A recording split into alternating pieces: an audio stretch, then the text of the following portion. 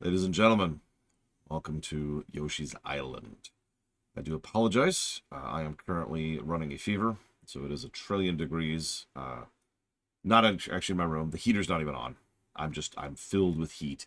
I am radiating heat right now. So that's fun. And that's why I don't have the coat on. I also have, I'm fighting on the outer edges of a migraine. If it gets worse, then we'll stop. I hope not, because, well, I suppose obviously I hope I am not in more pain. I suppose that's an obvious thing. But today of all days would be a terrible day for that. Yesterday would have been a good day to have a headache, because we're playing Mario World.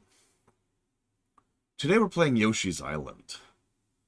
For those of you not familiar with this, Yoshi's Island is probably the hardest of the 2D Marios. Legitimately hard. You know, Mario Brothers 1 is broken and badly designed, and yet Lost Levels is just punishing. But Yoshi's Island is hard. In fact, one of the most commonly stated complaints about Yoshi's Island, or rather the Yoshi's Island series, which continued after this, is that most of the games after this are nowhere near as hard as this. Go figure. There's a lot. Rewind with me. Back to the year 1995. You're 3 years old, and you're looking forward to your latest video game that's about to come out. It's called Command & Conquer. They also just released the latest Star Wars game called Dark Forces. There's this new LucasArts game, as usual. It's one of their excellent point-and-click adventures, The Dig. Space Quest is about to have their 6th adventure. Kirby's Dream Land is about to get its first sequel. Donkey Kong Country 2 is about to come out. And there's a little-known game called Warcraft 2 that was being released. Oh, also Mega Man X3 and Mega Man 7. And Mortal Kombat 3. And Dracula X. Also, the Tales of series got started in 95. Tales of Fantasia. Actually, I think that's the first one. I could be wrong. Let me walk that back. I think that's the first one. Romancing Saga is getting its thing. Secret of Evermore came out. Oh, yeah. And a little game called Chrono Trigger nobody's ever heard of. But either way, 95 was a hell of a year for games.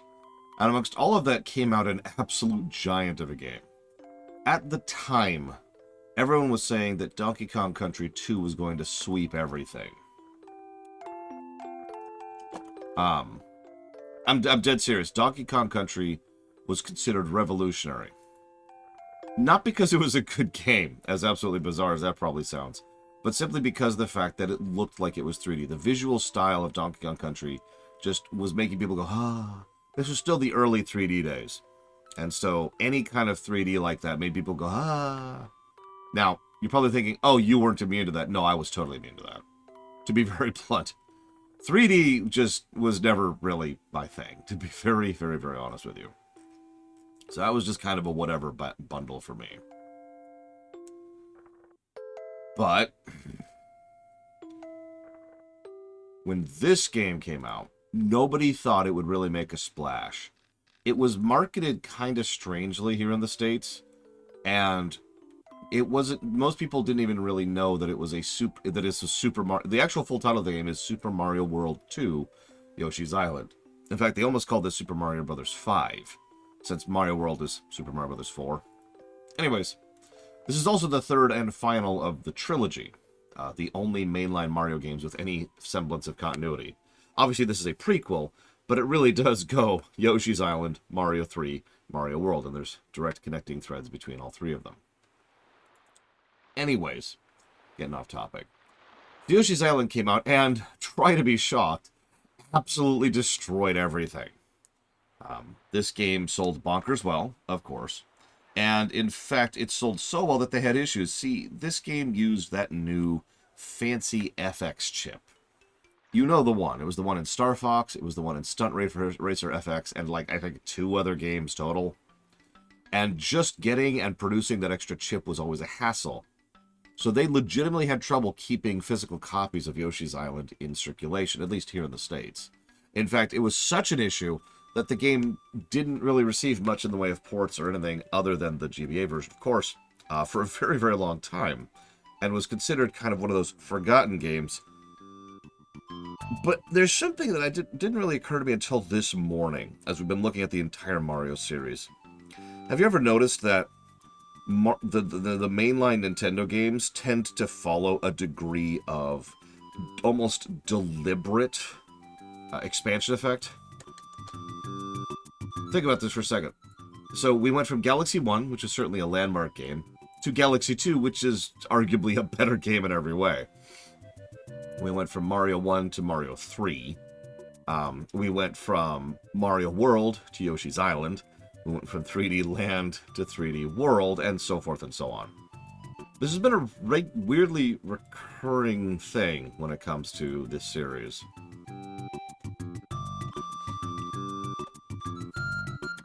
It's just interesting the way they go with that, because this game, and I don't want to oversell this game pushes the SNES so hard that it's, in my opinion, part of why the N64 sucks. No, I'm willing to say that. Go ahead, come at me. I don't care. I'm dead serious.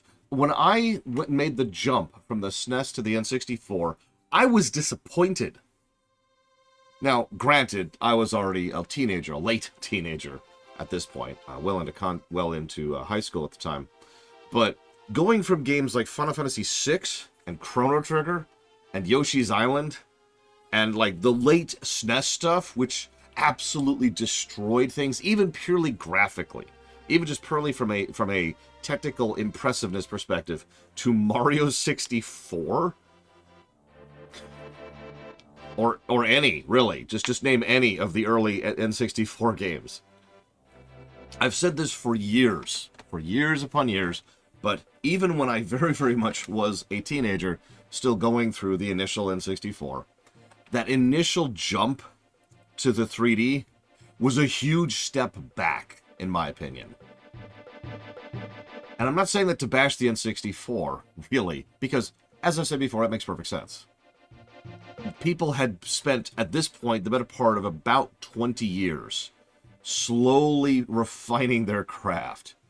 You look at the very, very, very beginnings of the NES era, or even pre-NES era, like the early Famicom, or like the Commodore stuff, and then you look at the game we're about to play, and it is day and freaking night. The leap forward graphically is insanity.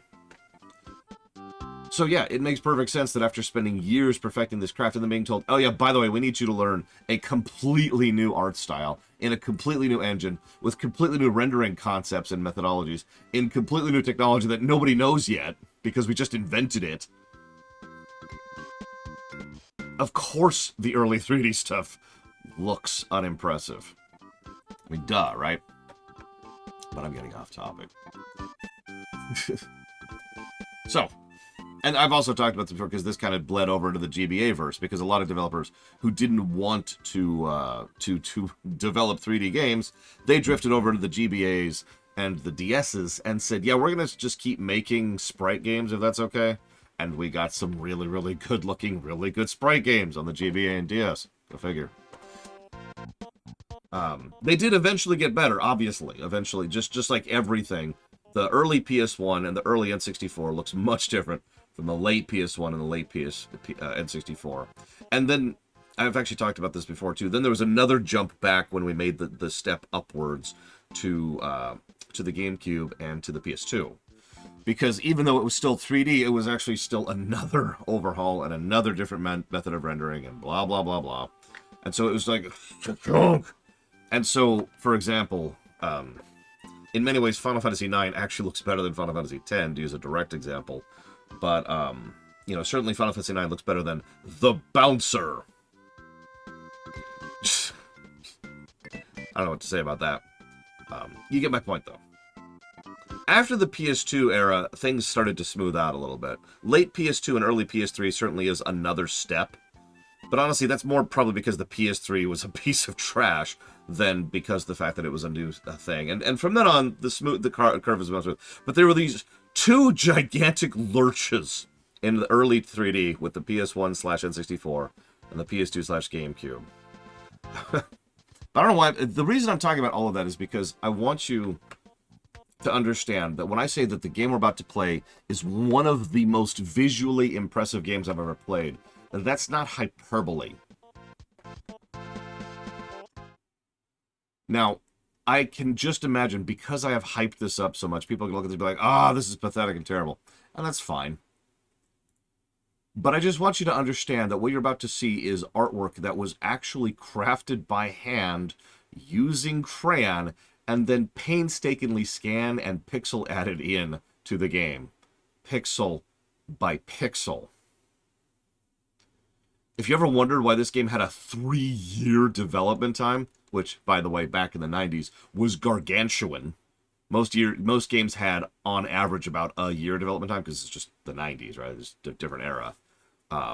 This game took 3 years of production time. They started pre-production in 91 for this game.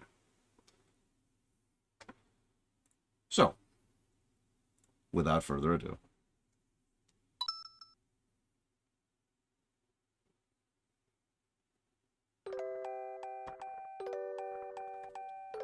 A long, long time ago. This is a story about Baby Mario and Yoshi. A stork hurries across the dusk, pre-dawn sky. I have no idea, Pika. I hated Yoshi's story. I've never replayed it. In his bill, he supports a pair of twins. Yeah, by the way, almost everything has a lot of frames of animation in this game, too. Like, a lot. You should see the sprite sheets for this game. Suddenly, a shadow shows amongst the clouds and races towards the stork with blinding speed. By the way, series' first introduction to Kamek. The babies are mine! Wah! Snatching only one baby, the creature vanishes into the darkness from whence it came.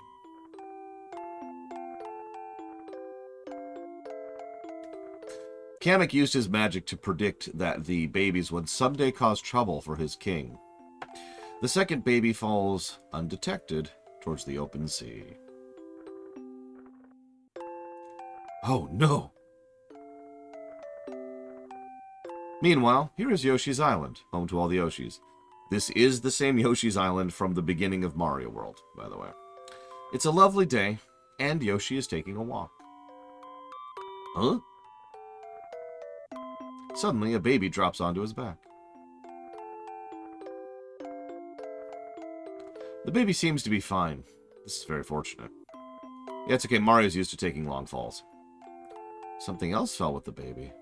Oh yeah, by the way, introduction of Baby Mario to the series. Let's take a peek.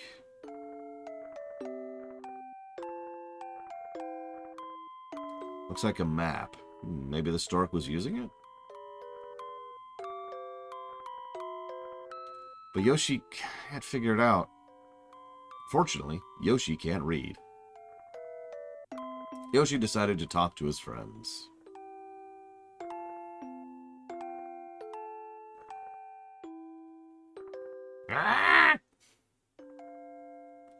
Kamek, the evil Magic Koopa, and kidnapper of the baby,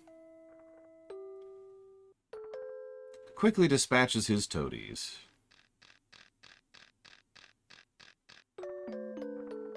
And when he discovers that he missed the other baby. Well, like I said, this is a prequel to Mario 3, which is the first game in the series, narratively speaking. Yoshi heads back to the other Yoshis, unaware of the danger at hand.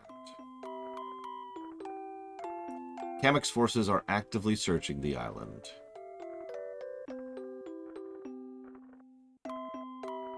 Exactly, Bregman.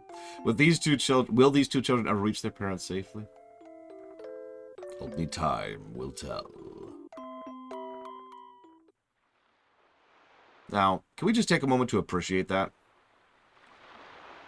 I know, it's so simple, but screens like this right here are one of what I was talking about here. Even if you ignore stylized and how well things have aged, all that fun stuff, imagine being in 1995 and seeing this screen. This screen is better 3D than most of the early N64, to be blunt. It's just a bunch of 2D sprites attached to a spot on a 3D plane, which is being rotated by the Mode 7 graphics. But it creates such a concept and field of depth. And they even layer in and out of each other. If you pay attention, like the trees especially, and the clouds, will actually go in front of and behind each other depending on where they are, as if they were actually rotating in 3D. This is also our world map, our game map. Every world except for one is present on this stage. Yeah, the horizon is nothing but 2D sprites. Anyways, I should stop bashing the N64 before I lose my entire audience.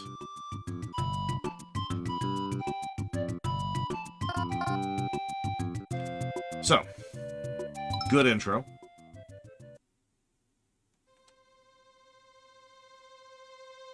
But this is when the style of Yoshi's Island really comes into its own. What you saw earlier was mostly 3D renders painted. This is what Yoshi's Island actually looks like. This paradise is called Yoshi's Island, where all the Yoshis live. They're all in an uproar over the baby that fell from the sky.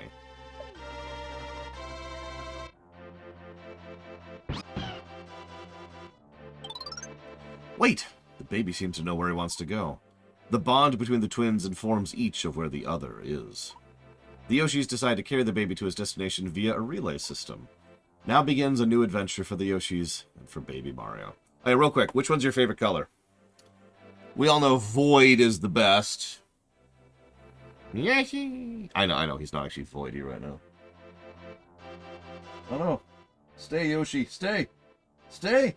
Okay, Yoshi doesn't want to stay. You don't get to see Yoshi.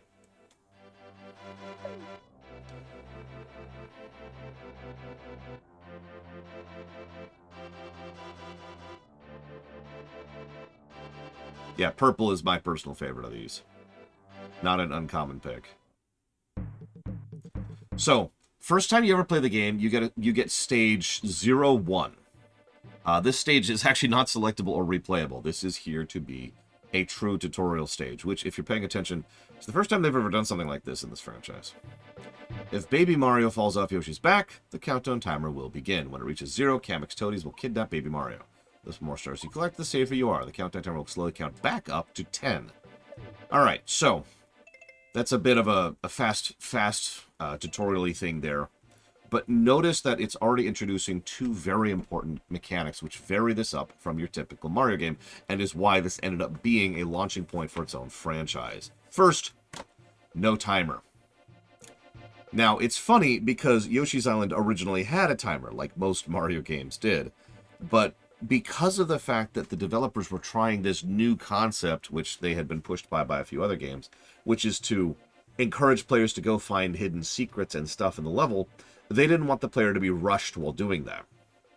So, in playtesting, all the players were like, well, I feel like I'm being discouraged from looking for red coins or looking for sunshines, because I've always got this timer in the corner. So they nuked it. There is no timer. You could spend a nearly infinite amount of time on any stage as much as you want. So that kind of fits the tone of the game. Second point, of course, is the health meter. This is actually kind of a brilliant health meter, in my opinion. This is so good that other games in other genres could learn from this. A few do, but here's your total health. You can have a maximum of 20 health. Once you have taken a hit, it slowly counts down until 10, which is actually the default. If you go below 10, but then recover, you refill up to 10. 10's always your default. If you start to lose on the way up to 10, you lose. And so it's a very, very gradient health system. But it's always centered around the concept of being at 10 health. They don't call it health. It's actually a timer. But that is what that means. If we get hit, that timer ticks down and then slowly refills to 10. That kind of a gradient health system is frankly awesome. And like I said, other games could use that in other genres. So we've got some things right down. So, another thing this screen does very, very quickly is it gets across the visual style of the game immediately. I mean, Yoshi himself is obviously very, very well animated and well designed, and you notice he's much more stylized and much more detailed than he was back in Mario World. But just look at that foreground, which if you're paying attention, there is some parallax scrolling going on there. In fact, there's several layers of it. This is what pretty much the whole game looks like, the crayon aesthetic. Some people, just to correct this real quick, some people have misreported for years and years that this was a direct reaction to the increasing interest in 3D, that they were rebelling against the idea of the 3D industry and decided to make something crayon aesthetic in order to try and push against that. That is a lie. We actually have receipts that prove that wrong, but even more to the point, in a 2019 interview and documentary, which showed up relatively recently, about 4 years ago, actually, because you just said it was in 2018, Lore. Pay attention. In this documentary, they actually clarified that, no, this was always intended to be the visual style. It was just something they were screwing around with, and, well, that's how Nintendo developed back in the day. That's just what they did, is they just kind of played around with things. So, sorry, I'm getting ahead of myself. Now, I don't want to disagree with Takoida here, but I think this game looks incredible, and it's probably going to get lots and lots of visual positives. If nothing else, this game does something that I very much know, Spartan, very much enjoy about older games, and that is aesthetics. It does not look technically superior to modern games. It looks better aesthetically than modern games. Usually I use the Zelda series to make this point, but Yoshi's Island is just as valid of a way to explain why an older game can look better than a newer game. Because, yeah, usage of art. So, obviously there's tons and tons of cool stuff here. That's neat. But, we're here. Would you believe I haven't played it, Pika? Oh man, you want to see pastel art. You want to see a game that looks like crap? Look at Yoshi's Story on the N64. Seriously, I encourage you to go Google Yoshi's Story on the N64. That game looks terrible. My opinion. Remember, you can put that towards up to 3 things, Jesse Ward. And thank you very much for the sub. Always. Sure, versions of this game. So there's this one. There's the one under the GBA.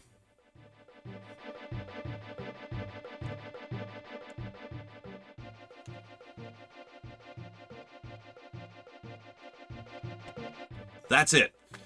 This game has not been ported overly often. The GBA version doesn't really... I think we've learned our lesson with the GBA versions of games over the last few days.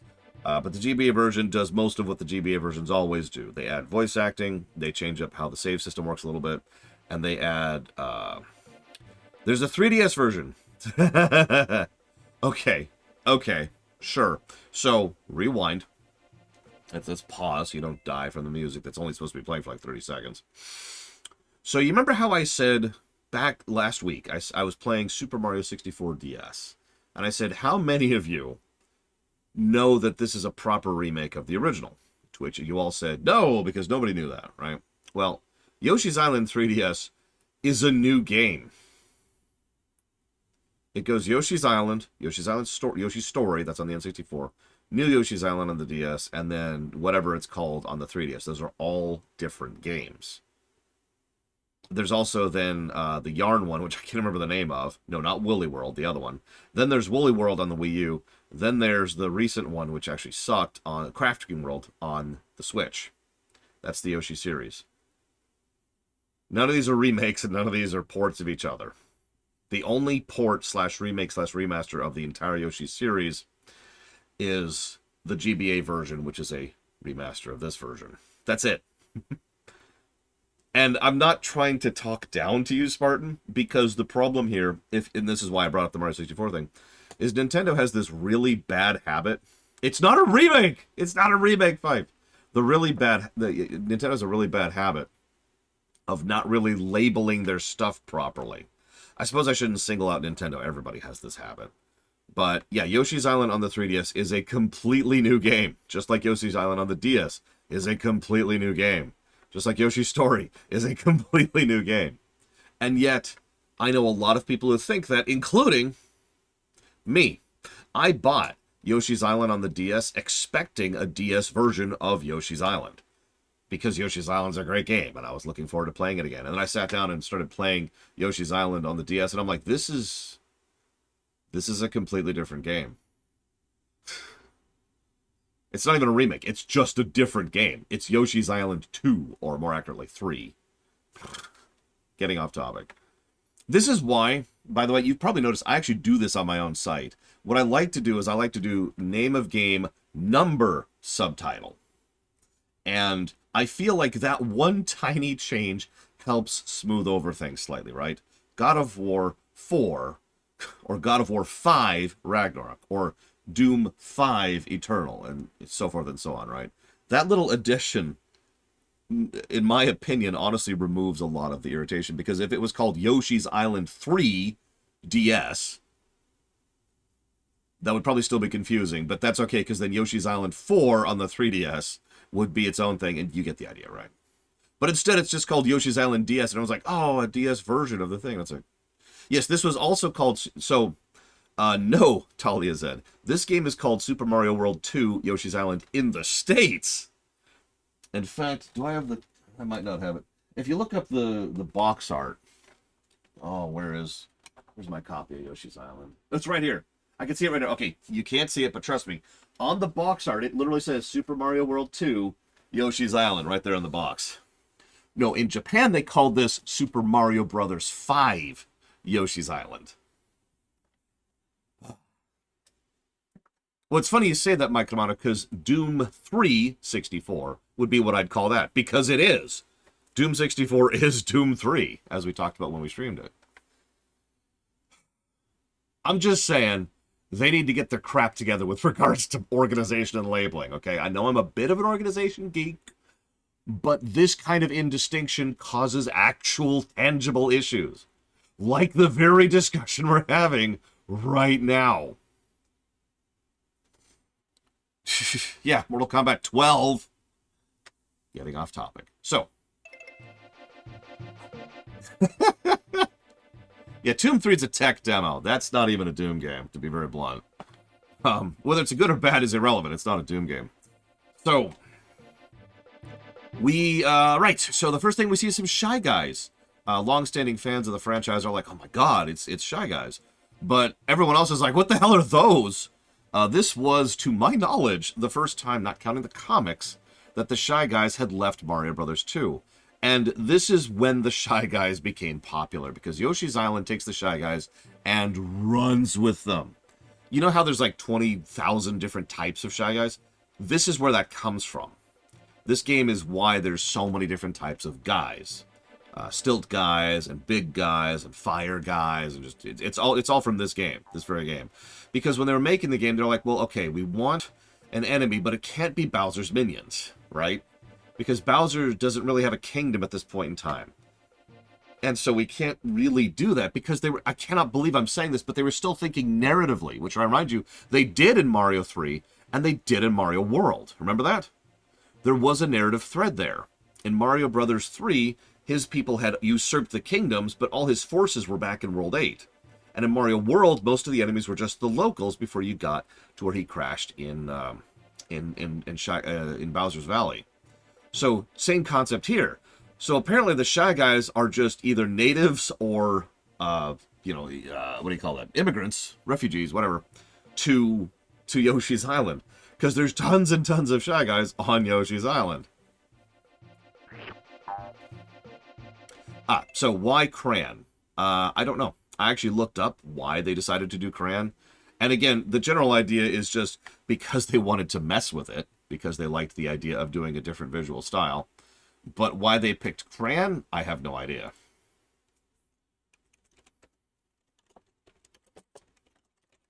Yeah, I mean, I don't know if it was the idea to do the coloring, the kid's storybook aesthetic first, or if that came out of the idea to the Cran aesthetic. I don't know. Thank you, Walker. I always appreciate your support. If you know what you want to put there towards, please let me know. Thank you. YouTube's Yoshi's Story will certainly take that Cran aesthetic and run with it, and look absolutely terrible with it, but I'm getting off topic. So, Shy Guys. Okay. So if we are playing around with the controllers, we can't actually do that yet, but we could do this, and we could do this, and we could do this, and that's kind of it. Oh, absolutely, Federation Builder. So, not sure. What we probably did is we probably pick them up, hit the thing again, and spit them out. So, okay, we pretend we don't have any eggs right now, okay? So then we see this section. We can get up here, but there's these coins up here, and there's that one block that's weird. So despite the fact that there are tutorial boxes in this game, there's a little bit of a, hey, look at this. And that indicates that we can do things like this. Once again, tutorial stage. And, you know, coins indicating arcs and fun stuff like that. We can also hit some of these to indicate how to do the hovering jump. So this, both the egg thing and the hover thing, which are, at this point in time, the, like, textbook examples of what Yoshi is playstyle-wise, both came from this game. So you can hover functionally infinitely. I didn't like it at all, Pika. But that's up to you, of course. You can functionally hover infinitely. It is possible with perfect timing to literally hover infinitely. In fact, you can actually gain height if you do this with absolutely perfect timing. Which I am, of course, not doing. I don't actually know how to do it. But even if you can't, as weird, as cute as that is, this is kind of a game changer. So Yoshi doesn't have all of the movement tech of, say, the 3D Marios. What he has is this hover. And that hover kind of does the same thing that a hover mechanic almost always does to any platformer ever. It allows the player a tremendously additional amount of control over what they're doing in the air. And it allows for a lot more precision in the self-same platforming than they would otherwise have. Yeah, it's like the tail was in Mario 3. It's like the cape in Mario World. And it's kind of like Peach all the way back in Mario 2. It's just an evolution of the concept because you can keep doing it, again, essentially forever. Later Yoshi games would actually nerf that concept, specifically to try and prevent its thing, but I'm cool with it being overpowered. So, small jumper, big jumper, Yoshi's, or Shy Guys, and now we start the game proper. So, not the best intro in the world, but certainly a good intro. A lot of concepts that would eventually be pushed into Mario 64, which was in development at this point in time, were all originated here. For example, make eggs, throw eggs. There's a little bit of a title of each stage, and sometimes it's just a fun little gimmicky thing, but other times it is actually there to help indicate the purpose or point of the stage. Boop. So this is how eggs work. You eat, you press down.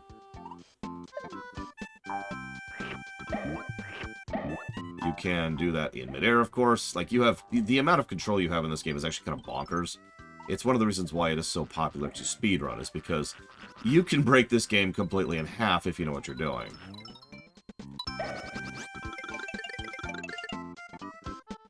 Like, seriously. Oh yeah, sorry, so...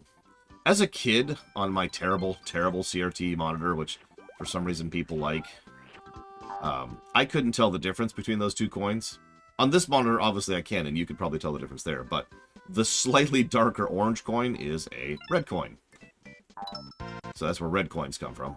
Getting all the red coins and all of the sunshines and ending the level with maximum health leads to 100%ing. I am not going to be going for that this particular playthrough. I have a save set up with 100% save to show off all the things. But, in addition to the fun factor of 100%ing, there is another layer to that. 100%ing actually unlocks the optional stages, which, again, is a pretty normal thing at this point in history. I suppose that would have started with Mario World, specifically. God, I'm going too fast. There's so much to talk about.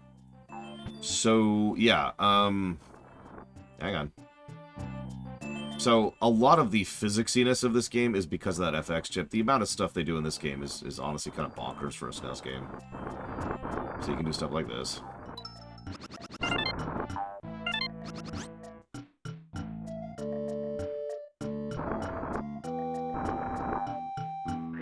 You're like, what's that flower?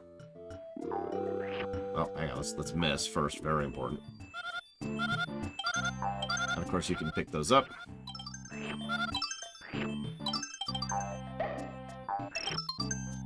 after that.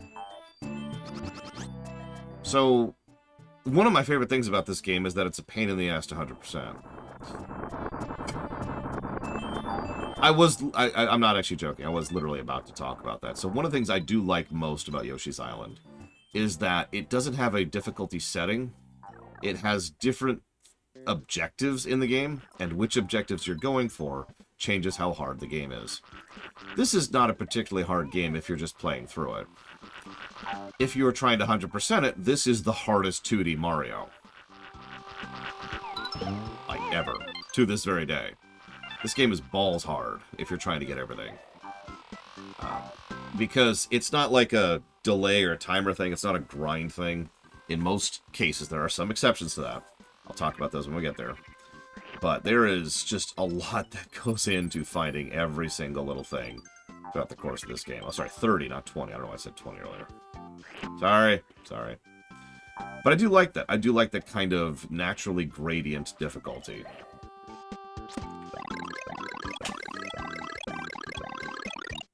In short, how hard the game is kind of depends entirely on you.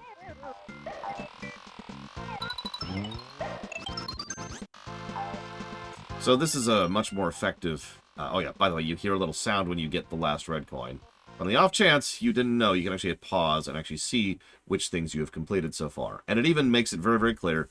There are 30 stars, 20 coins, and 5 flowers, leading up to a total score of 100. Yeah, of course I did, Beacon. Notice that this is mostly a play-around level, too. This is the 1-1. Pretty bog standard concept at this point.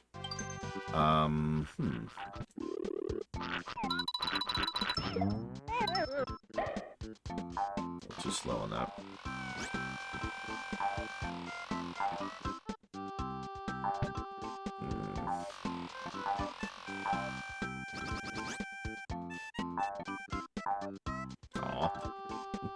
They know. Hey, Ross. Ah, excellent. I have a question for you, Ross. Have you ever played this game? Good morning, Dark Day.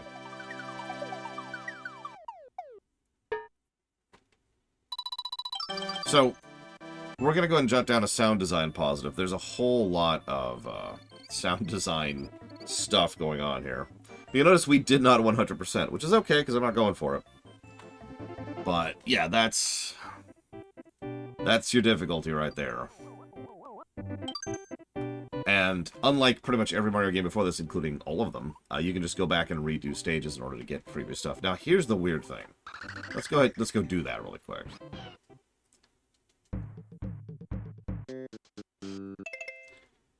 So, as you can see, we're, it actually shows us our high score, which is 98. This is the only thing I would consider possibly negative-worthy. Possibly the only negative in the entire game. Yeah, there's lots of things indicating 100% completion. When you get the final coin, you get a sound. When you get the final of everything, you get a sound. And, of course, when you hit the pause menu, it's right there with an indicator. The thing is, you have to get everything in one go. This is the same problem I had with, I think it was 3D Land. So, that's the wrong screen. Oh yeah, fun fact. If you don't like the Mario screaming sound, get good! But no, for real, if you don't like the Mario screaming sound, the GBA version, one of the big changes it had was it completely changed that sound effect to make it less terrible. Go figure.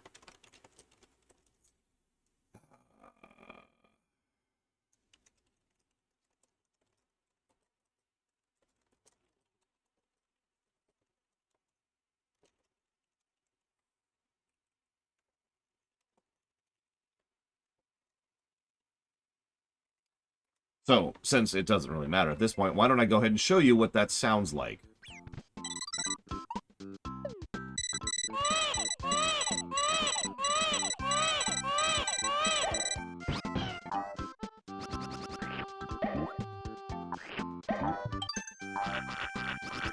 I will not defend that. But that is what it is. Oh yeah, I can just leave the level. Also, if you feel like it, you can check your scores here. Yeah, no, that is... It's actually raspberry jam is what that actually is, not audio spam. Because it is. It is, you have low health. Let's put that in the correct category here. It does its job very well. A little bit too well. Deliberately annoying is still annoying. Yada, yada, yada. So, let's see here. I was going to talk about something and then I spaced because Ross showed up. Oh yeah, Ross! One of the things you listed as the biggest negative for Mario World is that it's too damn easy. And then I asked if you played this game. I'm just curious because this is the hardest Mario game out there. And I was curious if your opinions were any different on this one vis-a-vis that aforementioned difficulty.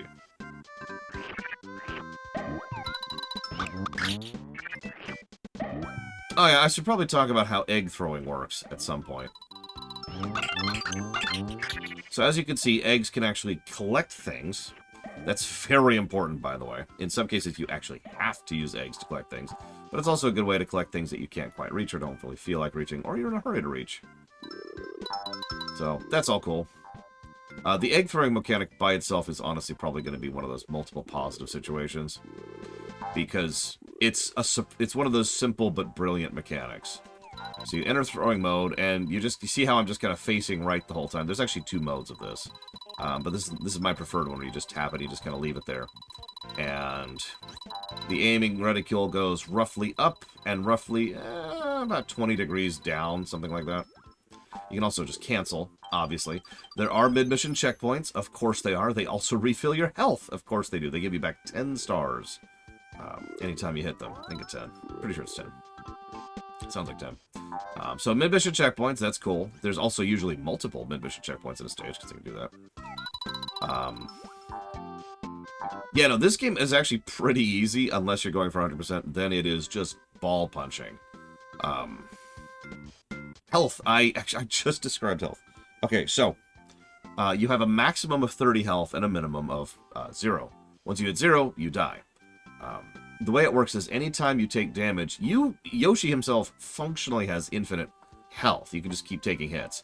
But if you get hit, you lose Mario. Every second that you don't have Mario, you lose a health. If you get hit while you don't have Mario, you get stunned for about 2.5 seconds. So, as you can see, even though you could get hit forever, each time you get hit, you're losing more and more health. Once the timer hits 0, you're dead. So, the goal is to get Mario back as quickly as possible. If your health ever goes below 10, it will regenerate up to 10. But you need to get actual stars in order to get it to go above 10.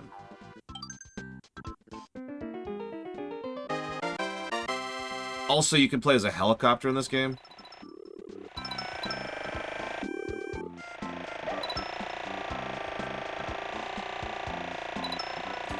Areas like this were designed specifically just to be play-around areas. There's the exit, but there's lots more to explore here. And again, the developers wanted the player to just roam for a while, because again, no timer.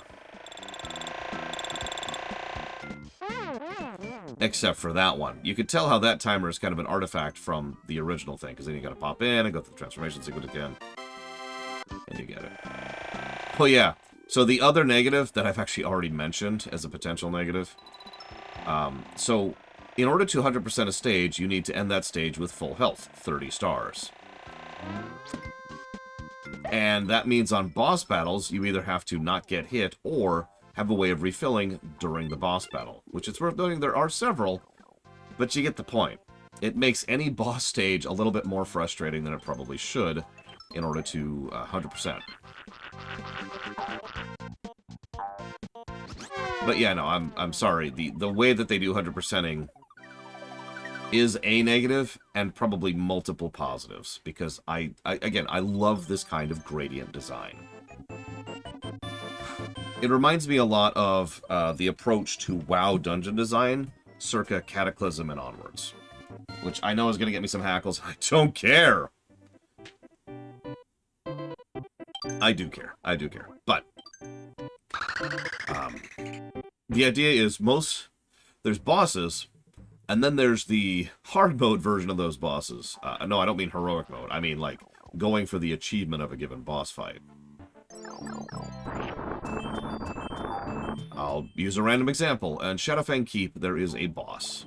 And he has a mechanic where he will be like, I'm going to reduce everyone in the party's health to 1% of their maximum. And then he's like, just kidding. And then he heals you back up to full. But the thing about that is that heal is interruptible by the player, if they choose to. The achievement, therefore, naturally, is to go ahead and interrupt him and not allow him to do that heal. I like stuff like that. I like it when there's like what is effectively a difficulty mutator baked on top of the mission, or on top of the level, on top of the boss fight, instead of just, he hits harder. You know? So hard mode in this game isn't the enemies do more damage, or you have less health, or anything like that. It's getting all the stuff.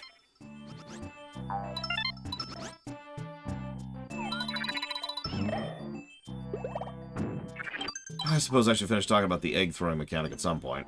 I don't even know what else to add to it. Okay, so you can aim, you can do cool stuff. The eggs go out. When you shoot an egg, if you are quick enough, you can actually interrupt the egg. Let's see if I can do this. Nope.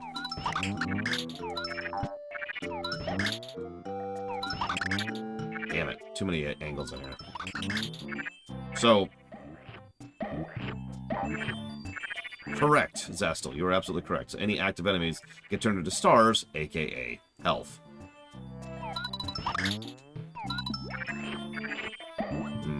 Well, whatever. You can interrupt your own eggs in order to turn them back into their new color. If you're paying attention very, very carefully, the eggs go from green to yellow to red.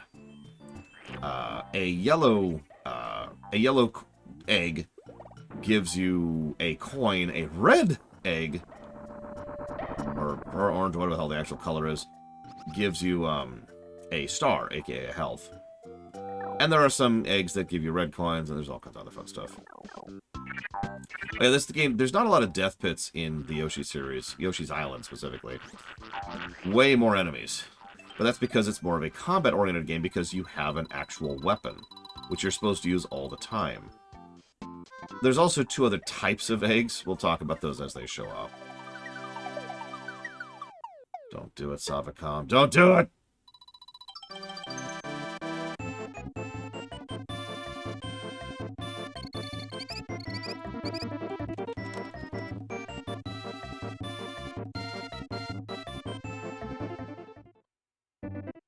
Red coins and flowers do nothing outside of the 100% qualifier. They are only there to add gradient difficulty and to gain access to the 100% qualifier. See, if you get 100%, then Savacom donates $200 to you. So, naturally.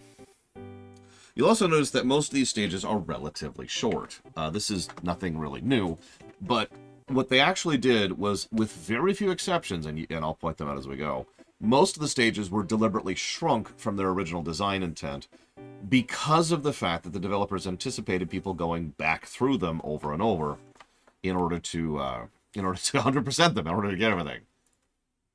I'm not saying that mitigates the problem that we're already giving the negative for, to agree with Super Banjo.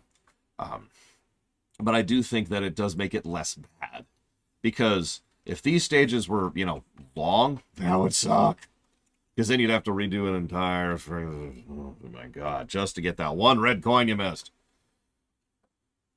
Okay, so let's see. So that's Savacom to the Breath of Fire block. Of course. Please stop giving me money. Dawn Trail. Takes so much funding. And 4 Heroes of Light. Thank you very, very much, Savacom. Here, hang on. Let me get some music going.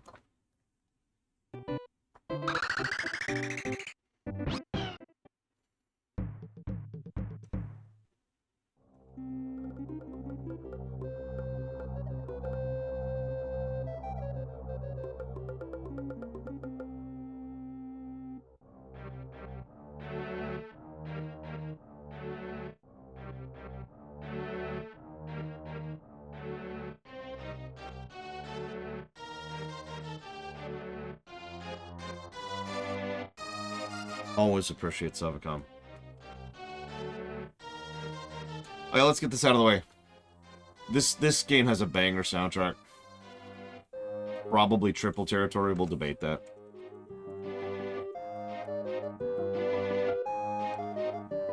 That's a good question, Noctis. It honestly, I don't think it depends on the length of the mission. I don't think it depends on the design of the mission. I once designed a stage in Mario Maker that was one screen large. Most people I know wished I'd put a mid-mission checkpoint in that stage. Most people I ran it past. So it depends. It depends on the nature of the tasks and the difficulty.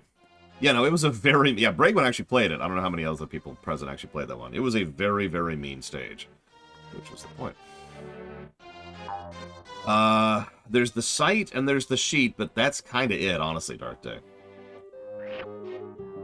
That's a weird-looking backdrop. Oh, whatever. Nothing really... Oh my god! So, playing with the design here.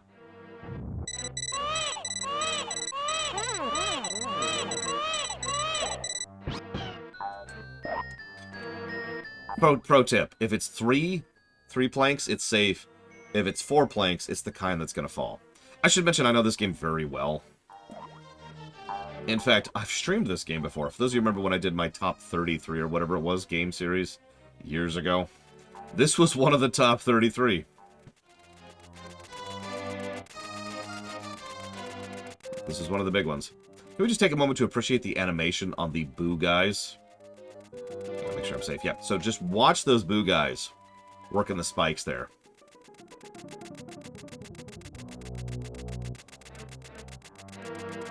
Simple stuff, but man.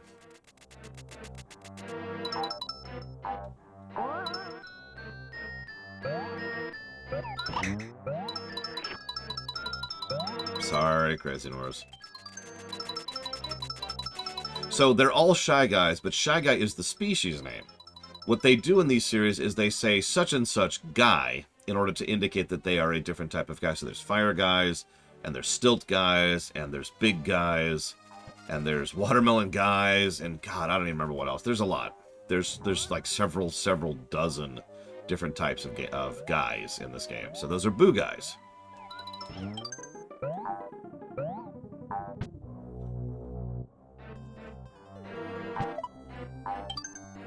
Bam.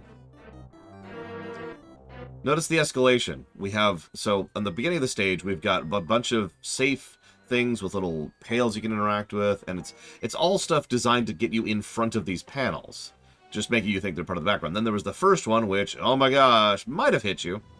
Pretty easy to recover from, though, and you'll notice there's recovery stuff right next to it. Then if you keep going, there's another one, but eventually we get to the point where you go to here, and by this point, you really should be paying attention to these. Now, you may not notice the 4 thing, but either way, that should be the kind of thing that catches your attention immediately.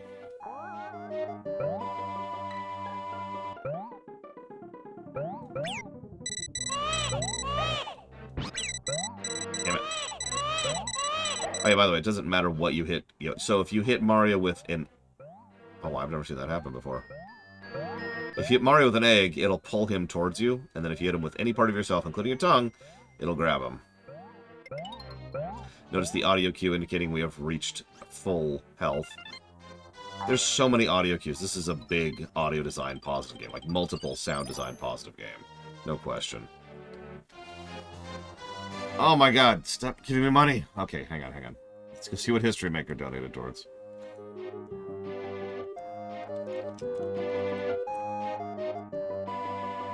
First of all, thank you, History Maker.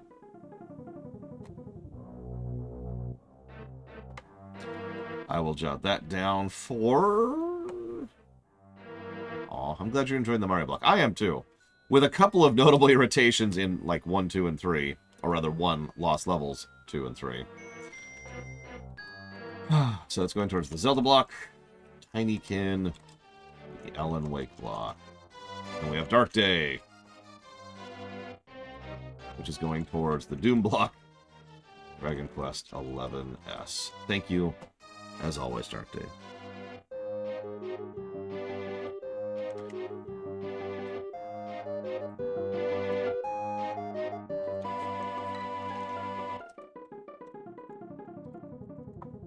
Okay.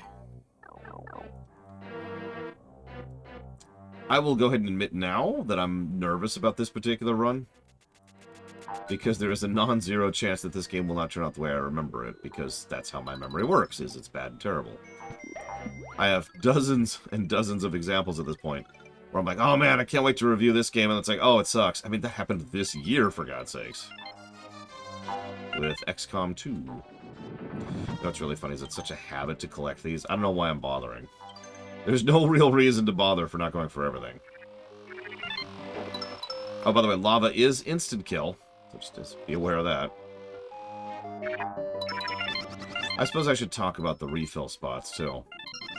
So, there's the audio cue for if you actually... Oh, hey, there's a pot here. That's strange. Huh.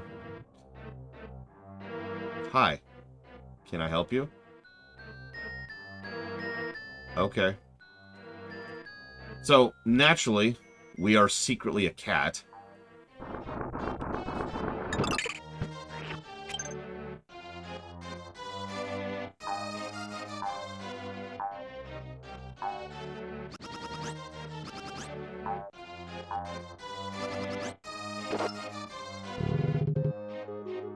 Yeah, exactly, Arcta. You just gotta hit the reload button. So, keys take up an egg slot. I'm kind of okay with that. Squish Deluxe! Because it's kind of part of the level design, especially in later levels.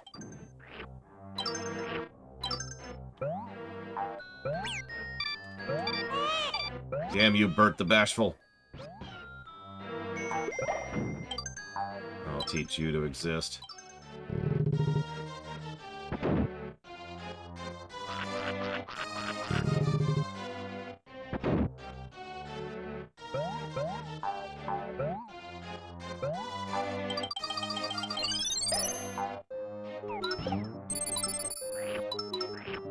So 2 health refills right before the boss.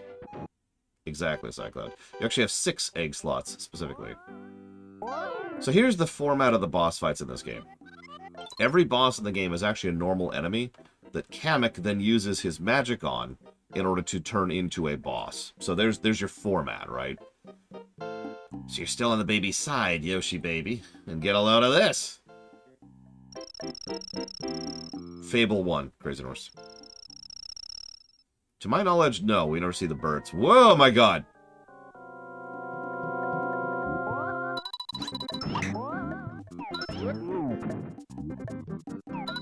Oh yeah, that's another thing. Those cutscenes are actually skippable. Yeah, make my monster grow. He's bashful, Bragwin.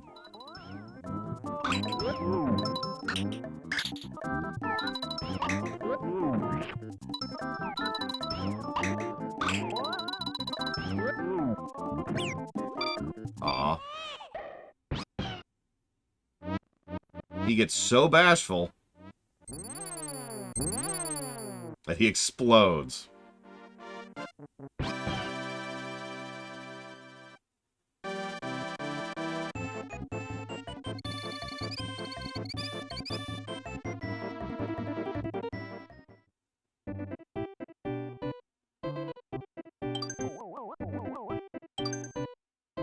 Also, maybe I'm the weirdo here, but I like the thumbnail of each stage. Every single one of them is indicative of the type of thing you're going to be interacting with. There's a basic Yoshi on the plains. There's the chain chomps that are going to be smashing down. There's the cave. You can see the shadows and the little beetles. There's the boss we were about to fight. And now we're going after the sunflower area. Hop, hop. Donut lifts. So this stage was specifically designed to try and get people out of a habit that Nintendo themselves are kind of responsible for. You start a stage, you go right. So they did an auto-scroller, and they make the auto-scroller immediately go left.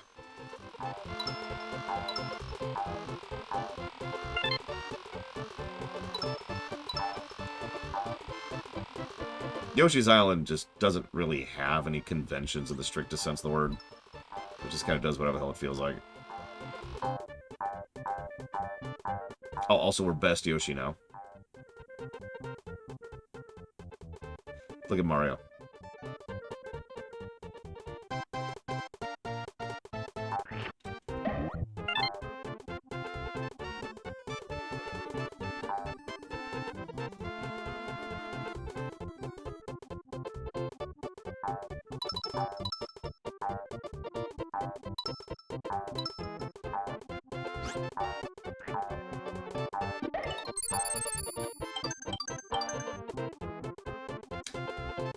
Thank you, Walker.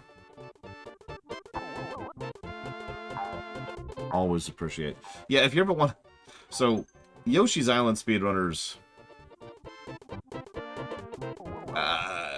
okay, so... Several Yoshi's Island speedrunners tend to be kind of elitist dicks.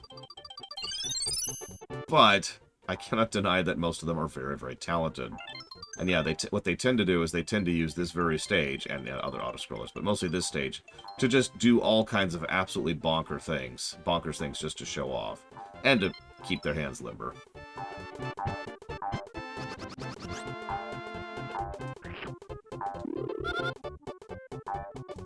How many of you it took a while to understand that that was actually the Shy Guy laughing at you because he got away with the item?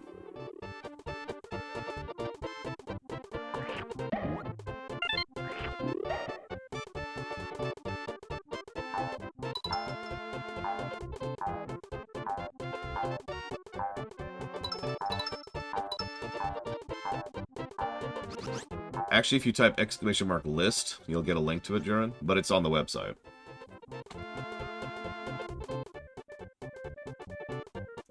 Did you know that this isn't random? Of course it isn't, it's a video game. But the timing of when you enter the thing does matter, but in several cases it will either lean towards or guarantee you getting one of the special slots. I bring this up because every single stage has a specific pattern that speedrunners have worked out, an independent and separate pattern, in order to try and make sure that they don't actually get the special stage when they go through it. Sometimes those patterns are very, very mean. But it's, see, we would have gotten one right there. But it's still worth it because the special stages are a huge loss of time. And all they give you is lives.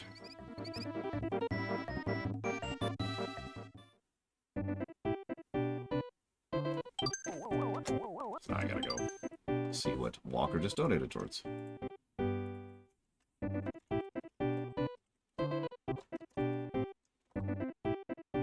Looks like Tinykin, FF7R1, and the Kingdom Hearts block. Thank you, Walker. I do always appreciate you, thank you. And not just because you voiced Asper. Alright, so there's Stilt Guys.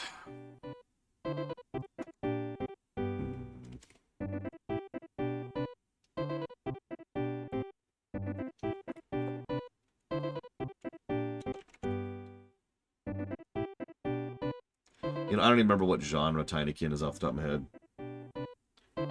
Don't tell me. I want to be surprised when we get there.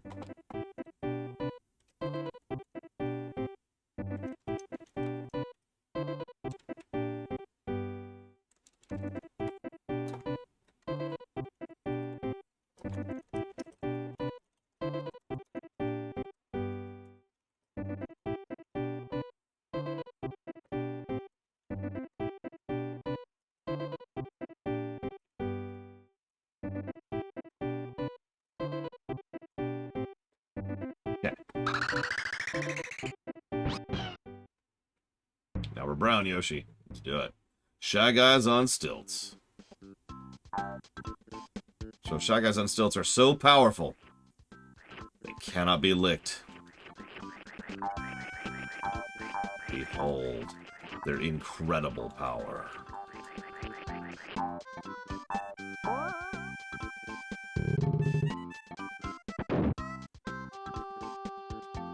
Probably not, Roman Cure. So here's each of the special eggs to play around with. The flashing one gives you a coin, I believe. I guess I'll find out in a second. Yep, nope, I'm right.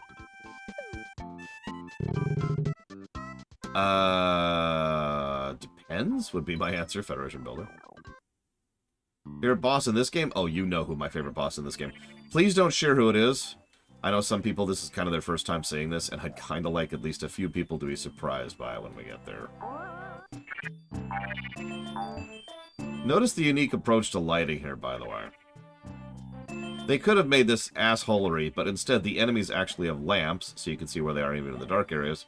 And the terrain always has glitters, even when in the dark areas. So it's pretty much entirely stealthy, or stealthy, stylized, instead of being irritating, like this could very easily have been.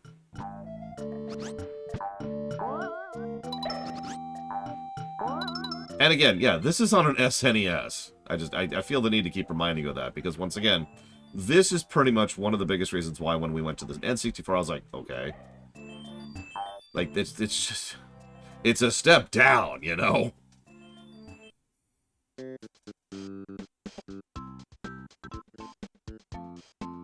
Listen, what me and Bregman do in our private time, Crazy North. Hey, Cinematic Sith. Whoa.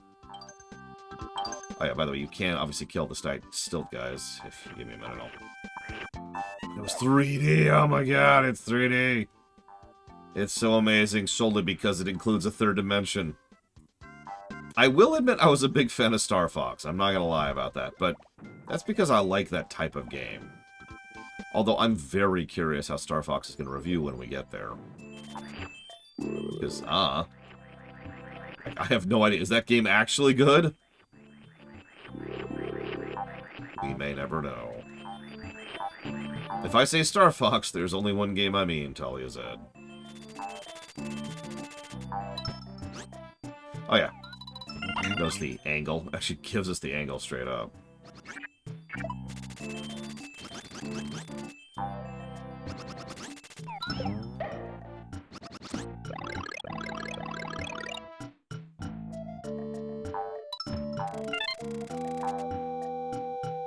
I had kind of a weird history with the N64. Because the N64 did one thing better than, I would say, every other console possibly ever. I'd have to think about that, but definitely it's up there. And that would be party games. The N64 was built around the idea of the fact that it had the 4 player slots built into the console, unlike everything else at the time, and many things before and many things after.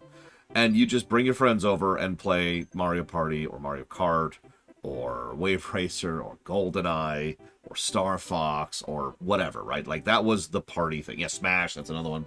The N64 stomped on that particular niche market, and I think that's at least one of the reasons why it succeeded so well. By coincidence, I didn't have any friends in person when the N64 came out. I had just left most of my friends back in California, and when I moved to Kansas. And so, most of my friends were online.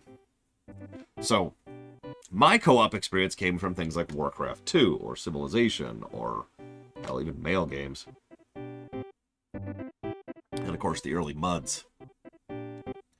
So, I've been debating how to rate the visuals of this game. Normally, we just give Brickwork positives, but it's kind of hard to gauge that in this case. We might do Brickworks per tile set. That's not a terrible idea. So we've got fields, caves, castles. We'll pause there for a minute.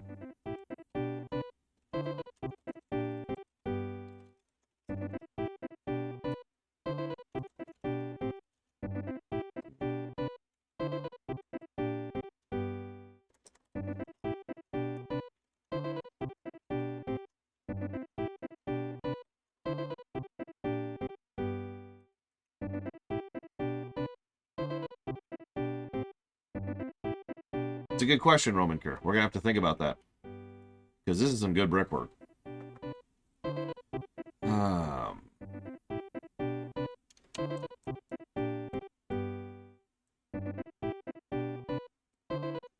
Okay. We'll set up that for the moment. Go finish World 1 really quick here. Touch fuzzy. Get dizzy. Alright, Yoshi. Remember, kids, do not do drugs, okay? Okay, whatever you do, everyone in chat, I want you to promise me you're not going to do the drugs, okay? Right? You're not going to do the drugs?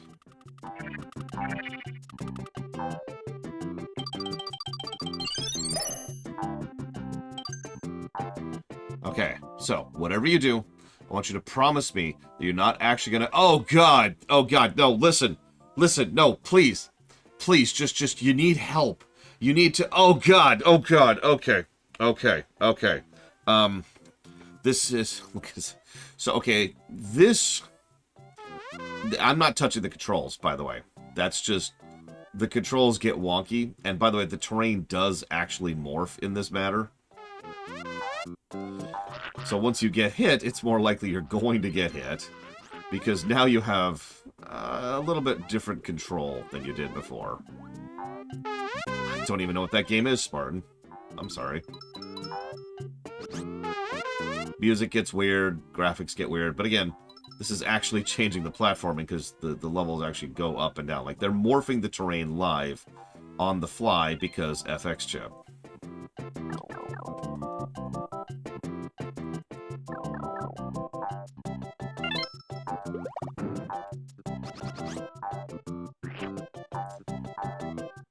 So you remember how Galaxy 2 had a whole lot of different gimmicks for stages?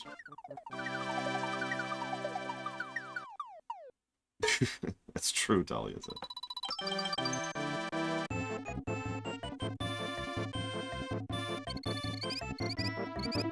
Well, I'm a little bit more familiar with Yoshi's Island. And Yoshi's Island is actually a hard game, too, so I got that going for me.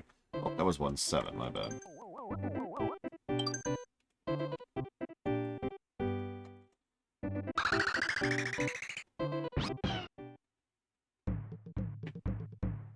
Salvo the Slimes.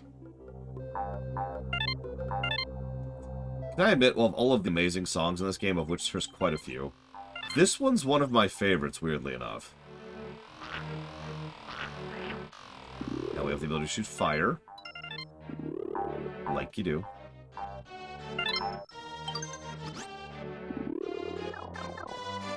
Listen, Talia said. It's not my fault that Wily's castle is fire, okay?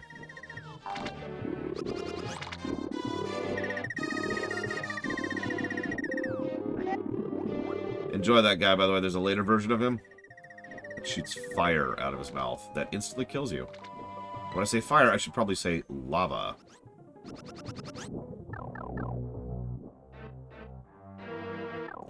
Grab the mid-mission checkpoint.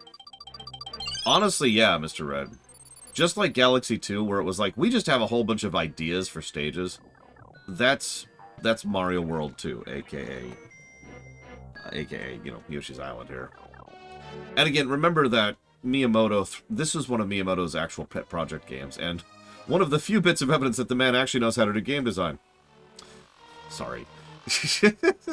That's a running gag. I actually have a lot of respect for the man. But the idea is that, you know, when allowed to just kind of make whatever the hell they want to with the full support of the studio, Nintendo tends to make extremely good games.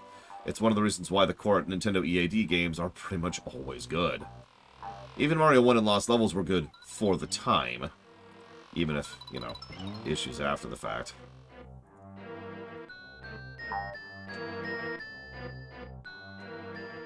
So cute. How many of you noticed that Mario's hat kind of flops off his head when we're running? Only when we're running. They are not bob spikes, but I forgot I actually need to do this too. Ooh.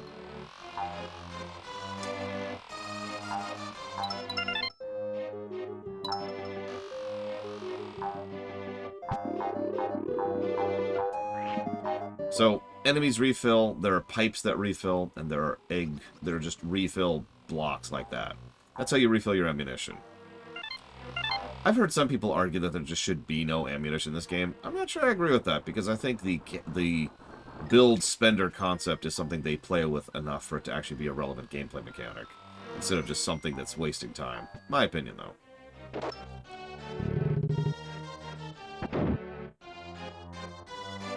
Now, granted, I am very heavily biased towards this game, because you can do stuff like this in this game.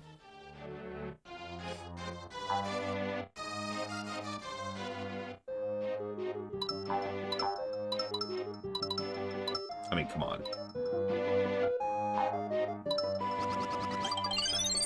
Also true, Savako. Because you're right, there's Ricochet. And eggs can pick up collections. Yeah, there's usually more than one checkpoint. in this game, which is good, because this game is balls hard. My favorite speedrun trick for this game? So I don't know how to do it properly. But if you are... So there's those little, like, pinball paddle things, and they're supposed to be one way. You go through, and then you're stuck on the other side, right? You can actually come back through if you get in the right angle and shoot an egg directly up, which then forces it to open up to allow room for the egg, and then you can go back through it. Now, that's usually useless, but there's some specific areas where that speeds up a specific area by allowing you to completely skip an entire section of the stage.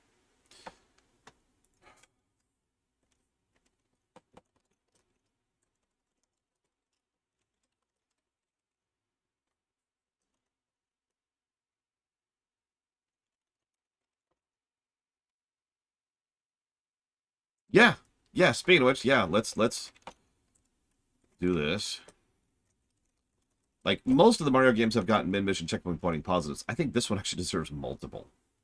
Because not only are there more of them and they're better spread out, that is to say they're better designed where they are, but they're also health refills. And they destroy nearby enemies.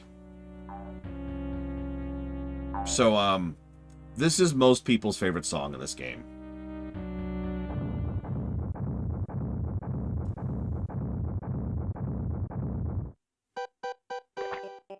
Not this one. Hi there, cute little Yoshi. Does Baby Mario want to go to Bowser's Castle? I'll take him there in a hurry.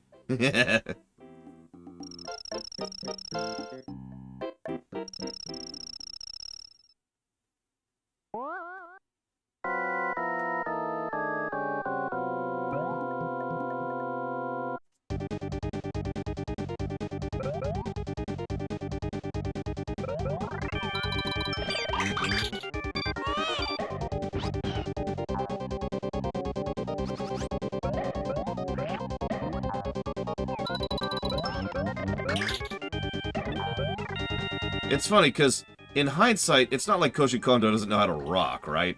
He's already done that before. He will do that again a lot. I mean, Bowser's Road in 64. Everything to do with Galaxy 1 and 2. I know that wasn't Kondo, but still. This isn't even my favorite iteration of this song, but we'll get to that much later. By which I mean in a couple hours. It's not actually that long. Notice the boss himself creates the enemies, which then form your ammo to fight the boss. I know that's simple, but it's amazing how many bosses get that very simple concept wrong. Sorry, little dude.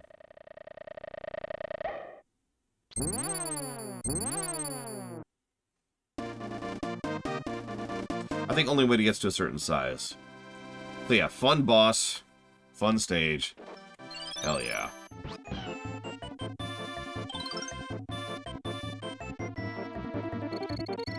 Surprisingly good. If you run out of ammo before hitting the boss, then you're dead, Zastil. There's also an ammo refill right before the boss fight. Yes, Pika. If you mean there's no repeat bosses. So, overworld progression. There's World 1.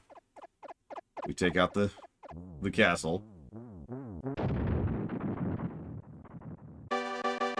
And so, yes, if you're paying attention, all of the worlds are visually presented here, and they're all stylistically designed. It's not like quite to the level of Mario 3, which obviously does this much better with like Grassland, Desertland, etc. But each world does still have a theme, and each world map has different Yoshi drums. It's the only example of Yoshi drums in the game, so I don't think it deserves a positive, but it is interesting to note that each successive world map has that. Thank you, Fife. Always appreciate. I will jot that down. Actually, you know what? While I write this down, give me a second. So I've made a composite of this game.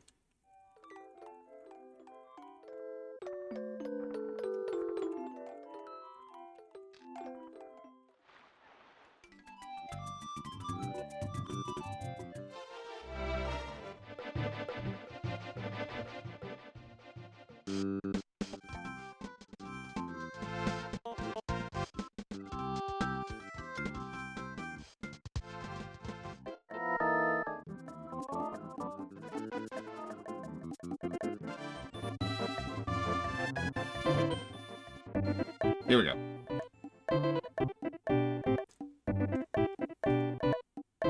So, 1-1. 2-1.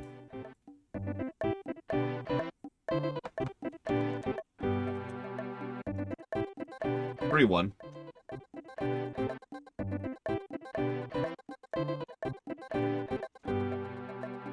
Rolled 4.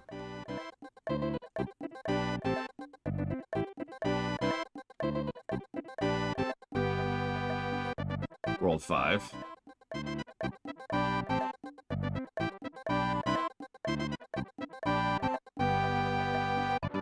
Rolled 6.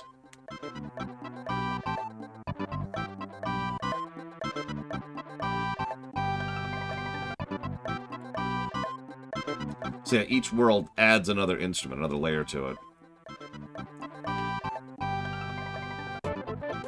There you go. Just wanted you to hear that. So, back to the game. So, let's introduce Koopas. Visit Koopa and Paracoopa. Interesting tidbit. So, by this point in time, the ideas of the Mario RPGs were already well established, and the idea of Koopas who are not evil was actually kind of normal. So the idea here, and this kind of ties into something they did with Mario World itself, was that Koopas are just people. This is something that was established in Mario RPG, further established in Paper Mario, and has kind of been a thing ever since, really. Oh, yes. Here's, Poochie. He works like this.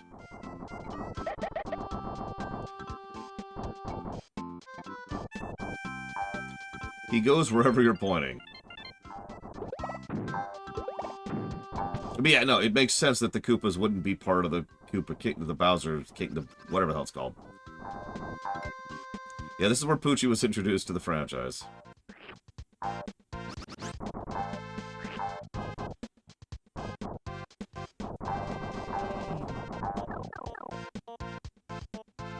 Or there's a later stage which is much worse with him. Yeah, he goes wherever you're pointing. Yeah, so this is one of the most common spaces for speedrunners to die. No joke. Because it's simultaneously very, very boring and easy, and extraordinarily easy to die in one shot, because if you get crushed, you're dead. So speedrunners tend to get bored here. And then they die.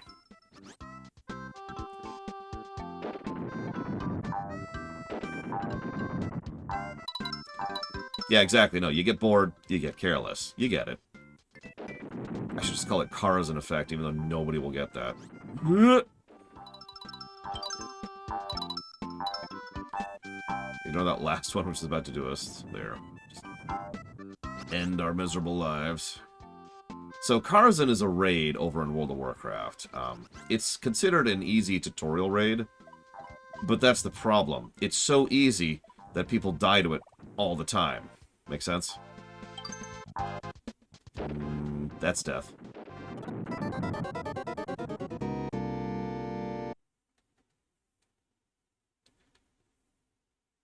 It's our first death, actually. You also don't have to restart, by the way. I forgot that was even a thing. But yeah, no, the idea is that Karazhan is so easy that people don't try. This is actually a problem in real life a lot, not just in video games. When you're doing a relatively easy task, you tend to not put any real effort into it. And as a consequence, it tends to be worse. Probably... Oh god, it makes so much sense, Crazy Horse. I don't want to get too polemic, but this really, really causes some issues in, say, the construction sector.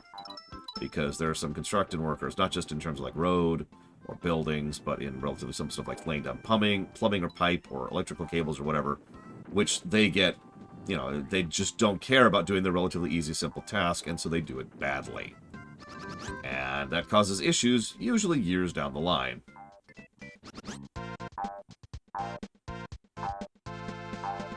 Yeah, no, Karazhan, it's not the same as it used to be, but even back in the day, Karazhan could straight up murder your face off if you weren't paying attention. Which is sort of the point I was trying to make.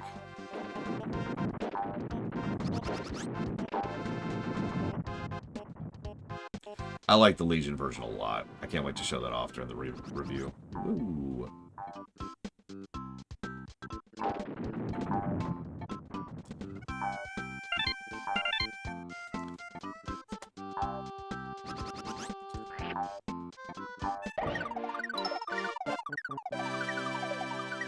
Oh, yeah.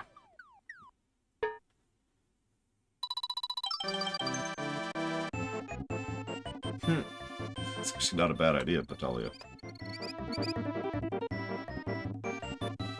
I should just get in the habit of taking a drink every one of these, because I need it right now. I am fighting off being sick, which is why I'm not in my coat.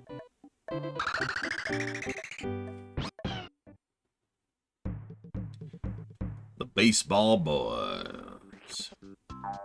Let's go with 3 times. So the baseball boys, if they get an egg, they catch it, and they do the same aiming thing back at you. This also introduces this concept. I want to talk to you about baseball. No, Pico. We're not going to do any of them ever, ever, ever, ever. Ever, ever, ever. Ever. Ever. No! Baby Ouija, or Mario, whatever your name is. And Baby Wario.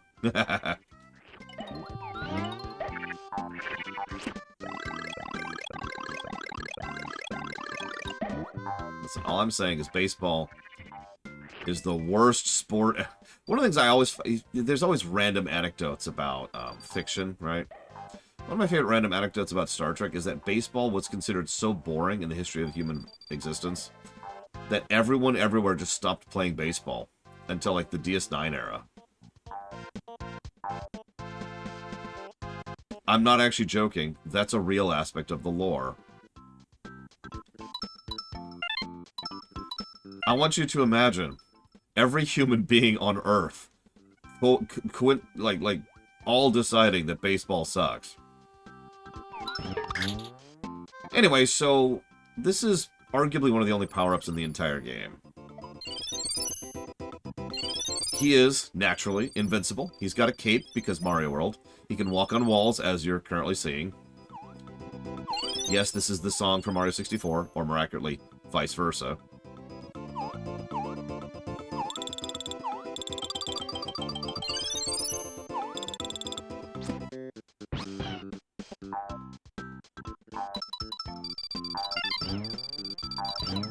Listen, that Goblin Head didn't have a chance with Wild Card.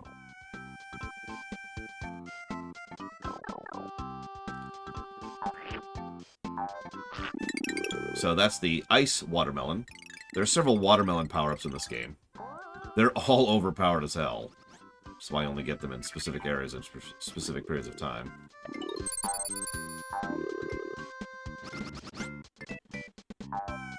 I actually like baseball, both watching and playing. More playing than watching, though.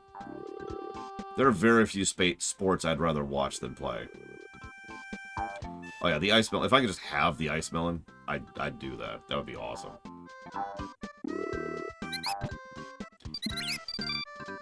Certain enemies will actually steal Mario, in addition to, you know, your eggs. Because they're mice. Get it? Die, monsters.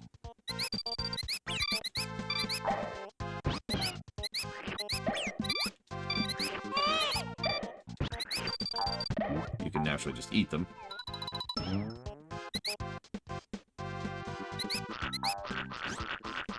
So, if it makes you feel any better, I suck at hitting the ball, Bragwin, but I was a damn mean pitcher.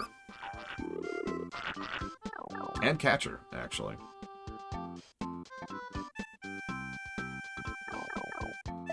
Let's see if I can show this off. Nope.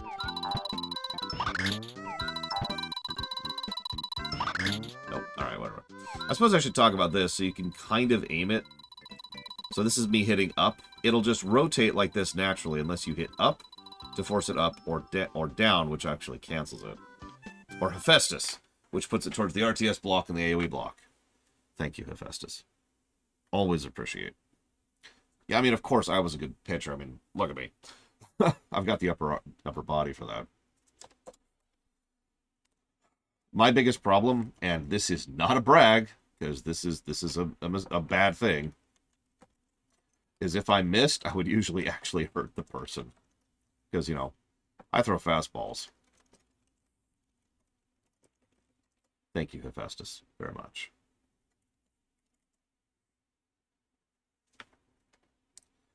You notice the game also bothers to give us quite a few one-ups. That's good. You frickin' need them.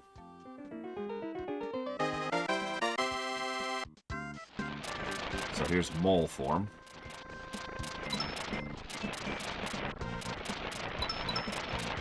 It's exactly what it sounds like. Oh, I'm sorry, Federation Builder. You have to be, if you'd ask about the rewrite. Go ahead. I always love talking about the rewrites. Left or right? Ah, who am I kidding? It's always left. Always left. Left for loot. Whoa, whoa, whoa. There was the loot. Well worth it. Die, monster. So you want to hear one of the weirdest things about this game? And to this very day, I have issues with it.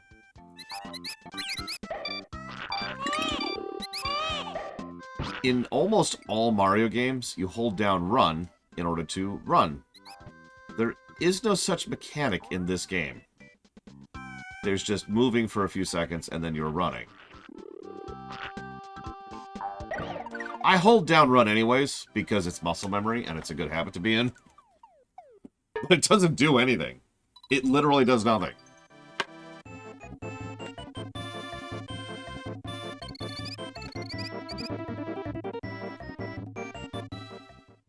Yeah. Still getting creative with this stuff, by the way. Notice almost every stage introduces at least one new thing. This is the Galaxy 2 thing all over again. Just all kinds of stuff. Jungle, that's another tile set. So we've got fields, caves, castles, and jungle.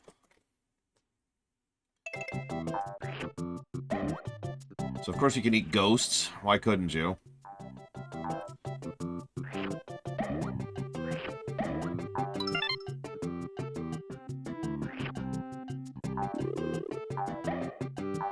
What was your favorite position, Braven? Oh yeah, you can also spit out the ghosts and they just go along their way. Terrified.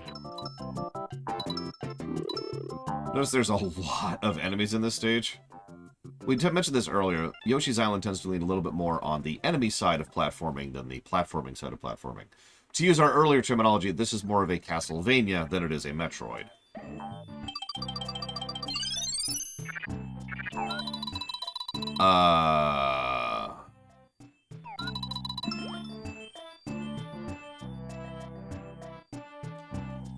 So, I'm doing it in my head right now, Walker. And it's kind of like, I'm doing like a rolling motion, starting on the A and then immediately hitting the B.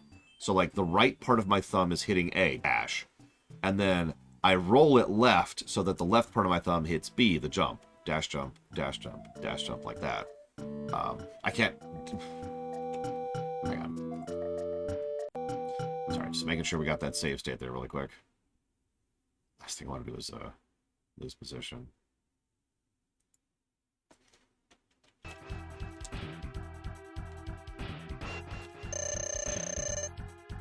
So this is Yoshi's Island. Yeah, like that. Pretty much exactly like I'm doing right there. Unless that's not what you're after, in which case ignore me. Listen, this is just Yoshi's Island now. This is just what it is. Do I have any details? Oh yeah, you always gotta keep the buster charged, obviously. Which is like this.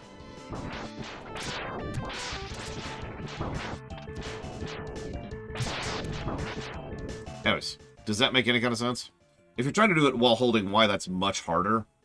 I do admittedly shift my hand a little bit up like this, so that my thumb is going straight across Y to A, and then I do the same general motion. Dash and then roll. Dash and then roll to jump like this while holding down Y. That's how I do it. What do ghosts take like? Butter and tears. Hang on, I feel like someone's already made that joke. I love save states, by the way. I just say that. I just say, you know what? I feel like being on this part of this game. Boom. Hang on, does anybody hear someone saying something right now? Sorry, Krenzler, I shouldn't do that. You're awesome, Krenzler. Never forget it. Honestly, yeah, save states were such a great invention. Which is funny, because emulators didn't invent them. I think Doom actually invented that concept. I could be wrong about that. Maybe it predates Doom, but... You know, the ability to quick save and quick load just like that. That was a sea change for gaming, in my opinion.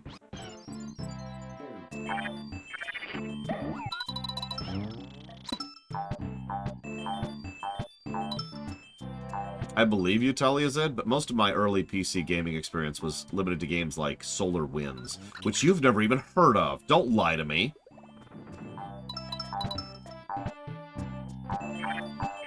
What's funny is Doom 1 is probably going to be... I can almost tell you what... Oh, hey, so hang on real quick. So we got the green watermelon.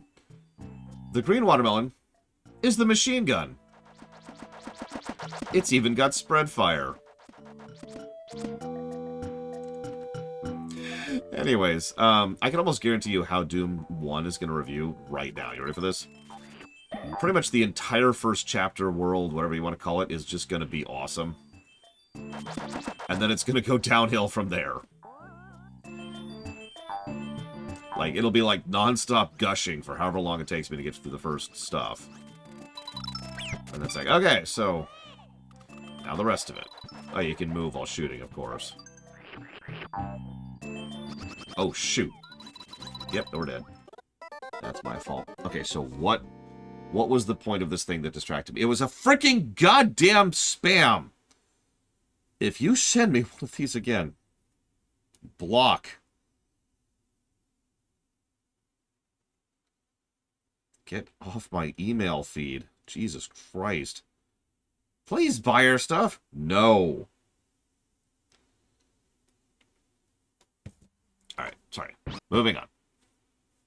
But yeah, episode 1 is just, yeah. And then there's the rest. Now, hang on. I could be extremely wrong about that. Because after all, you know, I'm going off of vague memories. And remember, my memories about Doom 1 aren't actually very positive. So, I have distinct memories of getting extraordinarily stuck and frustrated in later levels in Doom. Like, not being able to figure out where the key is, or not being able to figure out what I'm supposed to do in order to progress, or any of that stuff. And just being really pissed off about it. I'll tell a story about that when we get there. So I got lots of stories. You've been gaming for 40 years. That's a lie. You've been gaming for 38 years. You gather some stories after a while, you know?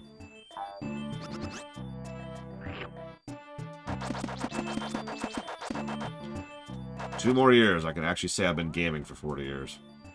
The big 4-0. Assuming I'm still here in 2 years, I'll call that a win.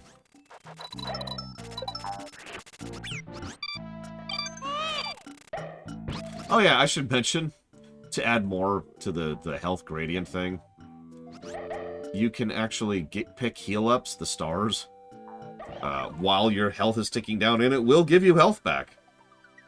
Actually, yes, Crazy Norse.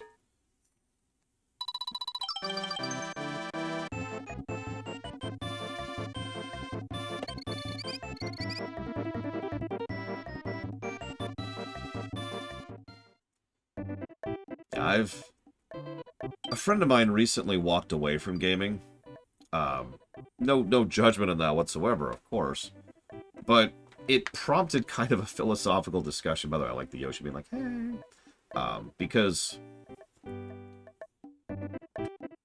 some people play video games as a way to pass time. Some people play video games as a way to enjoy life.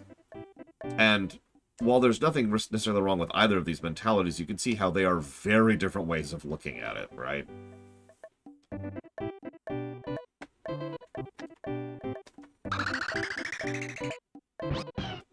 It was just... I'm not going to give you the whole discussion. It was just interesting to think about.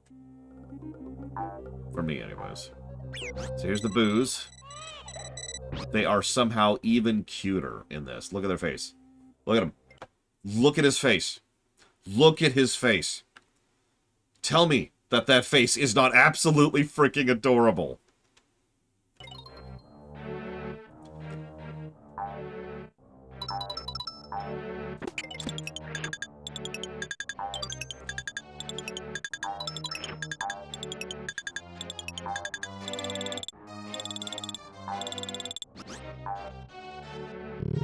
But yes, those are baby boos.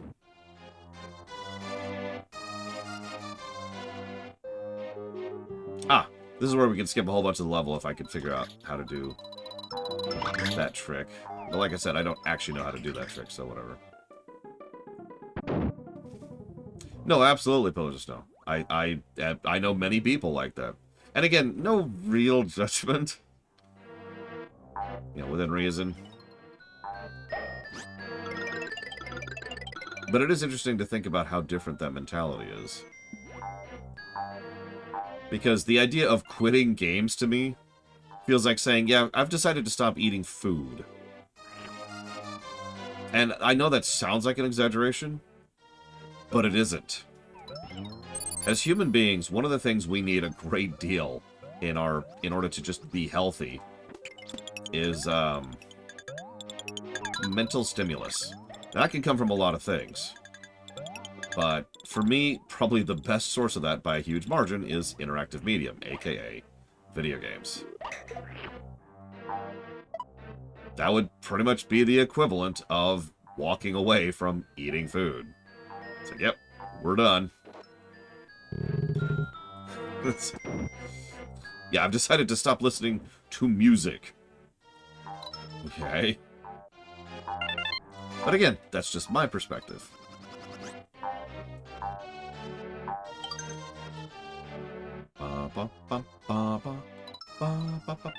Sorry, I love this song.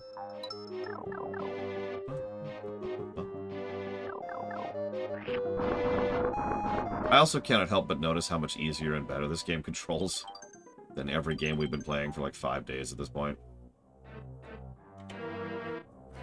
Alright, so. This is the hard one. Can we do it? We've already done it. It was extremely easy. Crap.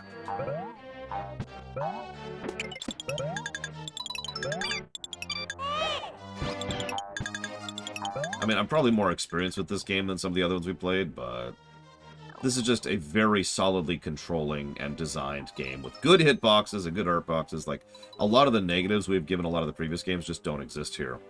Even for this. This is what we call the anxiety simulator. What's funny is, this is, yeah, exactly, Ufoli. That's actually just a tutorial for the later sections where we're going to have to do much, much longer and harder stuff while staying on that tiny little platform.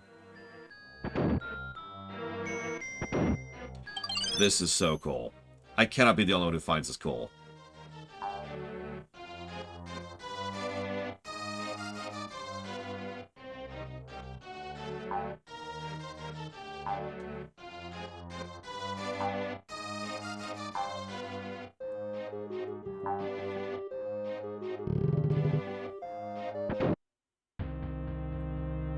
Alright, so the last few bosses have been made absolutely super huge every time we fight them.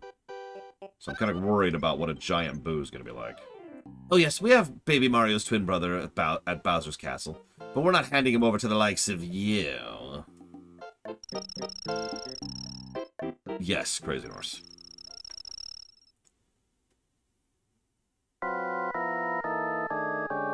Oh, that's not so bad.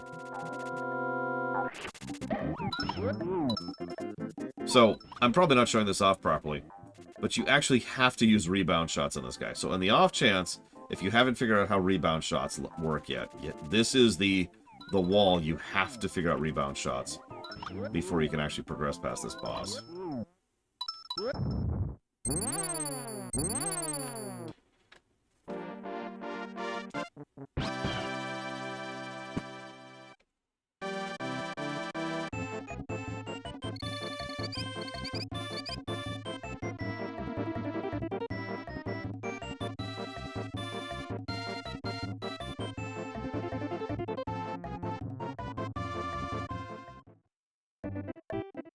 Exactly, wildcard. So now to introduce Lakitu. Like I said, almost every one of these introduces something new.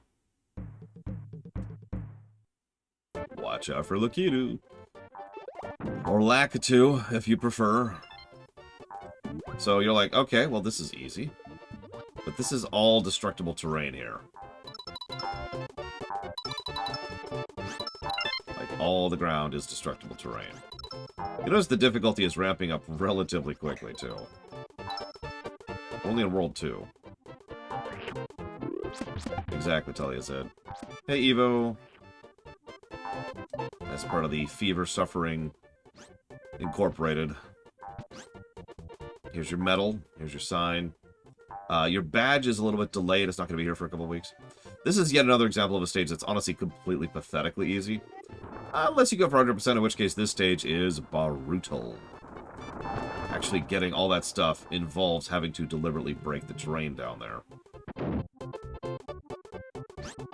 But don't worry, I am going to show off all the special stuff. Of course I am.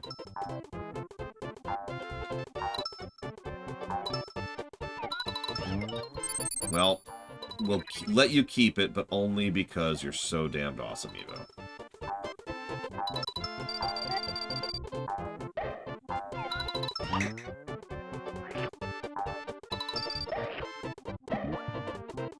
Notice that in addition to having lots and lots of enemies, one thing they do right is not every enemy actually does damage to you.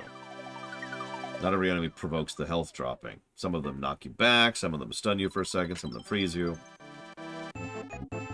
The enemy variety in this game is easily going to be triple territory. I should just jot that down now.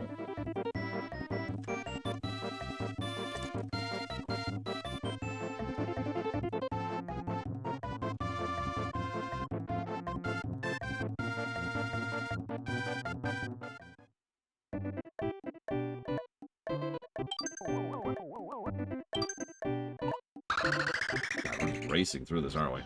Not that I mind. We'll probably beat this game today. The Cave of the Mystery Maze.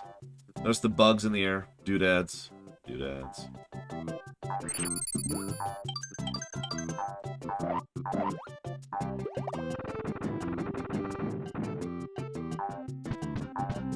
This is our first maze level. Mario games obviously have a long-standing history with maze levels going back to Mario 1.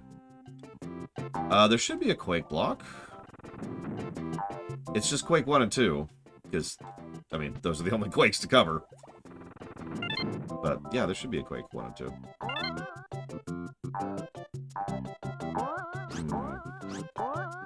Might have gotten axed. Due to lack of interest. But there should be some Quakes there. I don't feel like those were axed, because I think I put interest in that one.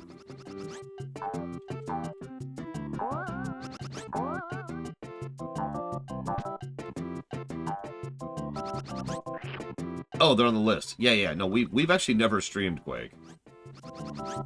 I've talked about Quake quite a bit, because it used to be one of my relaxation games.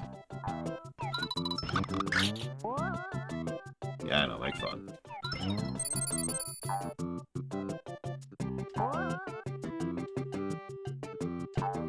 Quake 3 is multiplayer only, Quake 4 is functionally multiplayer only. The Dooms went forward with the single player, and the Quakes went forward with the multiplayer, and that's all she wrote. There's nothing really to review in a multiplayer only game.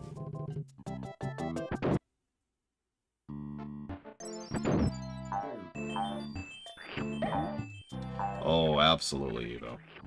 This is a treat. This is one of my favorite games. You probably don't remember this because I don't think you were around back then. But back in the day, I did a stream that was like the top 34, I'm going to say, games of all time. Now, I used some not exactly in-depth methods to come up with that number. But at the same time... Oh, you like this haze. At the same time, that list is extraordinarily out of date. And I wouldn't consider it as solid at all, because I was trying to also come up with a list of, like, games per category, too. So, like, I had to have a platformer, and I had to have a 4X game, and so forth and so on, right? So it wasn't really representative of the top 30. But anyways, the platformer representative, or one of the platformer representatives, was Yoshi's Island.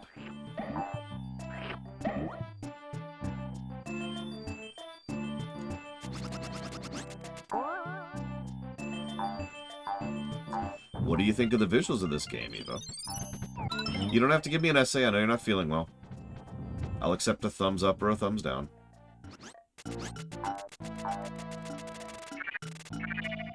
But if you give me an essay, it'll make me really happy, I'm just saying. We actually have to decide how many brickworks we give per tile set, because that's in question here.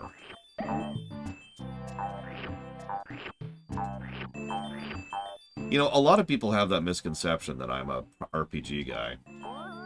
A lot of people tend to forget that RPGs didn't really enter into my space as something I really liked until Final Fantasy IV. Which, I know, sounds like an old game, but no, that's well into my gaming career.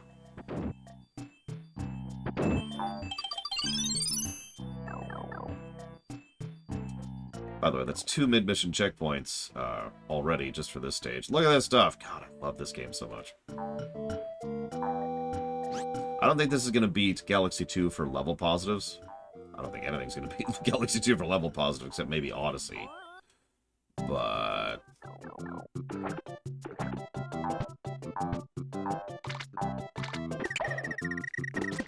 I mean, you know me, Talia said. I tend to be a bit of a variety person in general. So...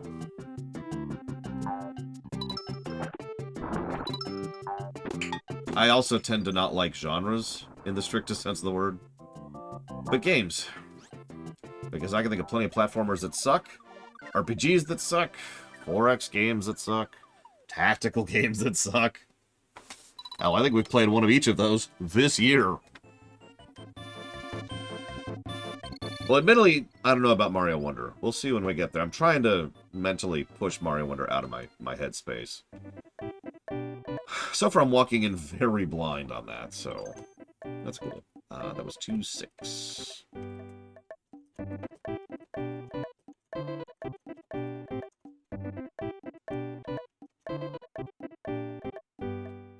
So,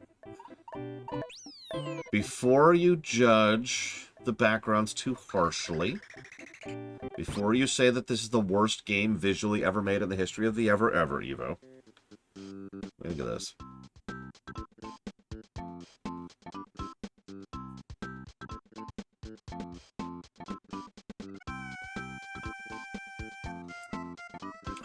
Atari games.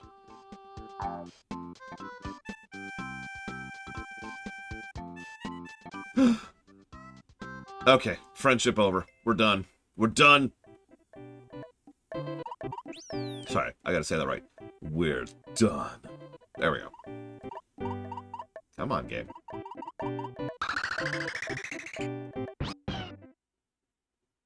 Then I shoot the wall several times, for no reason, and immediately go deaf. Lakiitu's wall. So that's a fat guy. It gives us that particular egg. Your game is over. I can't wait to give that cutscene 3 negatives. What's funny is that cutscene will also get positives. Anyways, that's what the big egg does. It is functionally a POW block.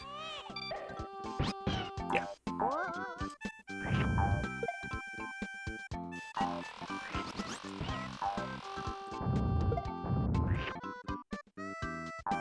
Yeah, no, exactly. The moment between Velen and Illidan was legit.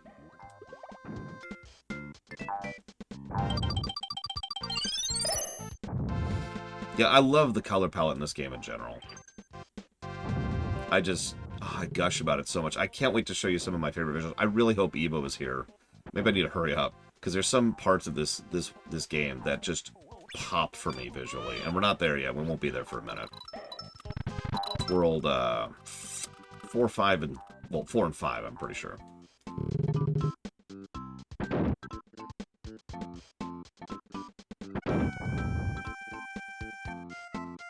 Damn. Infinite hatred. Not for Evo, of course. But for the person who made Evo sick. Which is probably at that Game Fest thing. Oh yeah, the fact that you can replay content. I'm not sure I'm going to give that a positive. But at the same time, kind of debating it.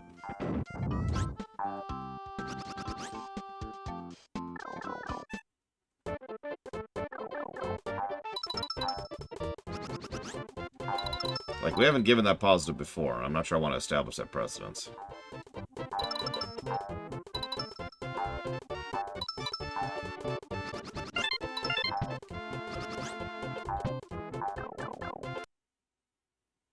Even worse. Well, I mean, that's okay, Eva, because we know what to do about that situation, don't we?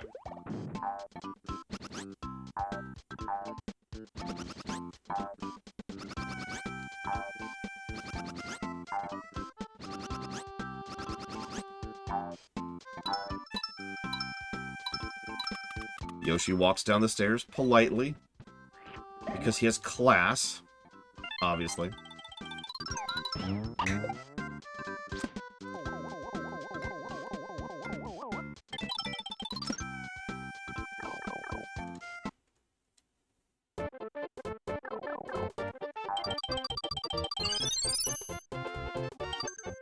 So, I hope you enjoy this. This is one of the only usages of the car in the entire game. For some reason, they just didn't do anything with this.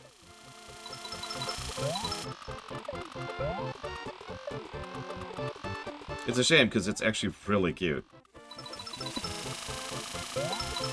So, what species is Yoshi? He is a Yoshi species.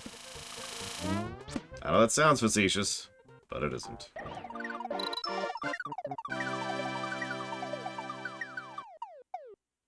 Your Taco Tuesday is over. God, I don't like so much. All right. I mean, Yoshi was introduced during Dinosaur Land. It was originally a lizard, but yeah, Yoshi has since become his own species.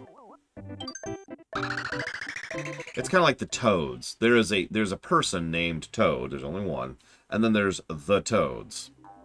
In the rewrite, we should probably smooth that over.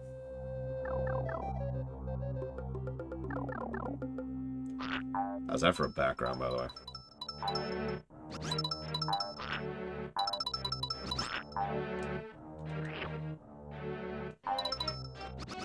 I can do it. I can do it. I can do it. I can do it. I can do it. I can do it. I can do it. I can do it. I can't do it. I can't do it. Oh my god. Okay, okay. I should not have gone for that. I am not good at infinite fluttering.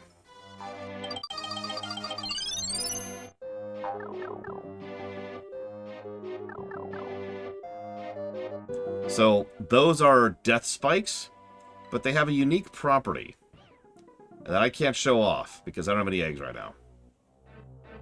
I gotta go get some eggs. Oh, shoot. God, I hope you liked Yoshi's Crafted World, because I really didn't. I mean, granted, the music was a big part of that. Having to mute a game to play it is not something I consider a good thing.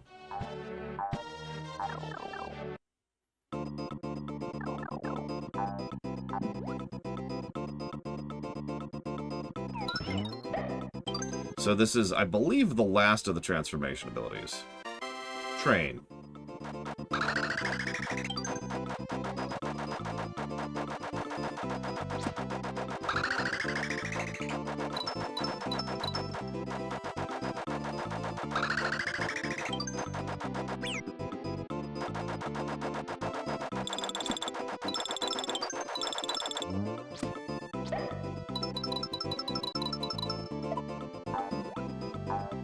We have done the helicopters. It's the first one we interact with.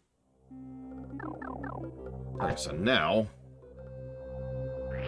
Oh, by the way, you can pick those up and spit them out, too. In addition to all the other things you can do in this game.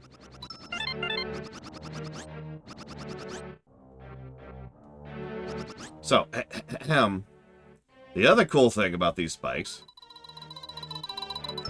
is they're breakable. Later levels require you to break those in order to make a path through them.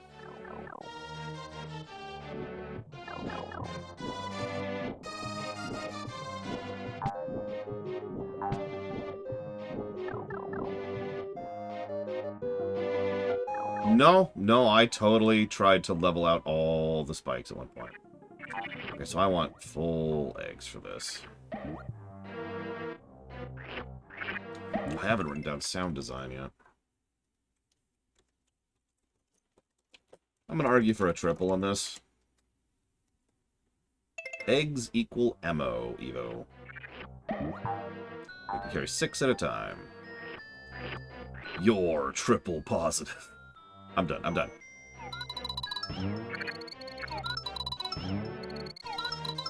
I should mention you can also pause the aiming, like I just did there. Sorry, I meant to show that over earlier. So you can just hold it at a specific spot. Move around like this.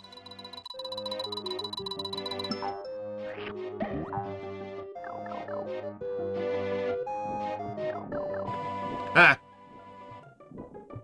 Oh shoot, I forgot to get the key. Just... Shut up. I actually don't remember where the key is. Holy crap. That should be 20. What's this? Oh, yeah, that's the thing I just talked about. So, the alternate mode for aiming, I should explain that really briefly, is you can... so right now, I tap A, and I'm just in this mode. I'm not actually holding A down at all. The alternate mode is fast mode, in which case you have to hold down A, and as long as you're holding down A, you're in A mode, and the moment you let it go, it fires. The idea there being that you can shoot faster in that mode if you need to for whatever reason. I prefer this mode. But, look at the attacks by the Boo guys.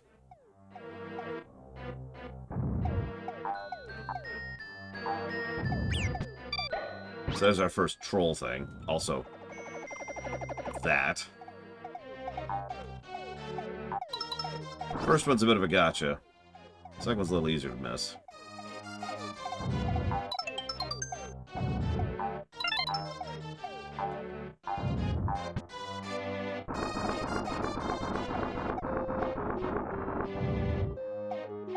That's a good question, Evo. But, believe it or not, I actually have an answer for you. You ready for this? It's cheese.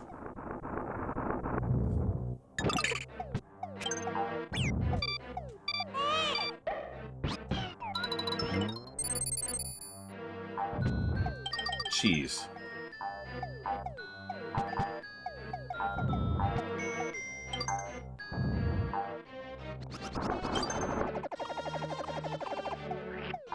Sadly, it just goes blurg if you try to eat it. It's too thick! Yoshi can't eat. Yoshi can't withstand power of that magnitude.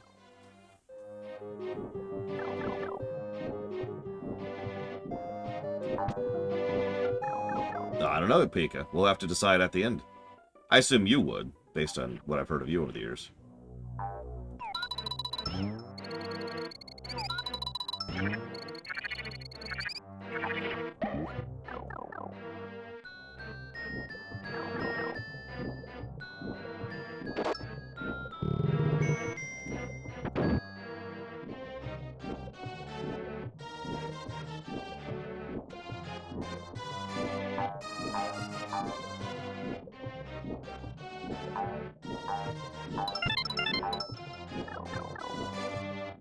What makes the mozzarella filled with doom? And don't say it tastes like despair.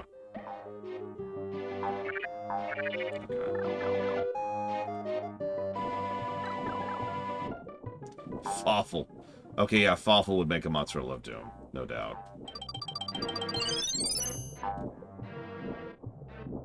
Oh, that's right. The ham tasted of despair. What did the cheese taste of?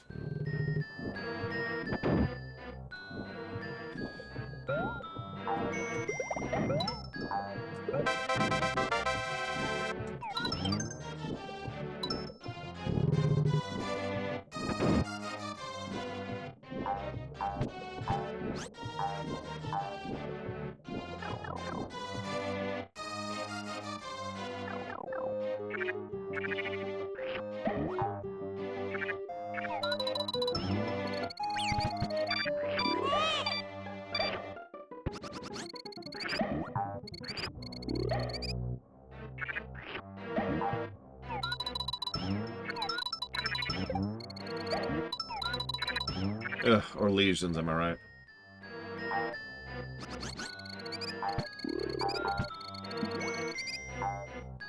To my knowledge, no, Jurin. I could be wrong, though.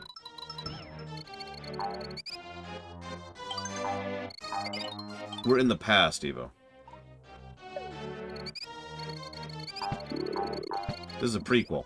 As I mentioned earlier, this is a direct prequel to Mario 3, which is a direct prequel to Mario World.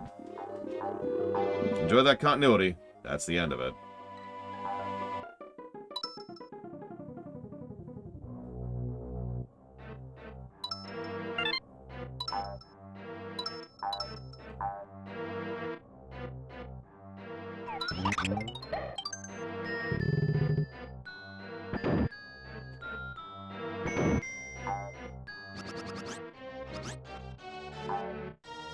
So those are the robbers, or thieves, or whatever they're called.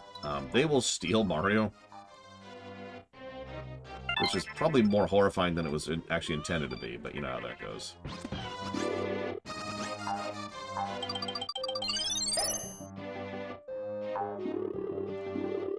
Oh yeah, and there are several iterations of Baby Mario after this game, because, you know, of this game and how popular it was.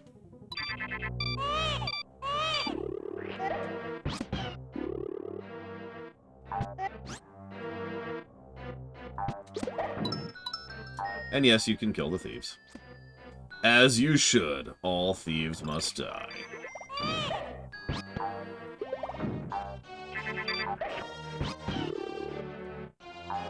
Especially Evo.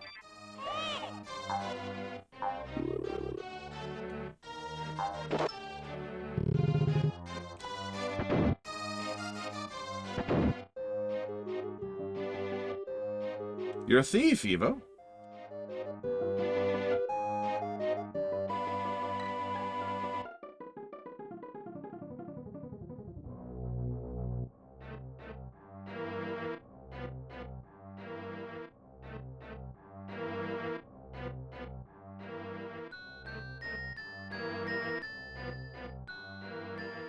That's a good point.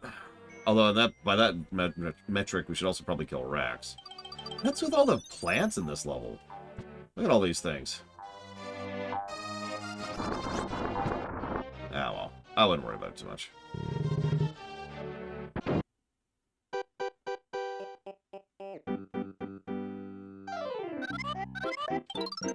Yoshi, dear, that baby's gonna cause disaster to befall the Koopas.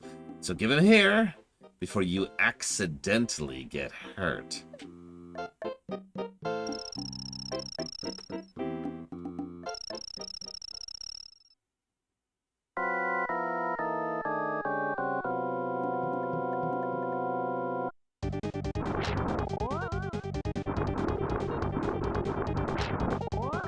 I think my favorite thing about this boss fight is how concerned he looks when you start pushing the jar to the right. Like, watch his face for a second. Not here, not here. I gotta dodge. There you go, that right there. Dodging the flames.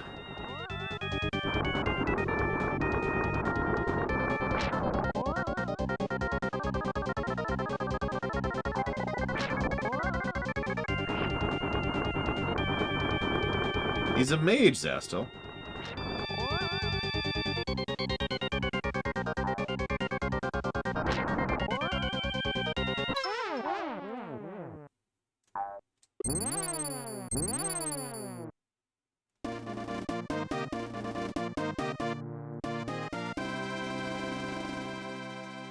Sure, Zastel, why not?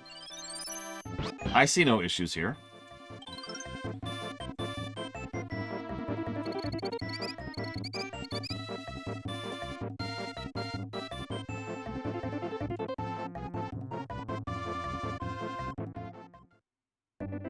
To my knowledge, no, Savicom. They stop after a certain point.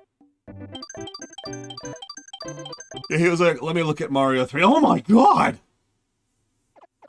Which makes sense, because again, canonically, at this point in time, there's only 2 Mario games after this. Mario 3, which leads to the disaster of Mario World.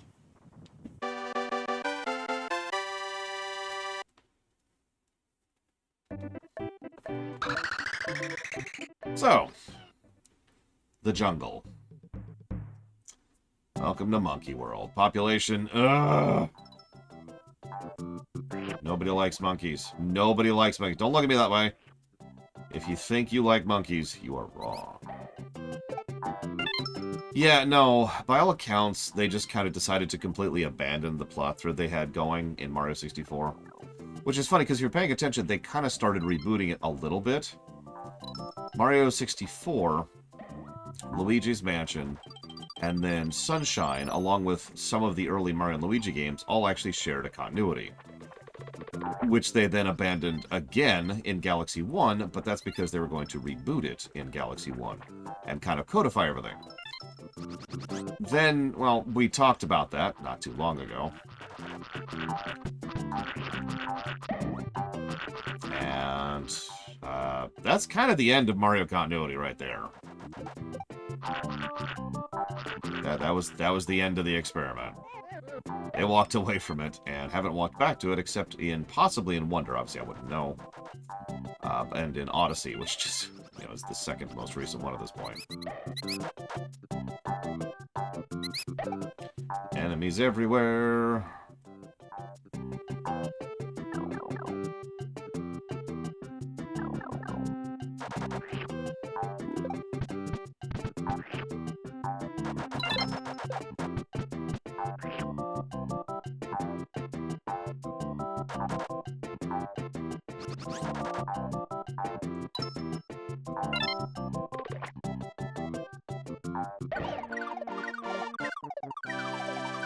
I wrote down jungle, right?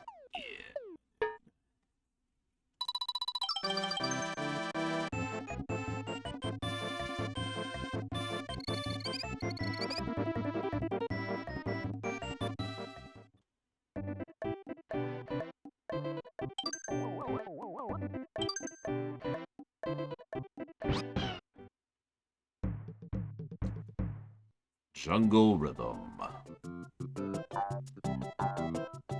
So here's Shy Guy, Spear Guys, excuse me.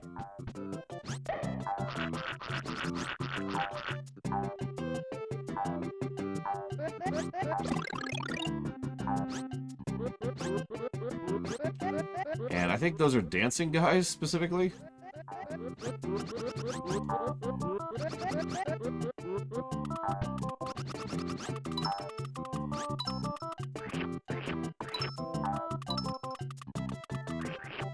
I think that this is probably going to get more positives for visuals than any game other than Odyssey. Maybe Wii U.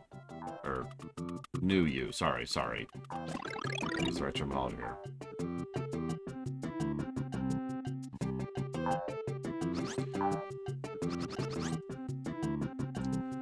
What makes me wonder is, how did the Shy Guys end up in the Dreamland?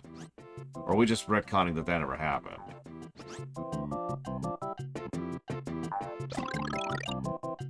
Which is probably what is the truth. You know, Mario 2, other than being the origination of a lot of things, isn't really referenced a lot. Yeah, but when would Bowser have time to even do that? Remember, he showed up in Mario World as, like, a refugee in a broken ship that crashed. Oh, sorry, I thought you said it could have been Bowser, Talia. I misread that. Sorry.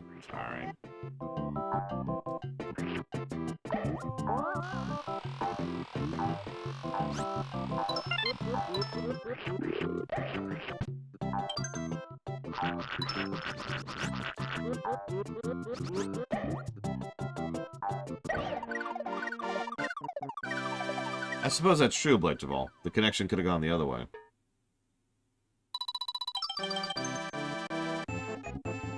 Oh, take a drink. Gotta remember that. Well, Shy Guys could be like Goombas and Koopas. And Toads. They're just everywhere, right?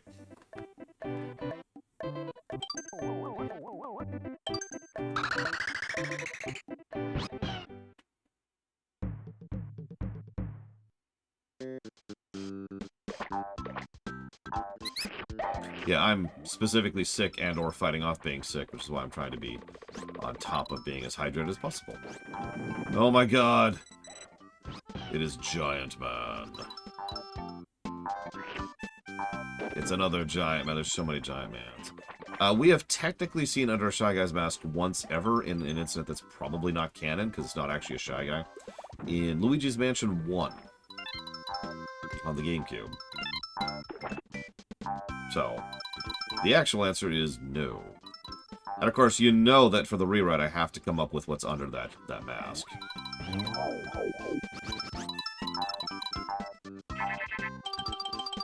Goddamn frickin' monkey.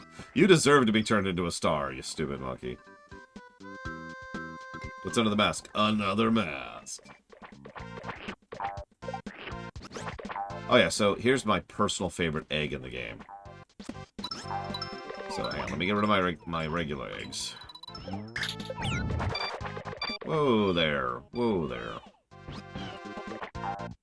So my eggs. Give me my eggs back. So these are homing eggs.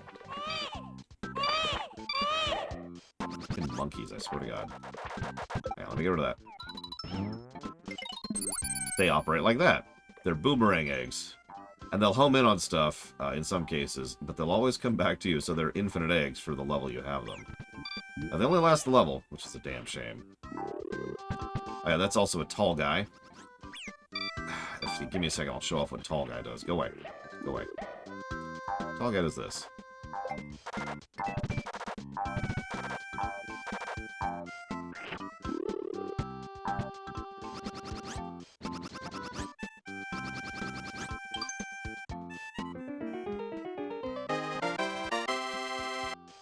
I actually showed off, I think during Tour, my personal favorite look of what the Jawas look like under the mask. So, the answer to your question is yes, but I've already done it, effectively. Just chill here for a minute.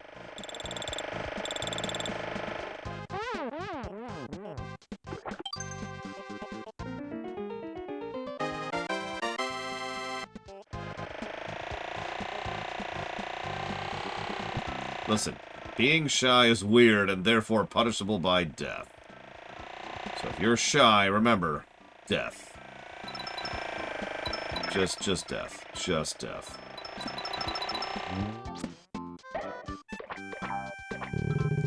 Here's your mask, Evo. Evo guy? Or Guy Liani?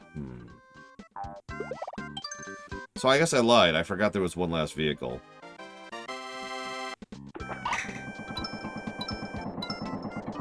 Naturally, it shoots homing missiles.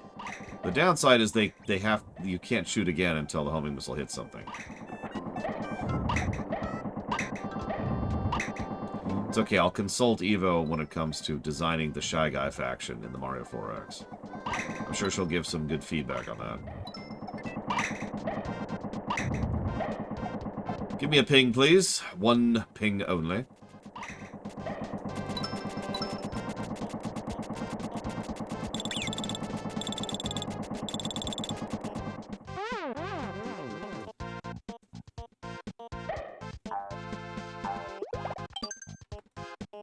Give me a pong, then I give you death. I load you into the torpedo tube, and I fire you off. It's probably not even obvious, but most of these enemies are actually the same enemies from Mario World. Just much, much higher detailed sprites. So many of the sprites were cleaned up for this, which makes sense. This game was in development for 3 frickin' years. Which, I reiterate, was really long back in the day. Like, much bigger, more expensive games were not in development for that long. Like, I think Final Fantasy VI took like 15 months or something like that. And Chrono Trigger was even shorter.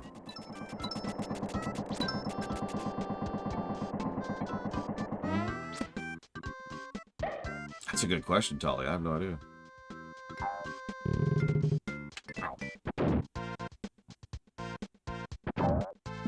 Oh, yeah, it's a frog. A toad? Man, I don't know. It's dead now. That's the important part.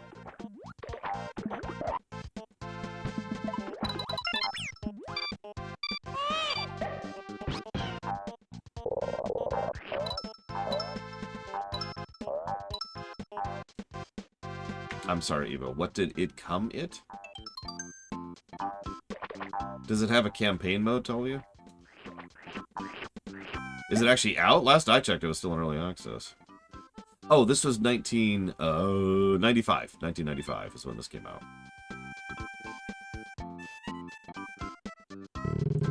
Same year Chrono Trigger came out. And Warcraft 2. And a bunch of other games. A lot of games came out.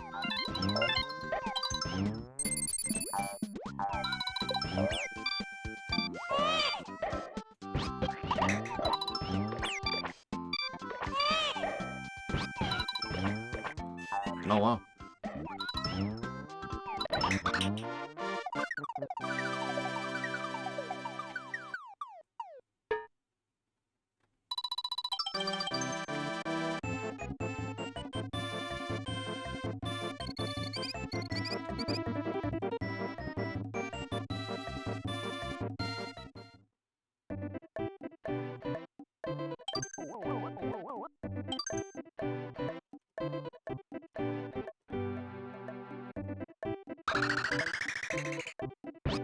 So, how many of you played Paper Mario 2? I swear I'm going somewhere with this.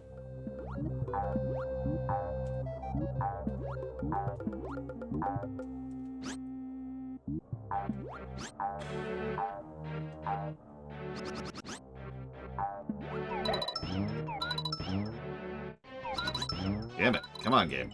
Damn it! Yes, the 1,000-Year Door. Which I will literally never call that ever, ever, ever. It's Paper Mario 2, damn it! Or Mario RPG 3, or whatever. Anyway, so, Paper Mario 2. These guys should go for a swim. Go for a swim.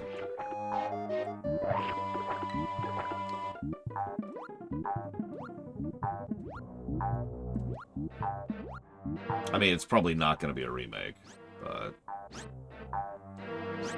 Oh no, it's totally the same tone, Wildcard.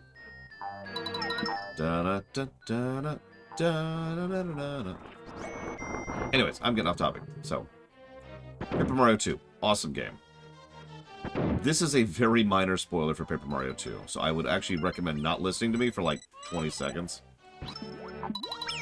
But I swear it's relevant to this game, because it established a bit of, I don't want to say a pattern, but a concept. One of the things that some of the Mario games did back in the day is they would establish a status quo, for lack of a better way to call it.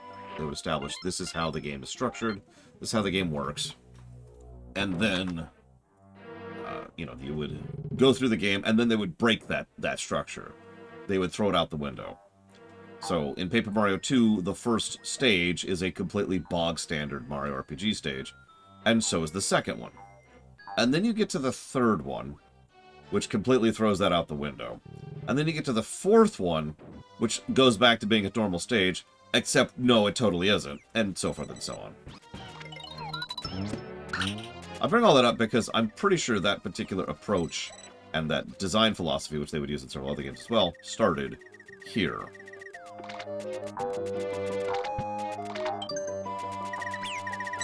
I knew that was going to happen too.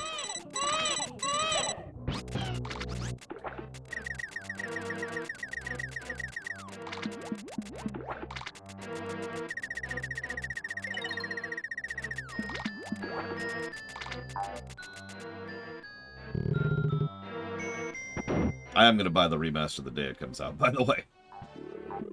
Doubt it's going to be a remake. Don't care. Oh yeah, just I don't really care to do this because it's optional stuff, but just to show it off, you can kind of swim, a little bit swim. It's not quite swimming, but you know, we make do with what we have.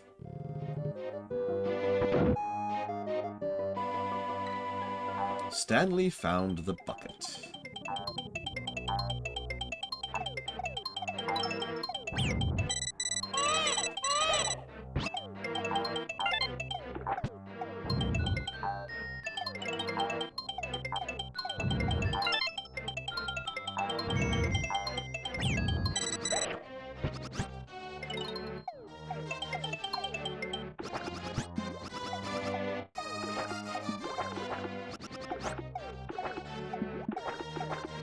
Damn it, it reset it.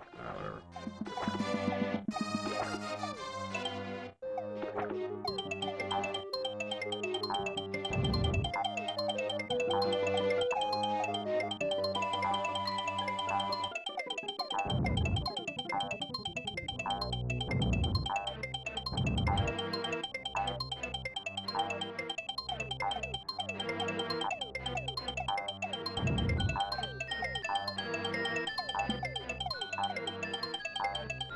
Get some good rest, Evo. Although, can you wait, like, 2 minutes, please? Just 2. I swear I'm hurrying as fast as I can.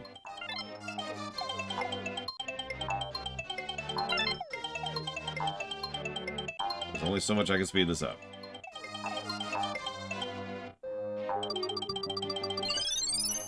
Okay.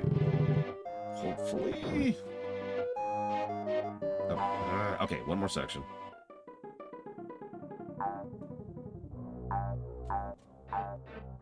See, now I'm in a hurry. First time today I've been in a hurry.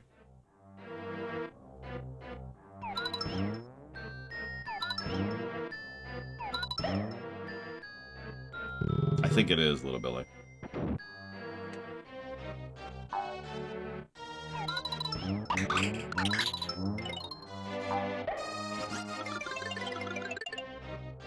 As you can see, Bob's been here. Thanks, Bob.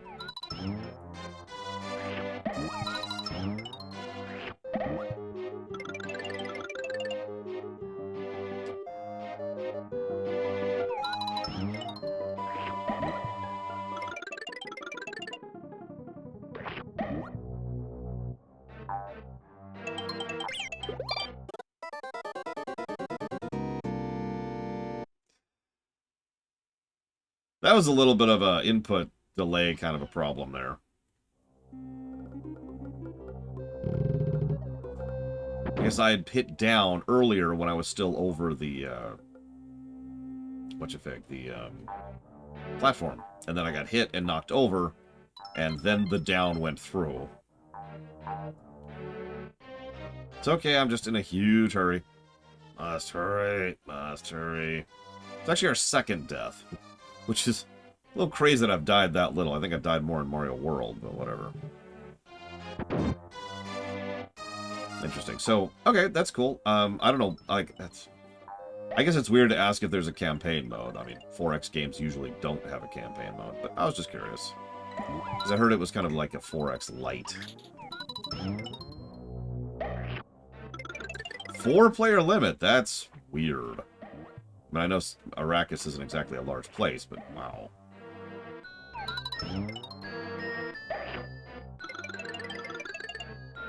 Not that I'm aware of, Little Billy. Take 2.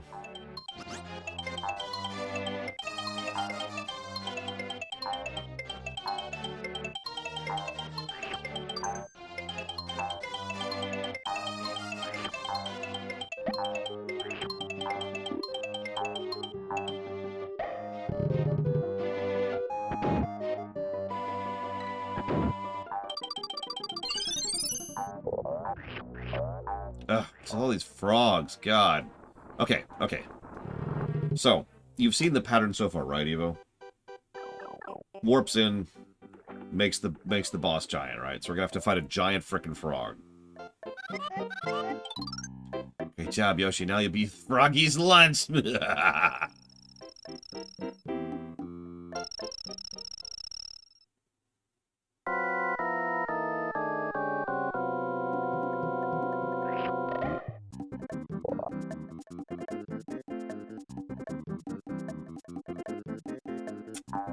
What's really funny is this boss battle actually has a huge amount of detail going into it. Did you know, for example, that, first of all, these angles are a thing. But second of all, did you know that reflected shots actually do more damage to the boss than just hitting it directly? Also, why is he killing Shy Guys and eating them whole, apparently? Obviously, the lower in health the boss gets, the more acid shows up, too, as his stomach gets more and more damaged. This is actually a really, really hard boss to do damageless for the 100%. The middle is kind of safe, but not fully.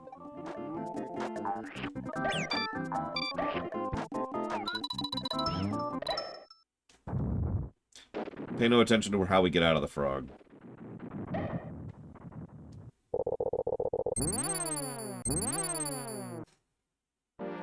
That's it. I just wanted you to see that boss battle.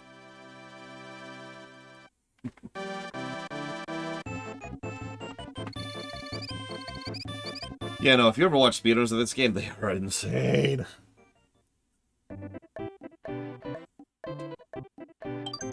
Yes, that is the look of fear.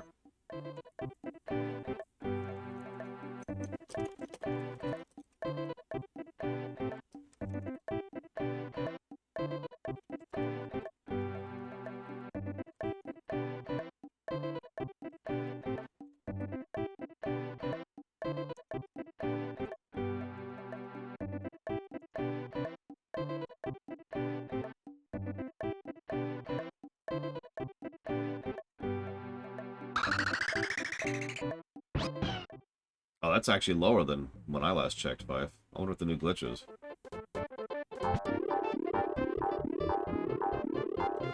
See you around, Evo. Feel better. Or else.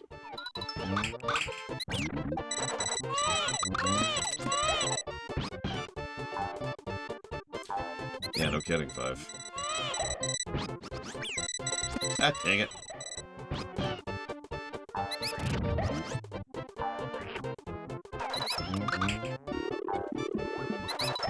Oh, this is kind of an iteration on the theme earlier, if you're paying attention.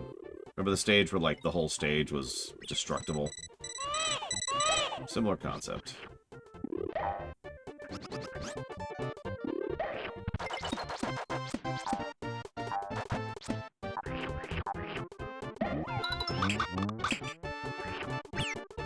I think they figured that, I mean, Yoshi can eat things and, you know, turn them into weapons. Makes sense the frogs can do that too.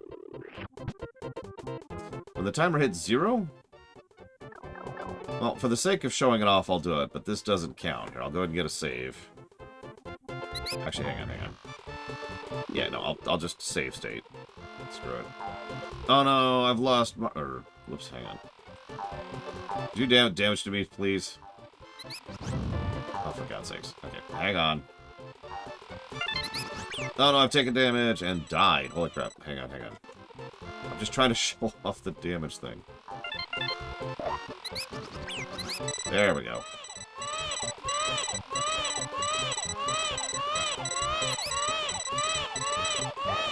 Now, even when the timer hits 0, you actually have several seconds of leeway time to pull it off. But if you don't, Kamek's toadies show up and steal Mario, and you lose. Lose a life. No, Federation Builder, the time is over for questions. I will only allow answers from now on.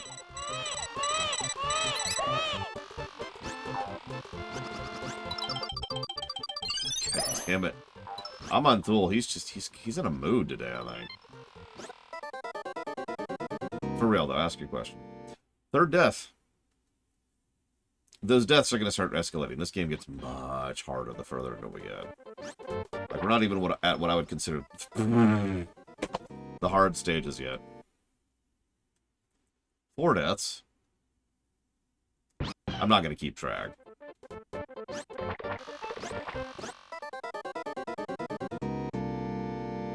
Okay. 5 deaths.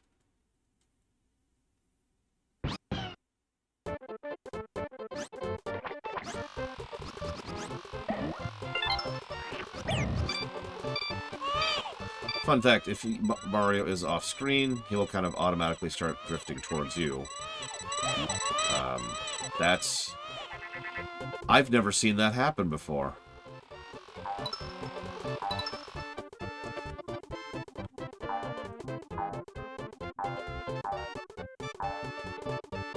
That...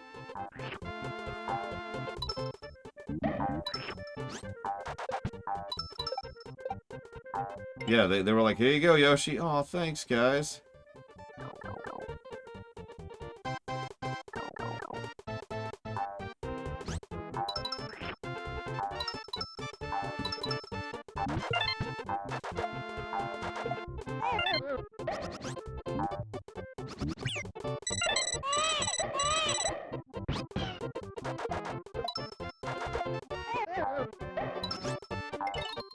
A lot of piranha plants in the jungle, which, actually, now that I'm saying that out loud, makes a lot of sense, so never mind. Yeah, you notice how the density of the levels is actually going up as we get further into the game? That's never really going to stop being a thing. The final world has some very, very, very, very, very dense stages.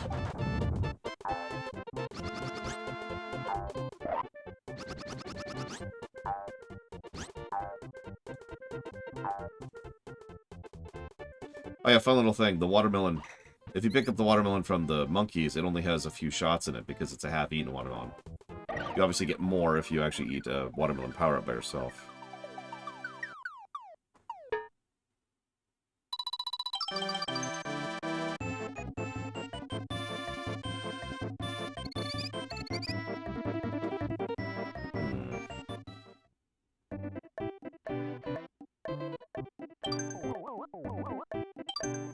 God.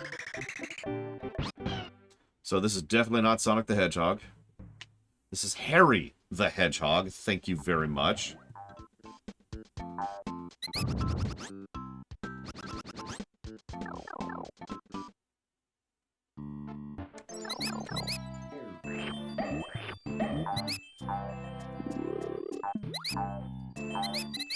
Also gain the power of fire, as is our wont. So there's Harry. He's running around at the speed of sound. He's blue. I don't know what else to add to this, really.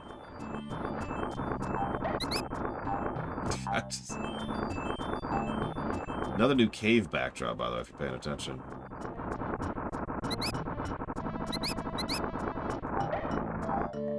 I'm not gonna make that happen. Alright. So the next step I do, Federation Builder, is I usually focus on getting an overall structure and outline for things like themes or essentially overall story arcs, right? In Star Trek's case, for example, I had to decide what was going to be going on. Yeah, we're in an indoor ruin here. The jungle is overgrown someplace that used to be. There's some hints as to who it used to be for, but either way, it's your typical precursor place. Anyways, so in Star Trek's case, it was figuring out... Well, actually, it was figuring out Voyager, but in Star Trek's case, it was figuring out what do I want to do with DS9, roughly. What do I want to do with TNG, roughly, and so forth and so on, right? Eras, if you will. Now, in this Trek rewrite, there's a lot of Trek to cover there. But that's a fairly typical approach. For example, when it came to Star Wars... one of the first steps after defining things like what is the Force is, okay, so where do we go from there? And the next logical step was figuring out the eras. So we had... Ooh, that's bad. There we go. There we go. Good thing. Come on. Come on. Come on. So we came up with the old era, which is definitely called that, and that's not just a word I'm using because I can't remember my own terminology right now.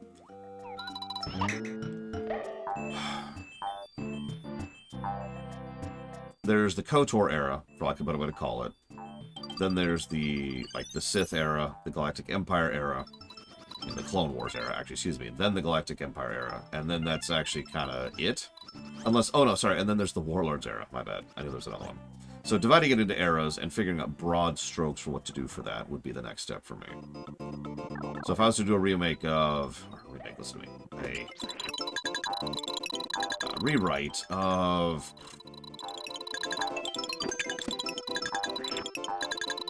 Warcraft. The first thing I do after the initial big step is I'm like, okay, hang on. And start figuring out things like, do we have, like, there's the War of the Ancients era. What do I want to do with that? How do I want that to go roughly? There's the in-betweeny time, which covers things like the Troll War, the War of the Three Hammers, the Knoll War. Stupid mouse.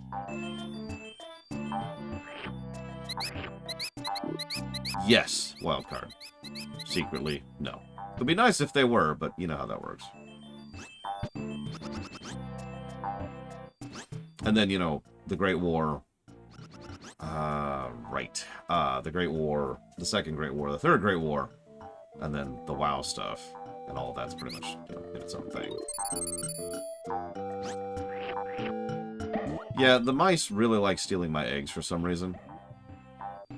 Which, in other circumstances, could be kind of horrific, but, you know, it's cool. It's cool. Yeah, then the fourth skirmish. Doesn't exist. I don't remember where the key is.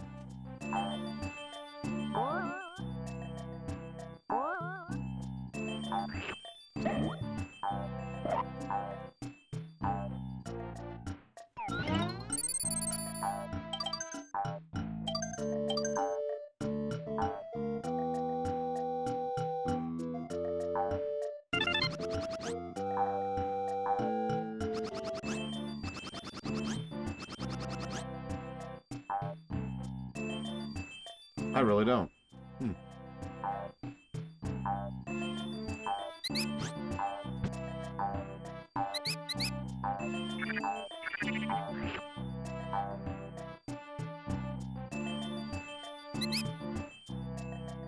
Oh, hang on, let me find this stupid key first.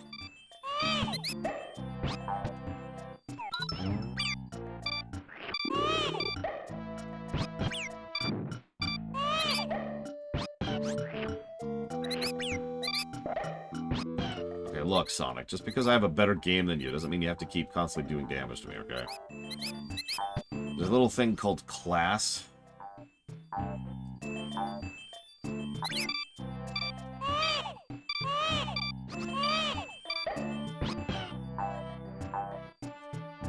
I mean, step 3 depends at that point. Like in Star Trek's case, step 3 was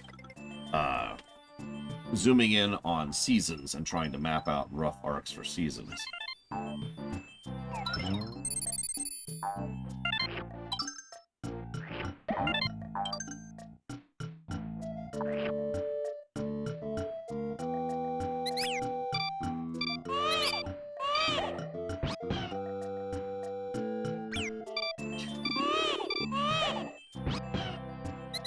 Oh my god, he's respawning like right as I move to the left. Also trying to strongly suspect. Well, there's the key. Oh,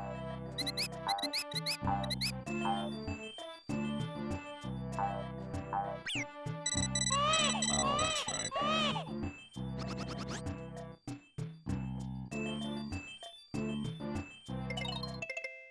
I don't remember how to get to that key. Okay.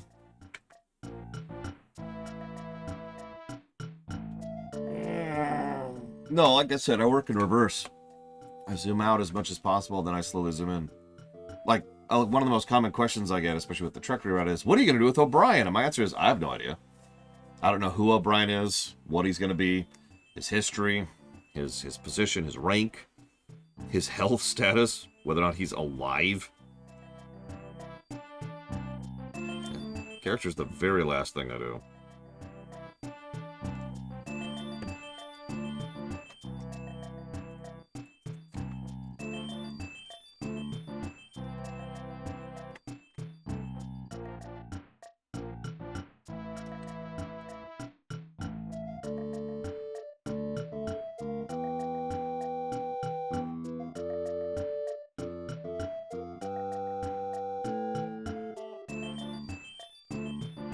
Oh my god, are you joking? No, that's right. Hang on. So how do I get to the key? From B. Where do I get to B?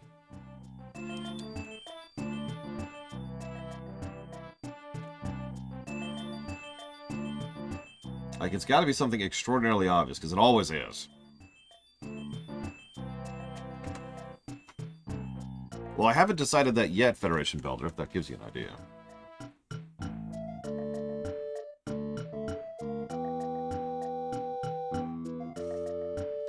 Although, in general, as much as I like planning things out, I also like to have things... How do I explain that? There's B. I tend to approach writing like I approach GMing. Right? Oh. That's... Really? Okay, okay. That would explain why I'm getting so lost here. See you around, MLP Berman. Alright, so what I mean by that is... Obviously, I want the rough outline established well in advance, right? I like prep time and I like front-loaded storytelling. Knowing where the story is going to go before I start writing it, right? Having said that, there is a tremendous value in backloaded storytelling as well. Being able to improv and adapt on the fly. And in fact, the two are not mutually exclusive since they actually work best when done in conjunction with each other. In short, I have the initial stuff set up, and then once the initial stuff is set up, I know the state and nature of the world so that when things change on the fly, I can adapt. Make sense? In short, the only thing I know about the Romulan Star Empire is that it exists and is some kind of antagonistic force against the Federation. That's really all I need to know. When we come to their influence in political affairs over the course of our enterprise, we'll see how they develop as a culture, as a people, as a polity.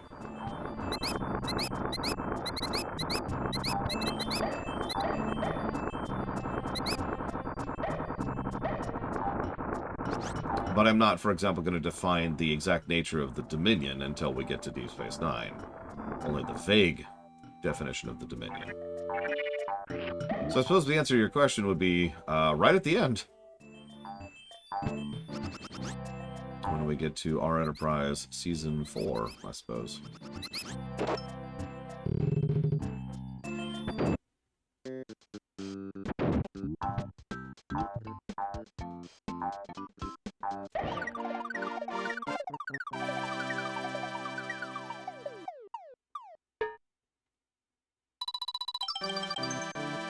Obviously, it doesn't work for everything. I've mentioned many times time travel. I had to map out the time travel well in advance. Because it's time travel, that's how that works. Pretty much, Federation Builder. And of course, this Romulan Star Empire might change over time too, right? I have not played Jamal.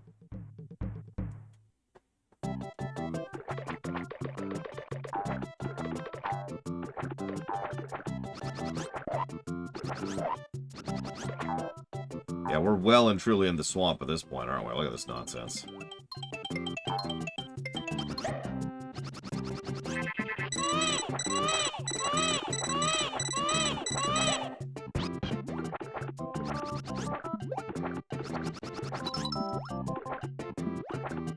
Yeah, statistically speaking, I probably should have got one by now, but, you know streamer luck. Yeah, there's just this big dude in the background. Get off me, swamp!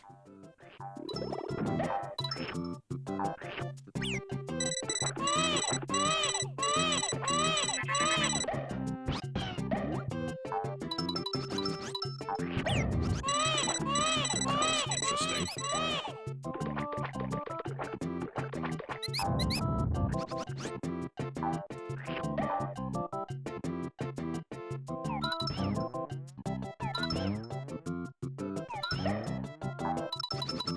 My favorite song? You've actually already heard it. It's the big boss battle song that plays for the Stage 8 bosses.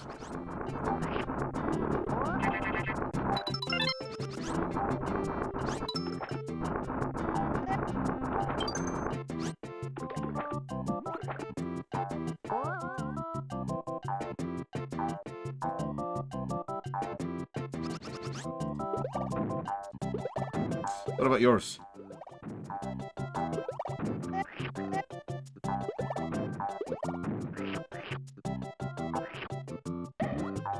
I mean, I don't know how well this is going to score, but yeah.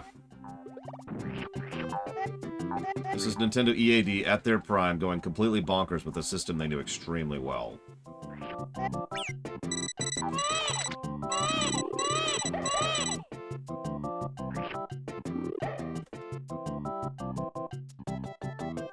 Oh, sorry, you just said it was this one. No, but I didn't even see that.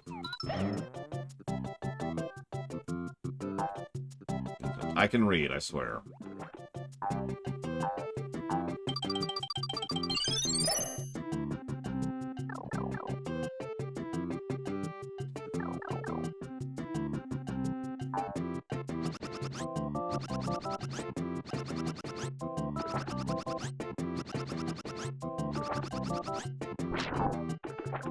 Yep, we've got our own big birthday and everything. Of course we do. It also notice the stages are getting relatively longer, too, as we go further in. And we're dead.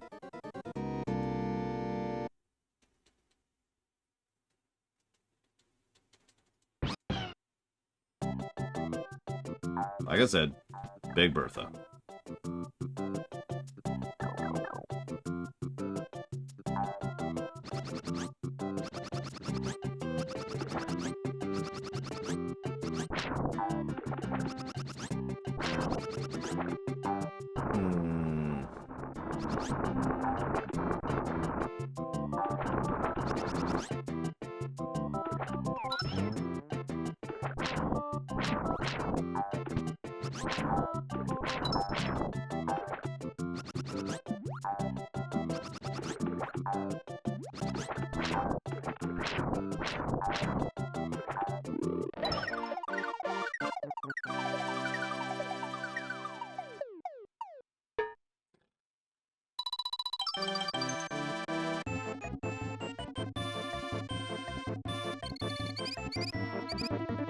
I'm debating the rally thing.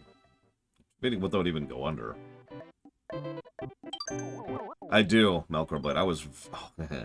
I was really pissed off when the Yoshi story came out. I rented that game as soon as I could. Beat it in one night and was just kind of like, that's it? That's the whole game? Anyway, so we just went through the swamp. Naturally, it's time to go through the pipes.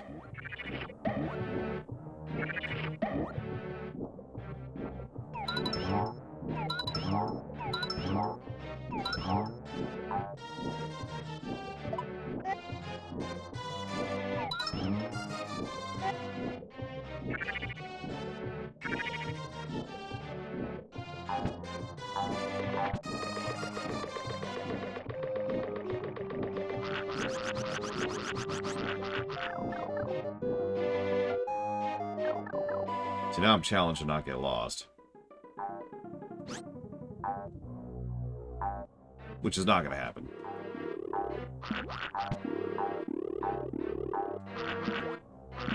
That's a good point. They always know which background any given Yoshi will be on any given level. I've never actually thought about that before.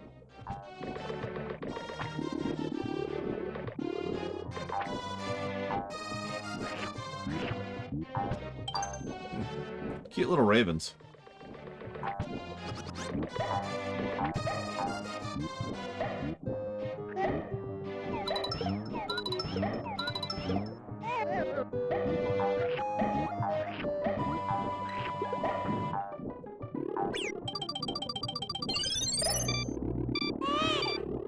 Oh, there. Currents, am I right?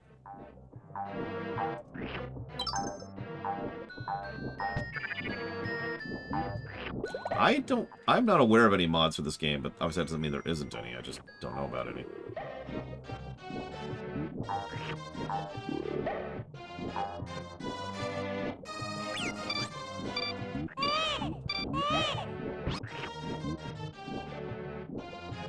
Notice if you take out an enemy before it actually becomes an enemy, you don't actually gain a benefit from it, but it never becomes an actual enemy. give and take there. Hey, could you give me more enemies, please? Thanks. Where are these Shy Guys coming from?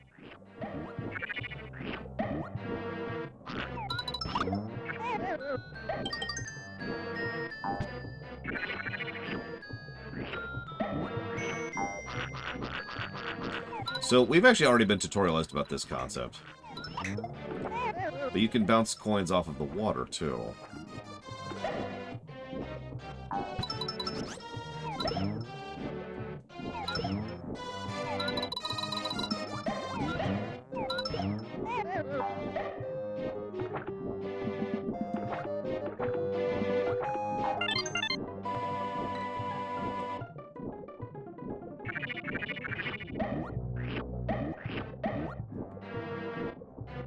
Okay, so I'm going to save state, just because I want to show off something. I'm actually pretty bad at this trick.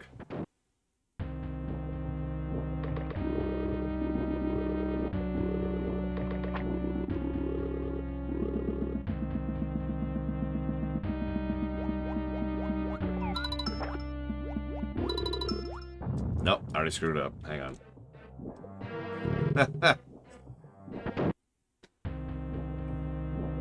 This doesn't count as cheat. I just want to show off the trick.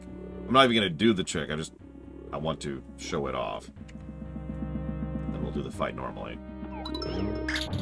Nope, screwed it up.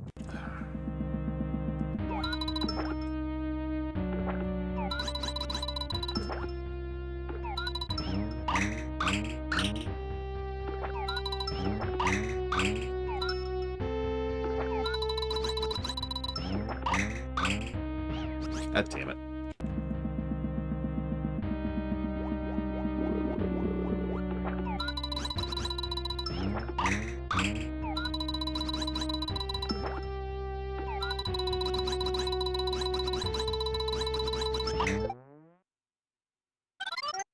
Oh my! And yes, that is a developer-intended trick. And there you go, there's the boss fight. But to do it for real.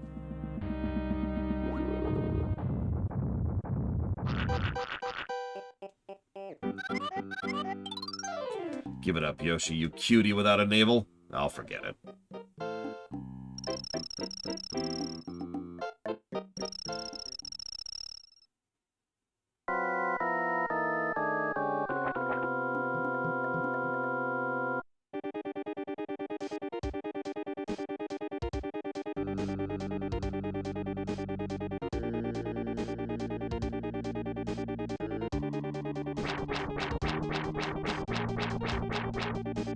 So again, you have to do the water rebound tricks to hit this one.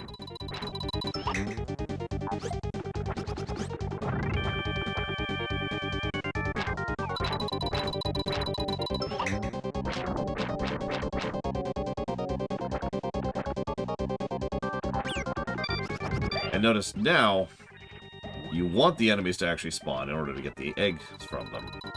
Just kind of continuing that little risk-reward thing going on.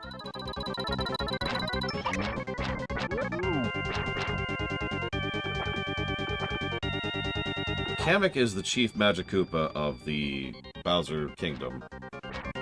He was actually introduced in this very game.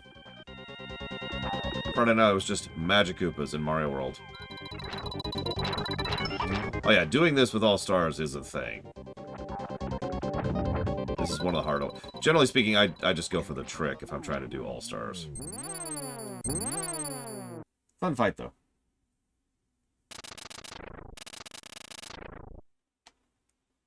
Notice the bosses have actually been getting better. If there's one thing I could say about Mario World that absolutely, or excuse me, Yoshi's Land, Yoshi's Island that crushes Mario World, it would be the fact that they actually have freaking boss design. Yes, actually, Savagam.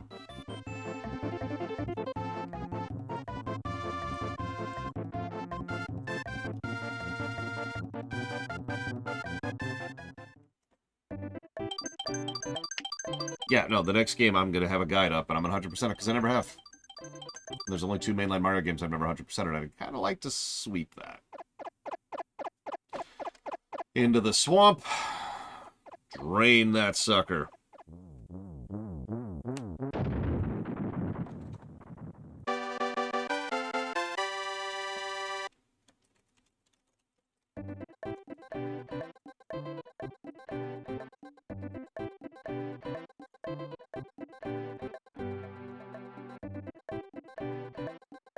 Probably Blade to Ball.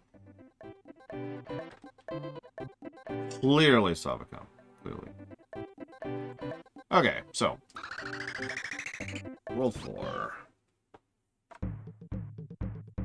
Go Mario. So, we've got Koopas and Goombas and Piranha Plants. You like nostalgia, right? Because this could be argued to be the beginnings of nostalgia in this series. We've already played several games that came out after this. The Galaxies and the Lands and all that fun stuff. And you know that the nostalgia stages are a thing to talk about. Generally, I'm okay with the way they do nostalgia because they generally do it right. You know, actual level design and actually using it to good intent other than just, you know, hey, remember this? No member berries, as I'm fond of saying.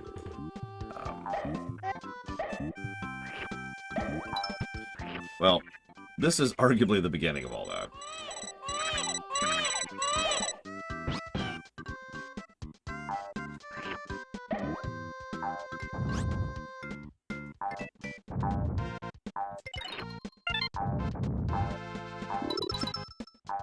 Oh yeah, bullet bills too.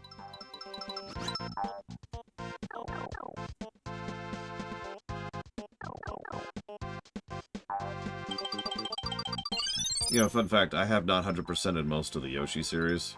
I believe it's the DS one? Yeah, it's the... Oh, Jesus Christ.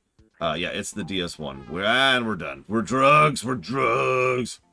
The DS one has this thing where the game actually mandates backtracking to 100% everything. You cannot 100% everything one playthrough of the game. Or one playthrough of the levels. And that's not great. Oh my gosh. So I've never actually 100%ed that one. I did 100% Woolly World on the Wii U with a friend. Pretty sure I didn't 100% Crafted. And now, the moment you've all been waiting for, ladies and gentlemen, Super Mario.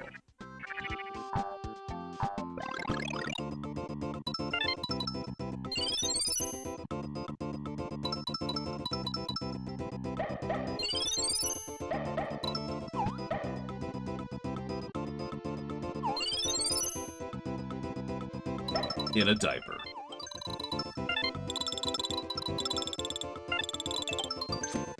Oh yeah, and Wigglers. To my knowledge, the first time the Wigglers have had wings, but not the last.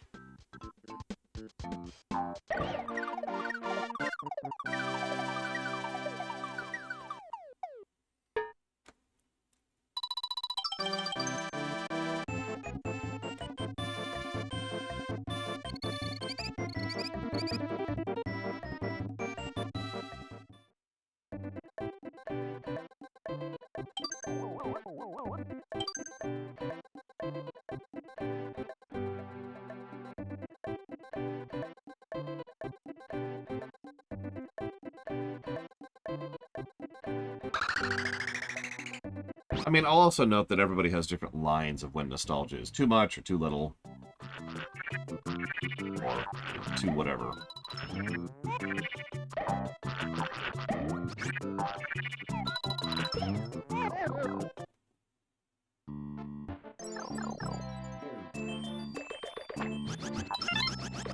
Oh yes, I do believe this was the first game to canonically show that Koopas, outside of their shell, have shorts on. Believe it or not, that would actually become a thing later on in the RPG series.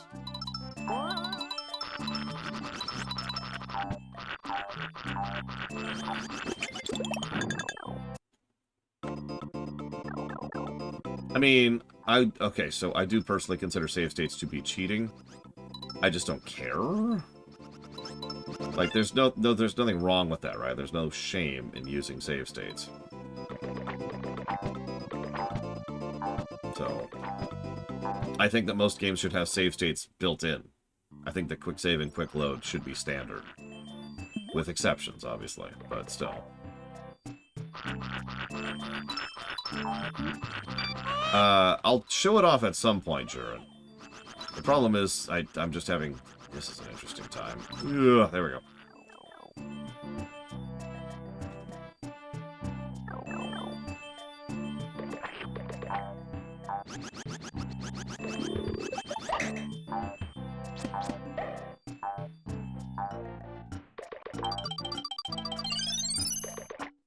Yeah, Doom has save states, Half-Life has save states. Fallout 4 has save states, except for a weird one. Actually, most of the Elder Scrolls games do. Just Fallout 4 had even better ones. This is just for fun.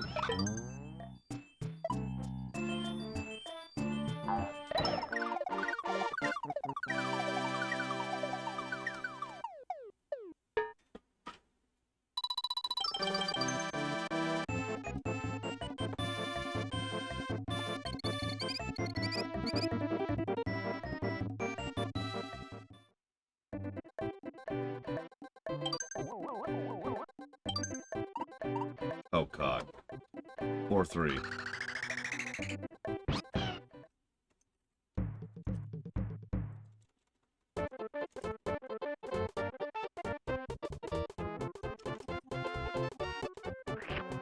Honestly, yeah, exactly, Blade Javal.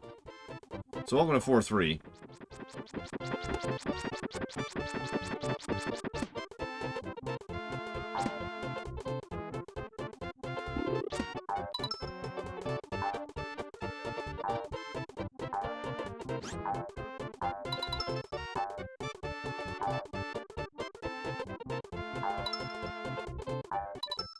Yeah, no, absolutely. Super Mario World 2, aka Mario Brothers 5. Whoa! Whoa, whoa, whoa, whoa, whoa, whoa, whoa. That's death. That's death. I got hit off screen. Is without question a mainline Mario game. There's no question here.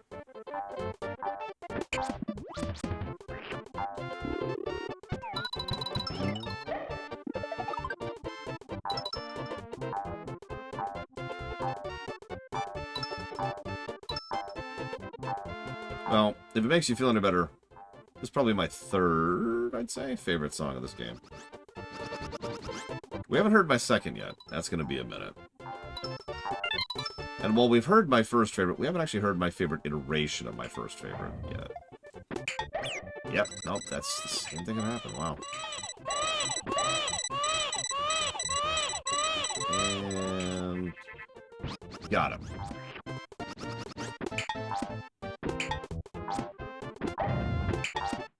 What? I'm good at this game. What do you want from me?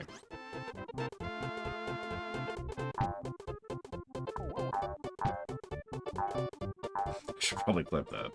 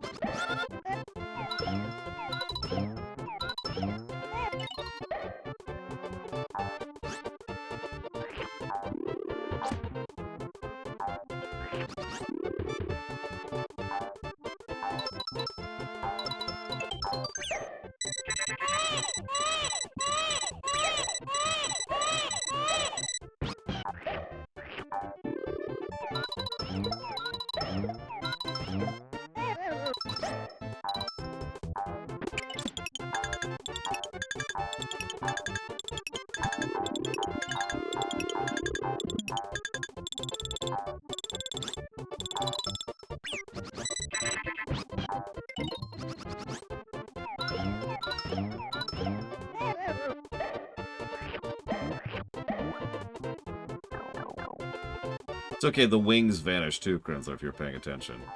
I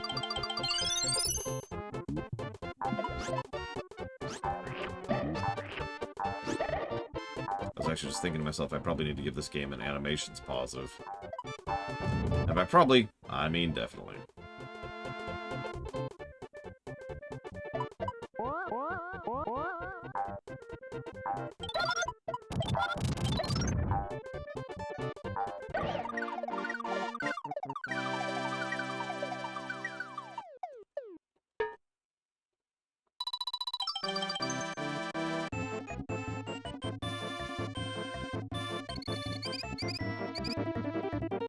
Actually, aggregates have gone away, yes. Because we've zoomed in the camera so much in how we do review systems, there really is no such thing as, like, an aggregate as the way we did them before. Because now, for example, if I give a plus to a level, that actually is an aggregate, right? But if I give a plus to a level and also a boss, or an enemy and a level and a boss, and you get it. Why do you ask? Is it because you hate me, Salvacon? Be honest. Be brutally honest. It's okay. I can accept it.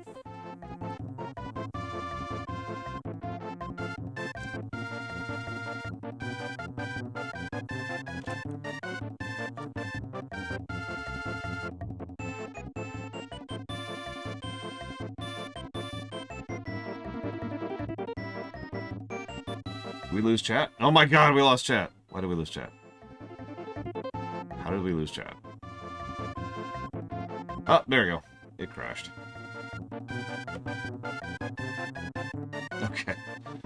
Thank you for telling me. Actually, don't watch the preview pane there. This.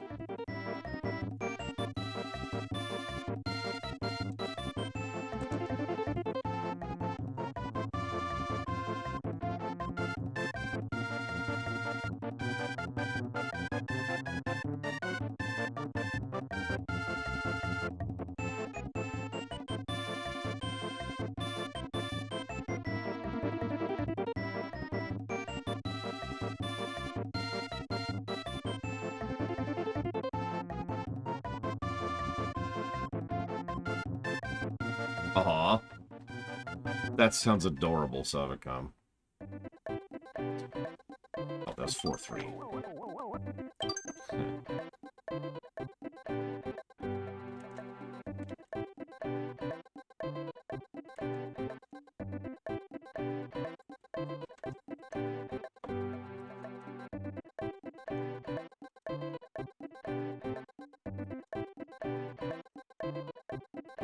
I mean, if I was going to do a Mario rewrite, it probably wouldn't really follow any given individual game.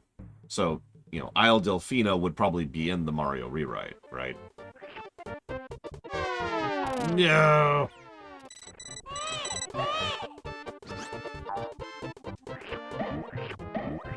Oh, Janus, there's little Shy Guys in the background, too. So anyways, Chain Chomps can get hungry, as you can see.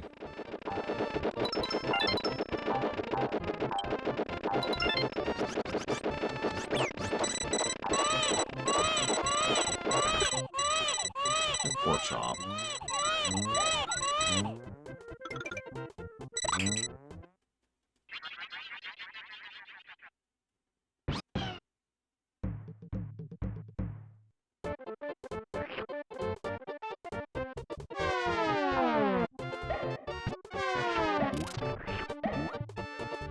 Yeah, the cracks in the teeth, just ouch. But yeah, as I've already jotted down in the document, the gloves are officially off at this point in the stage design. And we're dead. Killing that guy actually killed me, because I didn't mean to kill him, I didn't mean to land on him.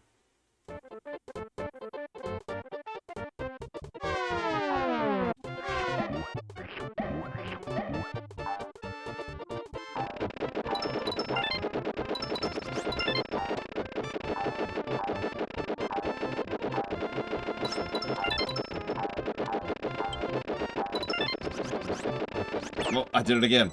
I did it again. I do not mean to land on him, and it completely throws me.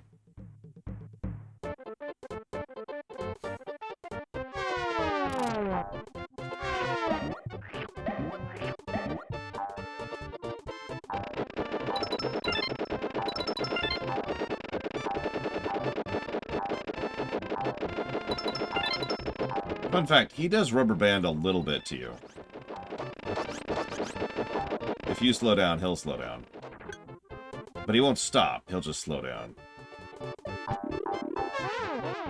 guy.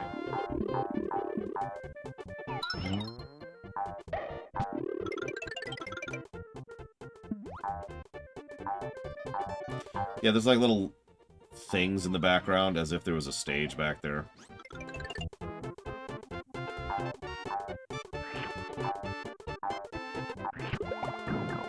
Oh, another thing to answer your silly idea. Obviously, if we're going to have... Oh, this stage. So obviously, if we're going to have Isle Delfino, we have to have the Pianta Mafia. So lower left is lava. Upper left is spiky cactus. Upper right is instant death spikes. And lower right is spiky guys. Let's do lava first. I love this stage.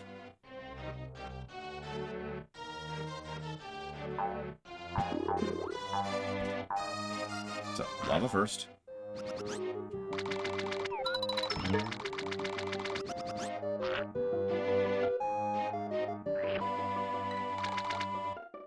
Lava is instant death, as a reminder.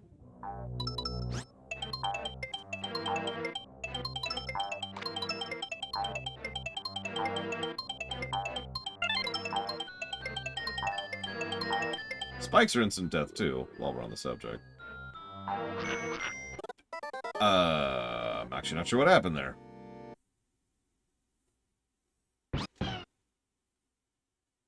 So, first death where I've just been like, huh?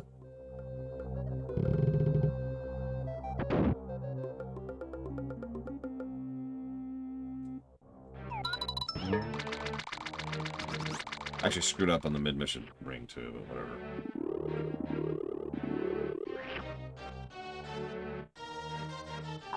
It's fine. Metal doesn't conduct heat. It's fine. Everyone knows you can swim through lava as long as you have a metal pail. Especially when the only clothing you're wearing is shoes and a saddle.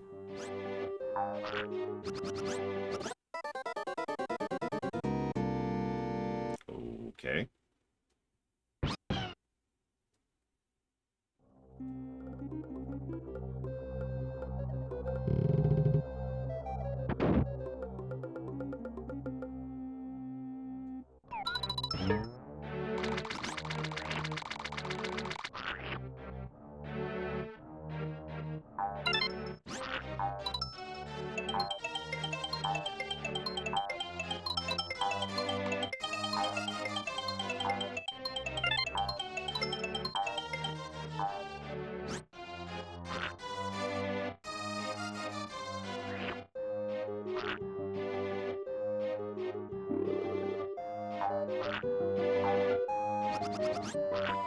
There we go. I was just gonna let that one go because that was getting weird.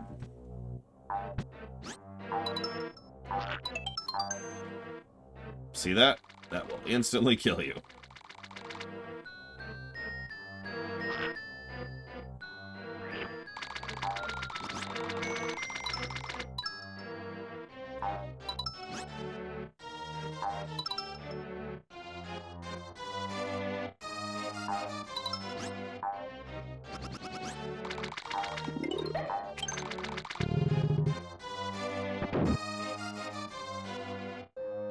One key down.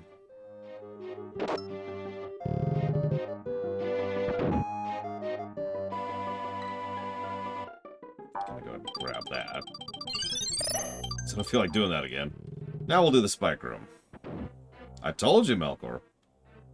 We're in World 4, which is almost always when the gloves come off when it comes to a Mario thing. World 3 or World 4. That's pretty standard.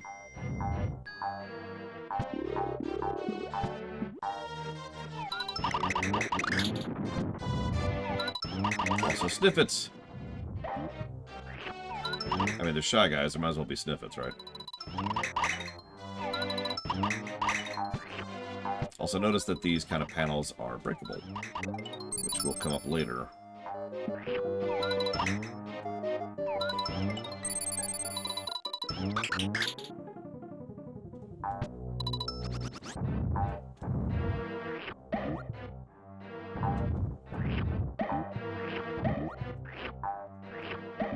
Maybe Wart invaded Yoshi's Island? I don't know.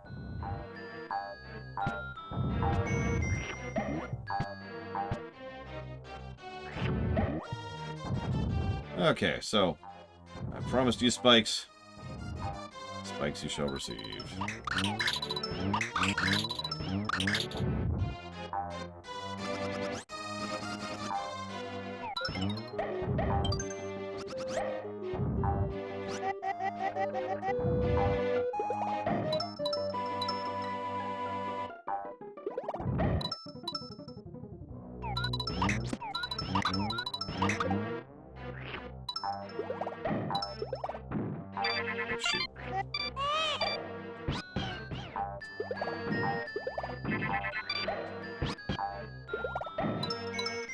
Okay, we're actually out of things that are shot. That's okay. We got this. We got this.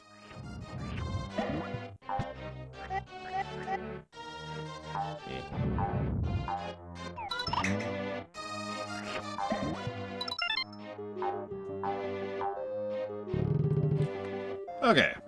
2 down. Now let's do the easy ones, which means I'm going to die now that I said that.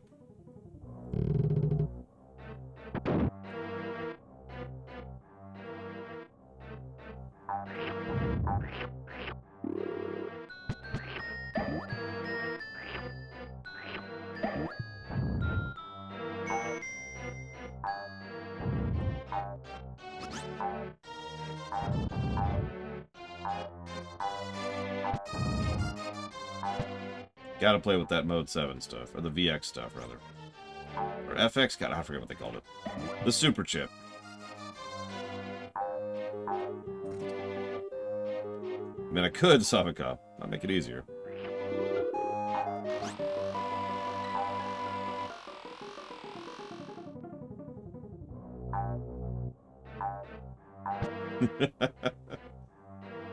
Look of taunting horse. Jesus. Whoa, whoa, whoa.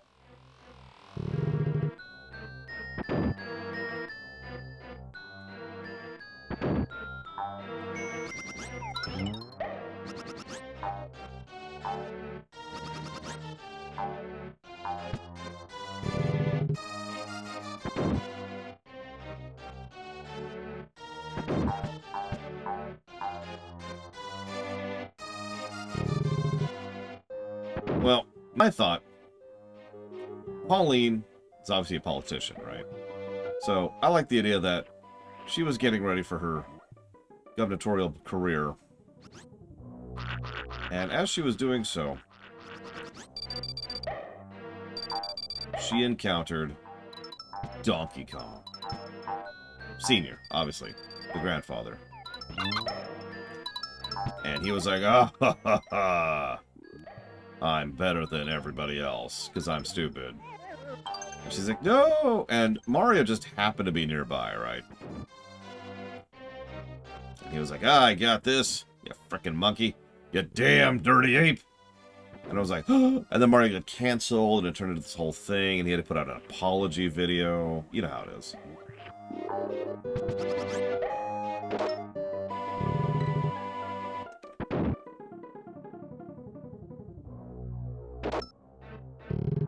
For real, though, I would imagine that Pauline and Mario hooked up in the long, long ago. Probably before Mario even met Peach. Although I like your idea better. Boss time. This is one of the more frustrating bosses to do the 100% on. Because thanks to just RNG, you can get hit here.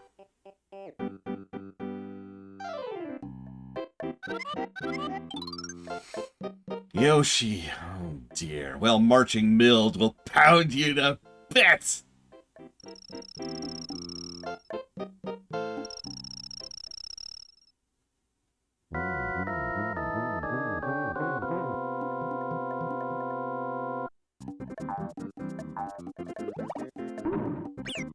Yeah, like that.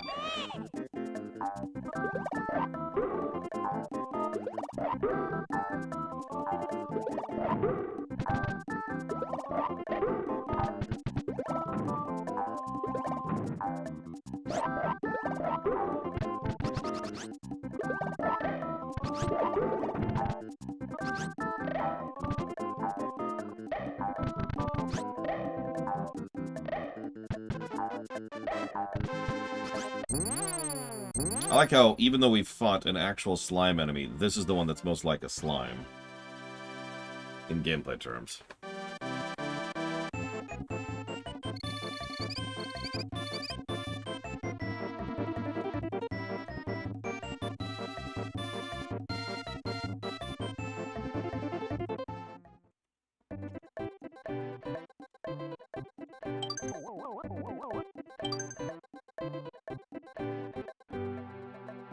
See you around, Krenzler.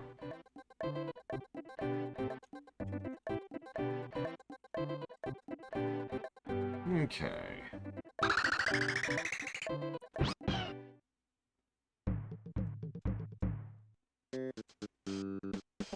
Chomp Rock, huh? He looks like a fun kind of guy.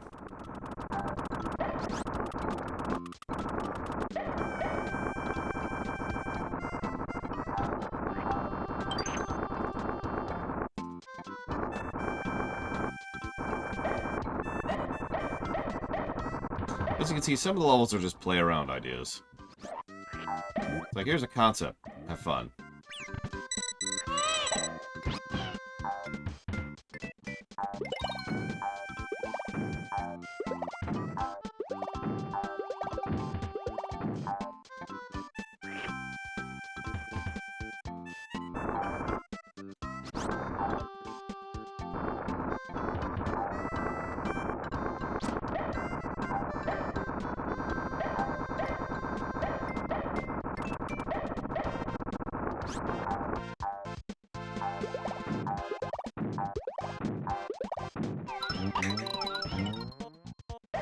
Notice that this is actually an escort quest. It's a very clever one, though. Because as this is how you do escort quest correctly, we've talked about before. One of the key elements of making an escort quest work is making the thing you're escorting actually worth a damn and actually help with the process. In this case, it's this indestructible ball that destroys everything in its path. So, yeah, that counts.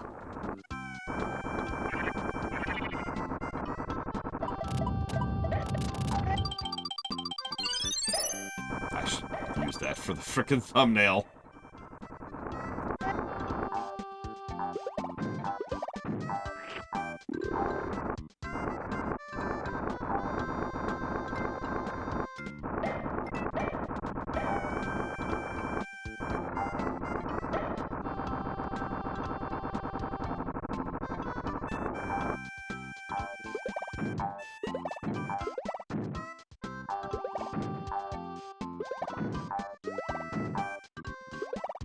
Whoops.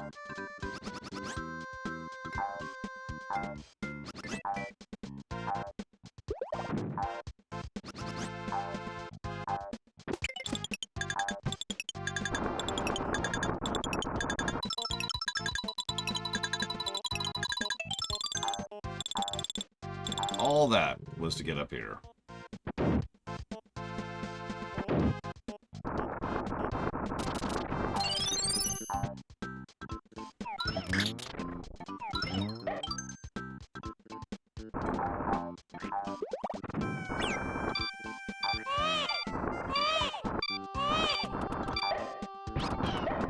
Mario, stop running.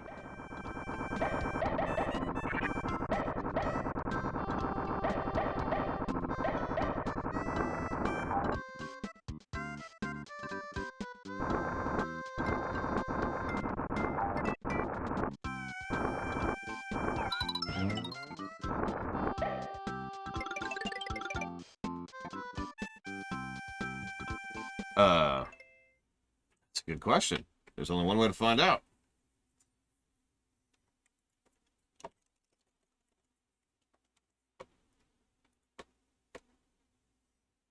I did not, apparently.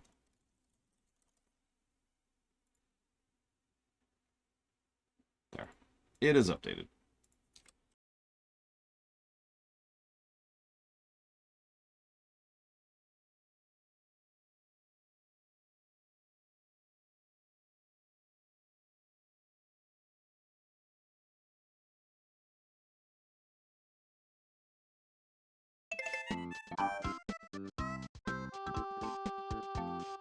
Good afternoon, Yura.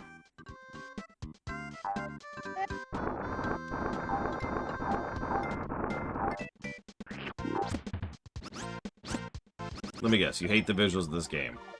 Just say it! Just say it! Hi, Huthor. No, I know what you mean. Caching and all that. Holy crap, Yura and I like the same thing visually. I think that is actually the first time that's happened.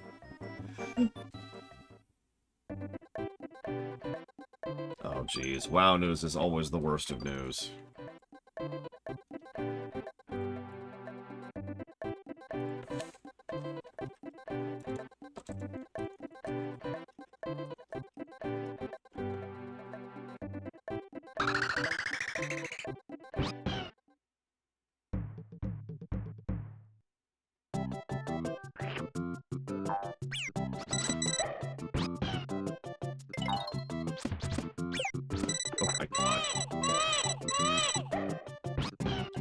No, Yura. Every stage is done by a different Yoshi. What this means, as was been pointed out earlier, was that every stage is bespoke. Because they know exactly which color of Yoshi you'll have in that stage.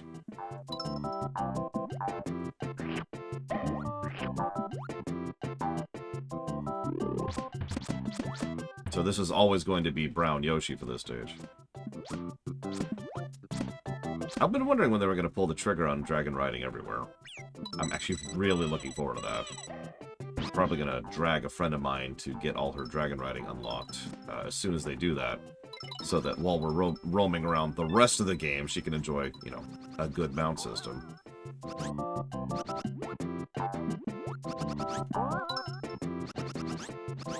Reclaiming Gilneas. I mean, that's been a plot thread that's been sitting there untouched for literal years. In fact, I think we're over the decade range at this point.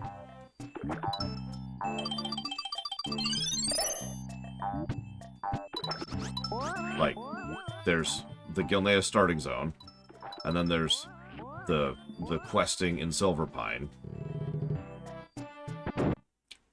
And then there's the PvP battleground, and that's friggity it. All of that was Kata, too. Then again, Kata likes to just introduce story arcs and then have them immediately be abandoned. I didn't expect that. I'll accept it, though.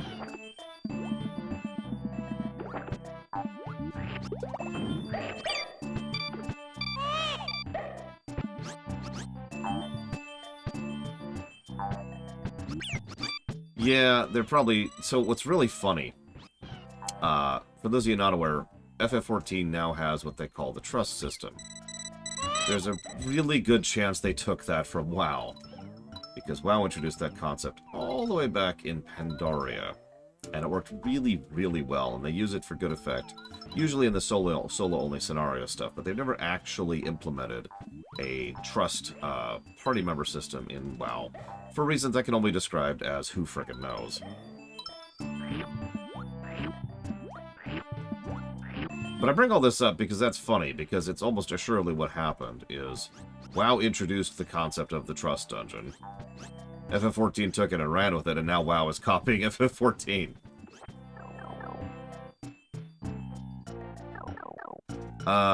It's not worth a plus, but it is worth the absence of a negative Federation builder. So make it that what you will.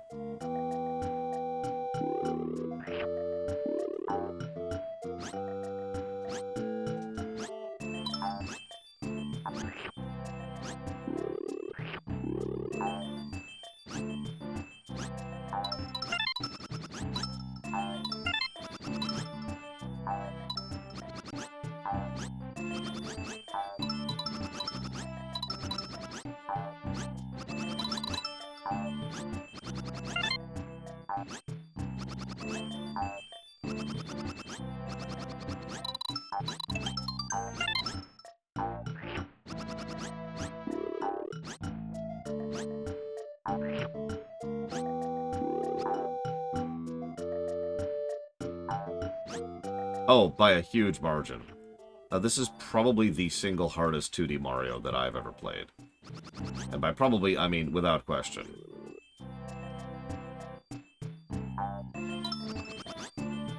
The only game that might be harder than this is Wonder, and I haven't played that.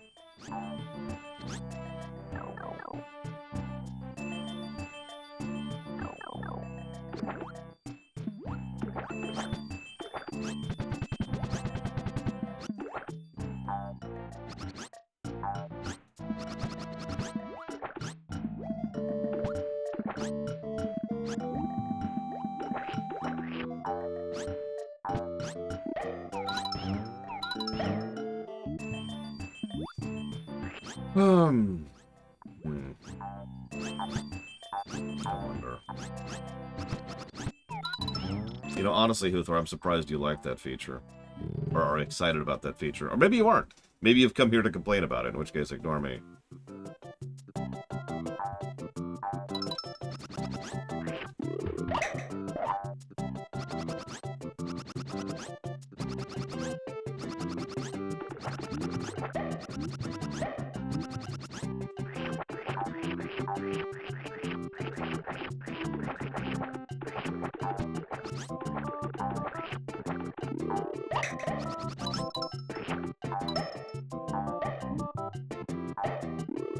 You'll also notice they're doing the same thing that FF14 did, and initially introducing that concept for current endgame content. And they'll probably roll it out for earlier stuff later. It's a pretty normal approach.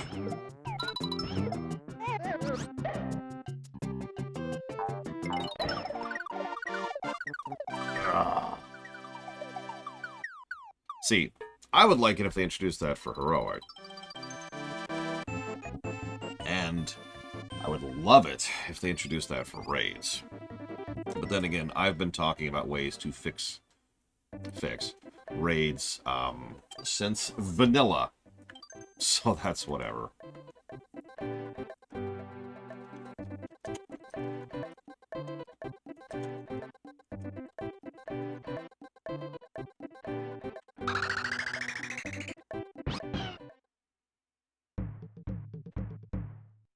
Ride like the wind.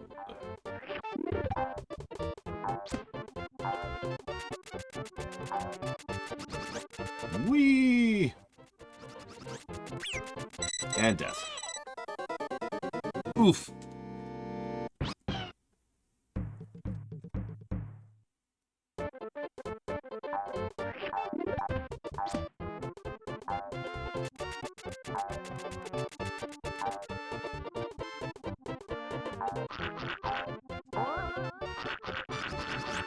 Don't mind me.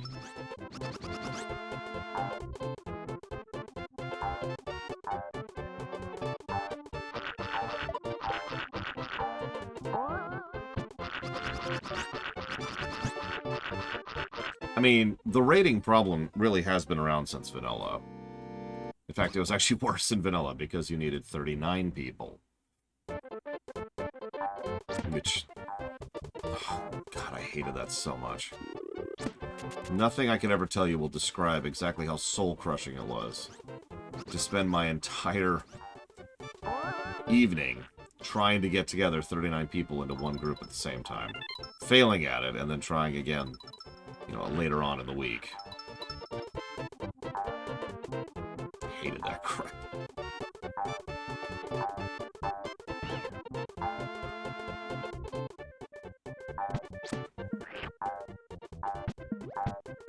I mean, pretty much.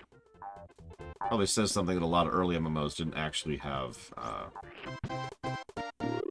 don't know how to explain that, actually. Early MMOs really like to lean on the group wall. You have to have a group to progress. Instead of, you know, that kind of crap.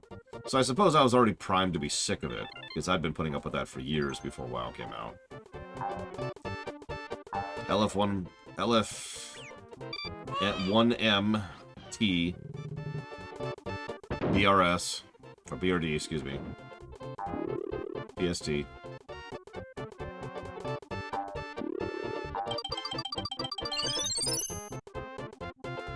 You know, the really funny thing about that, Huthor, is history has proven that to be wrong. Then again, there are some... That's a little bit of a different circumstance, but I stand by my statement.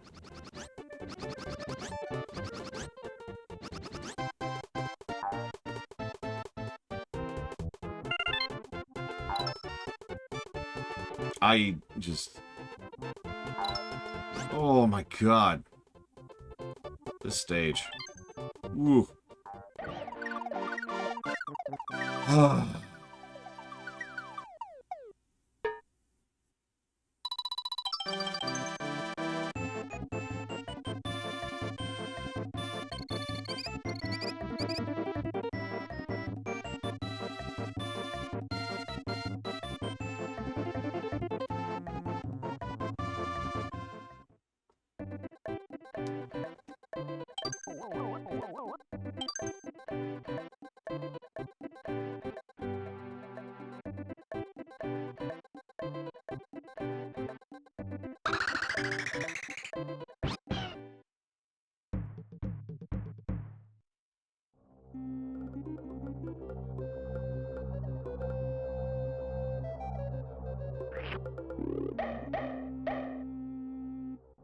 So I know you don't play FF14, Huthor.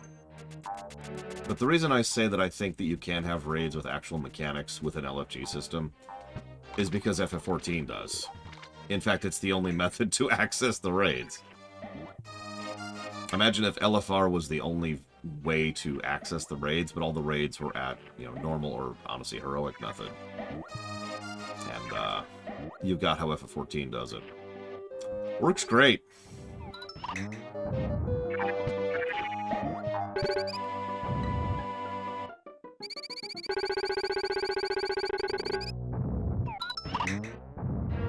Now, there are some caveats there. I'm not gonna lie.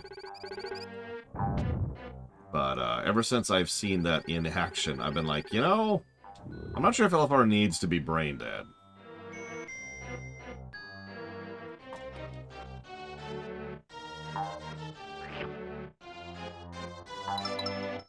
That's what I thought.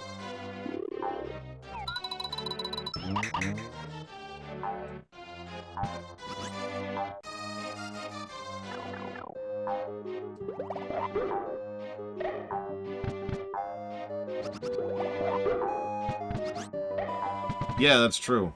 There have been some really good LFR bosses, almost all of them in Pandaria, to be blunt. One red coin. Worth it. You know, back when LFR was new, and you could actually progress through LFR. You remember that? You could actually have gear progression in LFR, instead of it just being the thing you do to see the story. Oh, I don't blame you, Huthor, really. I'm kind of completely in the same block as you, because if I hadn't played FF14, I would believe the same as you. Because I have also been playing in WoW LFR since Cataclysm. But yeah, no, it's pretty legit. What I would probably do is I would probably actually add another LFR. Call it story mode. And make it exactly that. Either that or do the NPC version, which honestly would probably be the better option. But the point being, add a story mode version. Here's something to experience the story of the game. Because, as I've pointed out several times, and as one of my friends complained about last night, raids are MSQ, right, in WoW? I mean, there's exceptions, but generally speaking, raids are there to be main story quest. It's primary content. And having to skip out on that because you can't get a raid group going is just kind of aggravating. So, you know.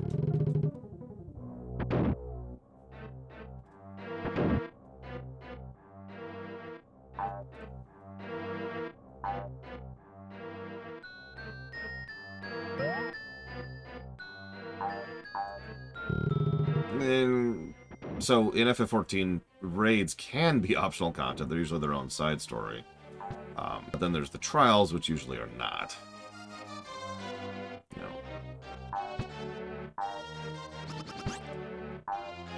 know. And to be very clear, I consider trials and raids to be the same thing. Just to be 100% about that. The same reason I consider Onyxia and Molten Core to both be raids. Because they are. But, I get your point. I'm just pointing it out. Because in WoW, the majority of the raids of all categories are MSQ.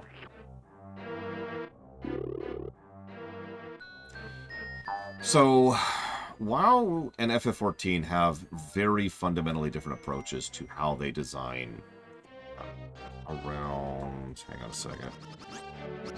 Nope, failed.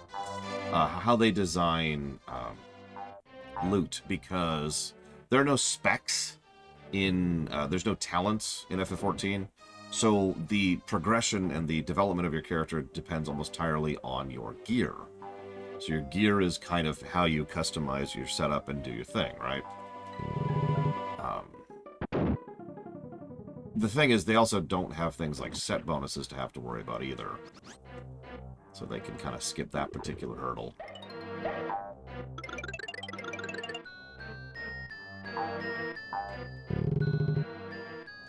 No, I'm not going to try to sell Huthor on FF14. I find FF14 fascinating because, you know me, I'm a bit of an MMO geek, and it's fascinating to look at FF14 and WoW side by side because They're very, very, very different MMOs. I talked about this during the FF14 review, actually.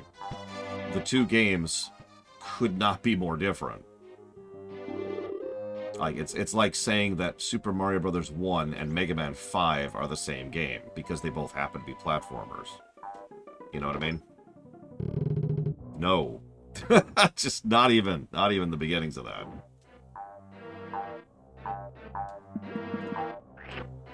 Little snot.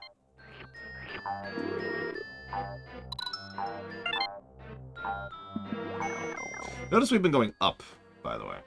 Up, up, up, up, up.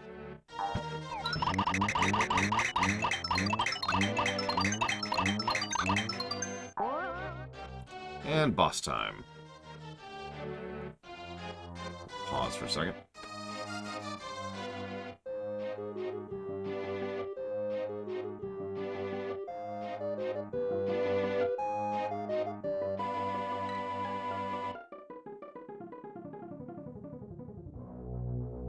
Like I said, I ain't trying to sell you, Huthor. You should totally try it. See, the problem is, really, the actual problem, is that if you were to try FF14 right now with the trial, you'd probably hate it. Because... Well, okay, maybe you would love it, but because you'd start at the beginning. So it'd be like starting WoW right now with vanilla, or more accurately, BC.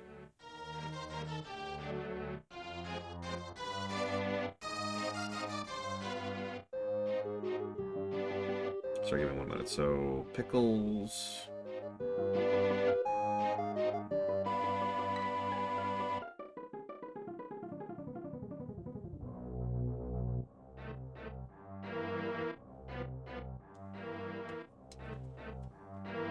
Oh no, I'm kind of the same boat. I actually enjoy FF14, but like I said, it really is an interesting contrast to WoW.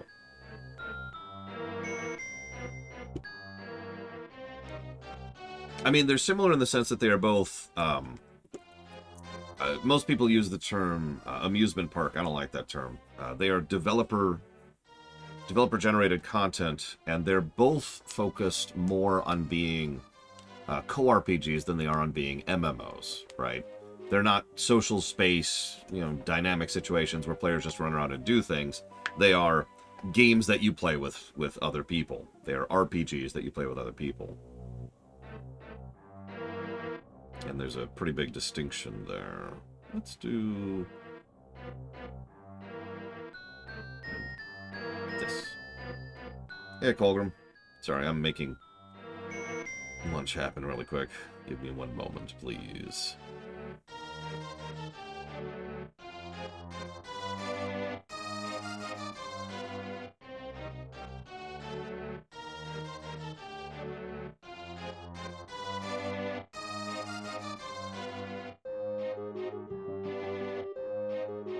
My brother-in-law wants sandwiches, and Savacom was reminding me of that earlier. So, yeah, exactly, Melkor Blade. They are not... they're not social spaces with a game tacked on.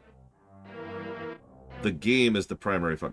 I was thinking about this earlier, because like the 15th different way that I've come up with to describe the two types of MMOs is there's MMOs that are where the game is the focus, and then there's MMOs where the people are the focus.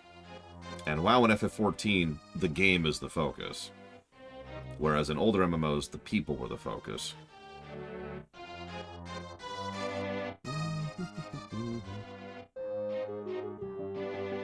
What do I think of Dissidia? So Dissidia 1 was a very fun game, but it had such an absence of story that I kind of got bored of it inside of like a week.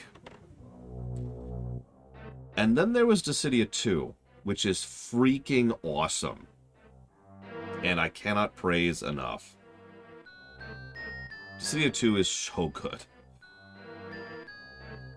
I loved it. I absolutely adored playing Dissidia Duodecim over and over. I never got tired of it. I actually only ever put it down because I ran out of time in which to play it.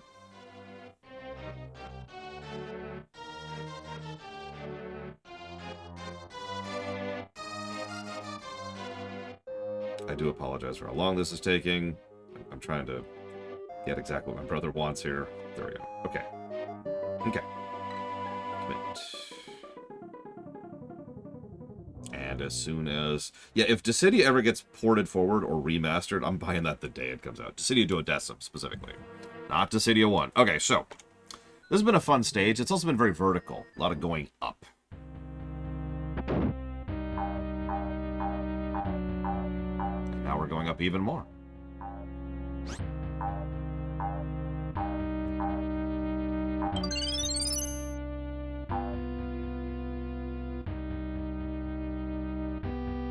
Nice transition.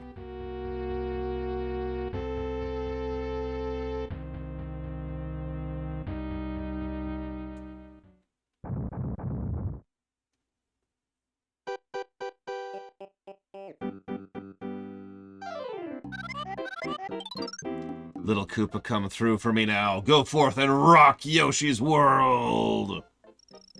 Yeah, sorry, we're on the Crystal Data Center Goblin server. Wildcard.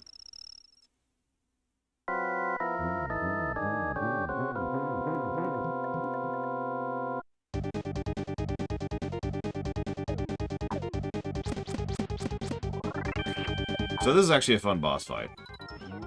You hit him once, he goes back, back, back, and stomp.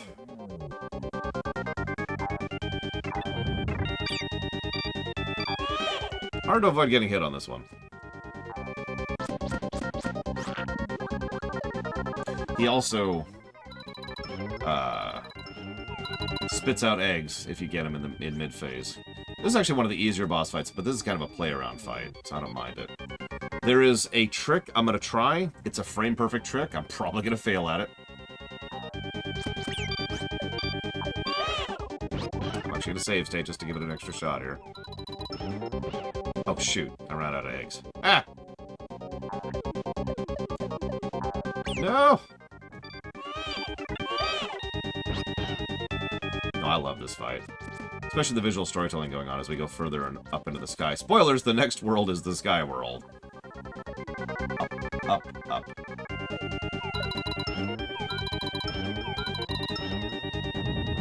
Okay, save state. Let's do it.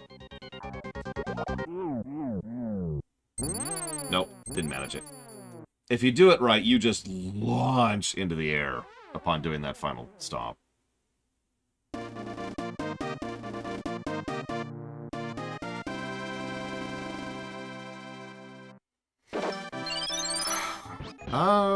No. No, I would say that there are at least 2, possibly 3 other Mario games that have better bosses than this. We'll see, because I haven't played Wonder yet. But Galaxy 1 had pretty legit boss design, and Odyssey crushes it on bosses. So, up. Up the tower. Have fun, Huthor! Thank you for the news.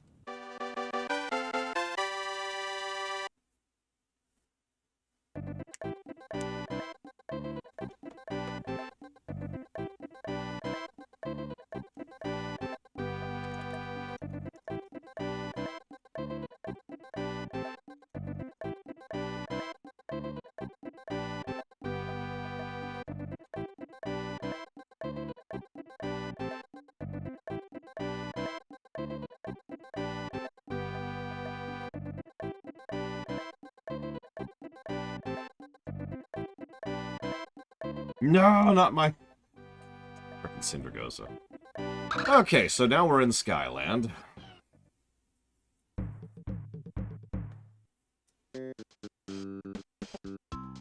Which we've already got a new backdrop to jot down for the brickwork.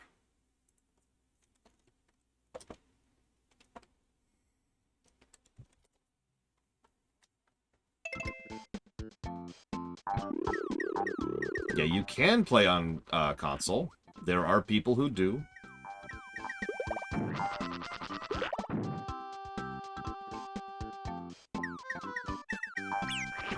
Yes to both, Huthor. I have also done 25 Syndragosa back in the day. In fact, I was one of the first in my server to do it.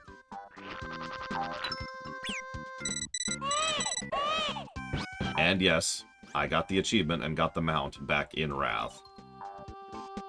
They actually brought back the same voice actress? But she sucked in Wrath. She was also the voice of Abendus, if you remember her. Uthor. Who the hell's Abendus? Yeah, I know you don't care about story, but, they used her for a bunch of things, and she was just universally one of their worst voice actresses. That is shocking. Yeah, no kidding. There's your voice direction. Like, after-school special or whatever.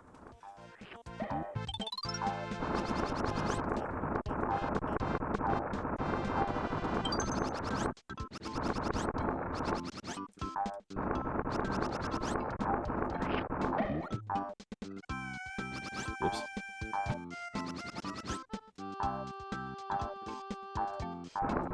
Notice a lot of these stages are either vertical, like the one we're in right now, or kind of indicate the direction we're going, and snowy, and you get it. We're starting to see some themes in the background.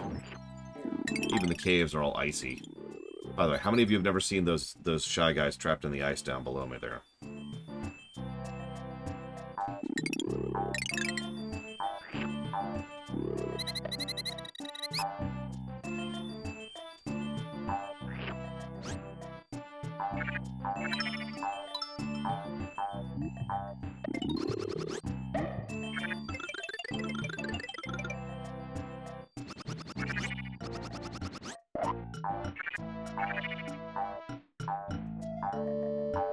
Droopy. That's an interesting word.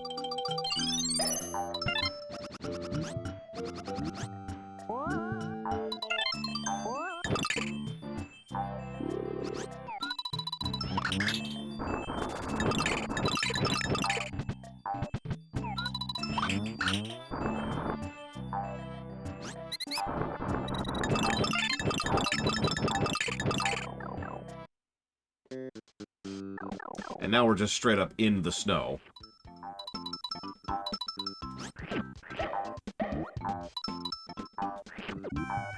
The ice melon is like the best power-up in this game, I swear. By the way, you like the weather Lakitu back there? Who just shoots lightning bolts that create fire.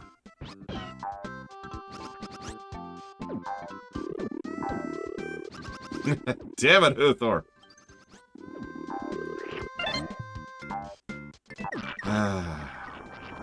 I don't know what I expected.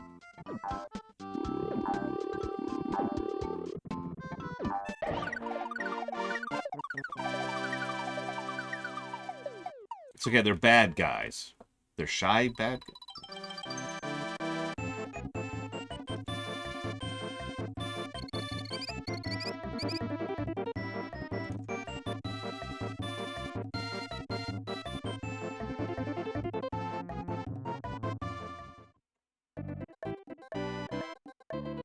I know, Uthor. Hey, go kill here. Why? Eh.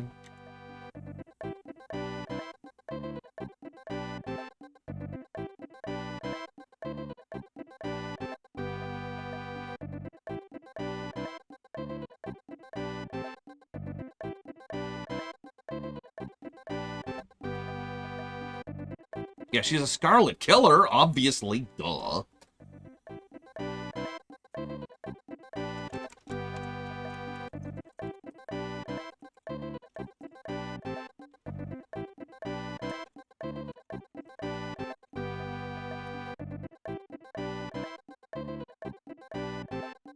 Hey, Type 3B. How ye be?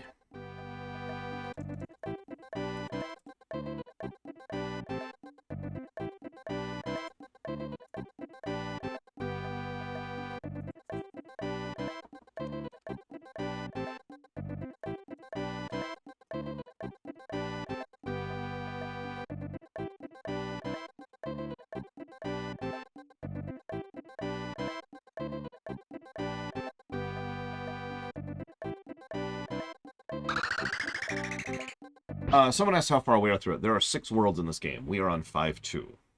We will beat this game today, although we will not beat it before the lunch break. And I am going to take a lunch break because I am sick.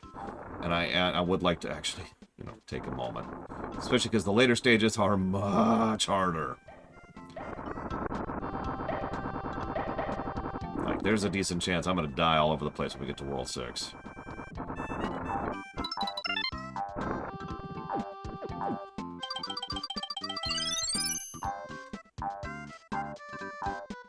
Interesting thing to read about Type 3B Skeleton, especially since it's a complete lie.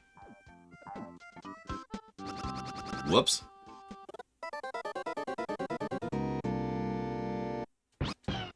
For real, it actually is what do you call that? An urban Legend of Zelda. Yeah, I was actually doing my research just this morning on exactly that, and that's such a repeated thing. That they even mention it on Wikipedia and the Nintendo Wiki. But there's an interview by one of the developers of this game in 2019, and between that and the fact that we have behind the scenes, whoa! Like, you remember the big leak, the mega leak? Which revealed a whole lot of programming stuff, right? Timestamp stuff, more specifically. And that revealed that the prep work on this game and the design of this game had been done well before Donkey Kong Country ever came out. In fact, the development of this game started in 1991. And they started full production work on it in 1992. 3 years they worked on this game. Which is just bonkers to think about. Anyways, I'm getting off topic. Point being, they were already drifting in that direction when Donkey Kong Country came out. And so while this game did have direct competition with Donkey Kong Country 2, the visual design thing didn't really have anything to do with it. It's just a story that people made up after the fact. Probably because of the fact that this game had a direct competition with Donkey Kong Country 2. Yeah, no, probably Type 3B. There was probably something somewhere, and that just kind of got out of control. Because, like I said, I've seen that exact same story repeated everywhere. And I was going to repeat it for this very same review until I found that interview from 2019. I was just like, oh. And then I did a little bit more digging, and you get it. I do try to do my due diligence when it comes to this show. I don't always succeed, but I do try. I love this level. It's funny because you'd think it's a breather level, and it super isn't.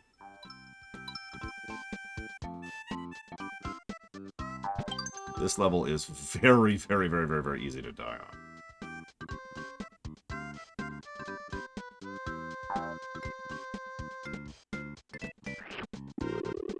Oh, that could be Type 3B. That would make sense. Whoop.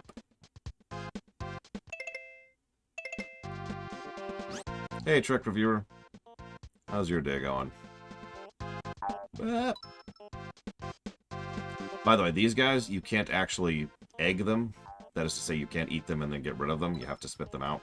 And they are bouncy, so they will bounce you right off. I have not played Kirby Air Ride, no.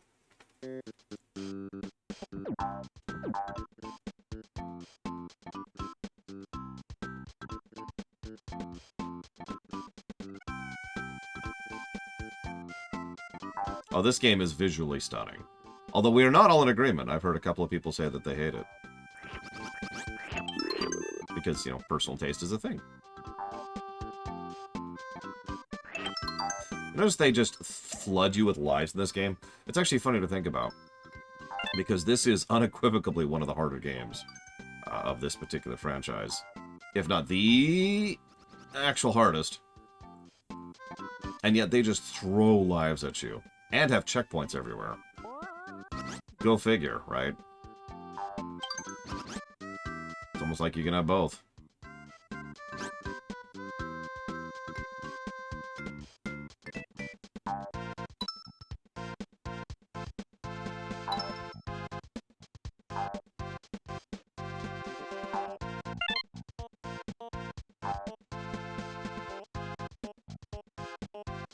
Anyways, these guys are bouncy. Like that. It's hard to tell, too, but this snow actually affects your movement as well. Sorry, snowman.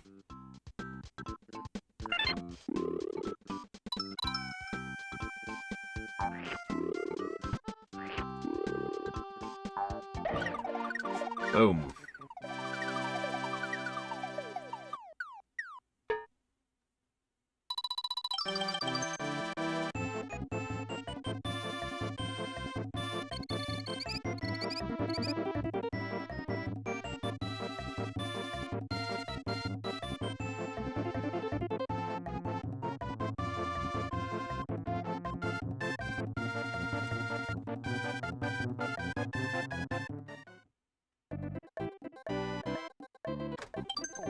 I'm just gonna stay away from the CRT discussion. I've made my thoughts on that very clear for many years. Hey, Baron.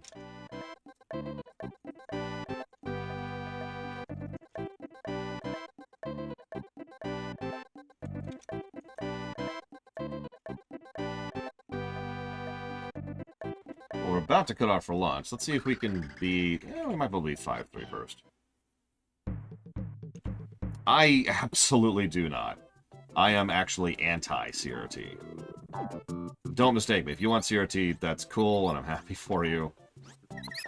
But, you could not pay me to go back to CRT. And when people ask me to put on CRT filters for stream, I just say no. I do not feel interested in hurting my eyes. Thank you. So notice we're fully into the icy, snowy aesthetic at this point.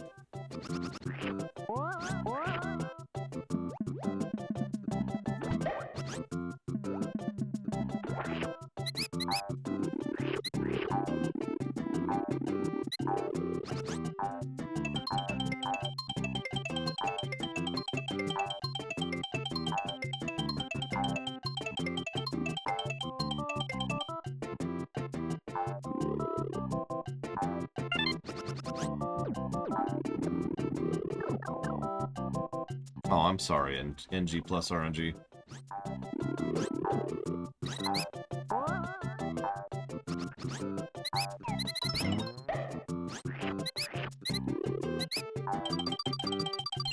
Yeah, CRTs were ridiculous. It's funny, I have this gigantic Mondo monitor, but it's probably only about 1.5 inches wide. Or thick, or however you want to think of that.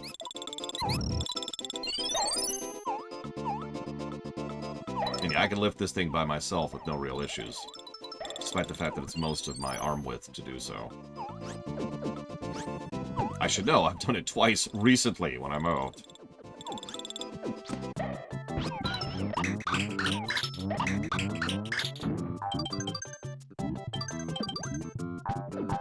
I don't remember the exact size. I can actually look it up. Give me a second. I mean, it's this, but hang on a second. Oh. You know, I got a very large, very good monitor for the show. Yes, baby is star mode. It was not cheap. But again, this is business expense. What is this thing? This is an LG. This is a... For God's sakes. This is a 48-inch.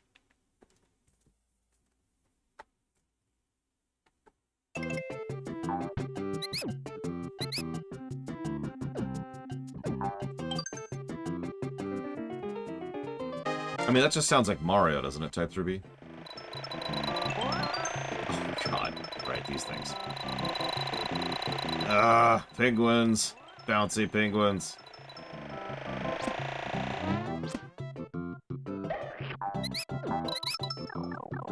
Yeah, I mean, if people prefer CRTs, that's fine. It's just... It's not... It's coffee, right? Like, I can't even begin to understand it. Do not comprehend. But yeah, like, I kind of need this big of a monitor, because I need it for, the game I'm playing in question, then I need it for chat. And then I need to keep track of paperwork on the side, I need to keep track of the actual review document. Usually I have the actual monitor over on the right, that's to say, the stream monitor. You get it. So I need the real estate. That's why I used to use multiple monitors, but that was just always problematic. Oh, God! Those are instant death. Spikes. Anybody who's ever done that knows that multi-monitor setups tend to have just periodic little glitches. I did not know that, Trek Reviewer. I've never played that game. So I never really looked into it. I know it exists, because someone asked me to review it. And I said no. So, this is when the game this is actually a lot meaner than it looks. But just enjoy that adorable hat on Mario while I die 15 times doing this particular section.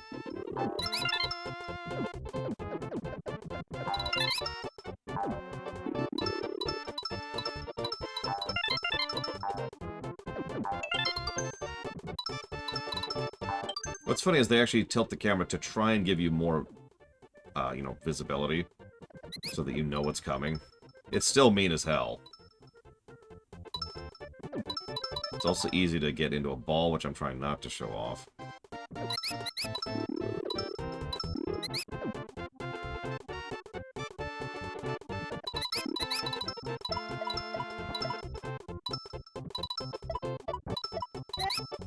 Like this.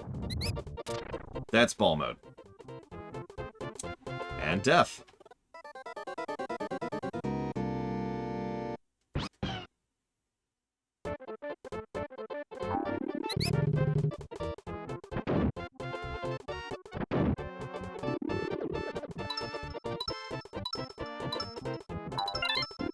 I had a little handheld CRT that wasn't terrible.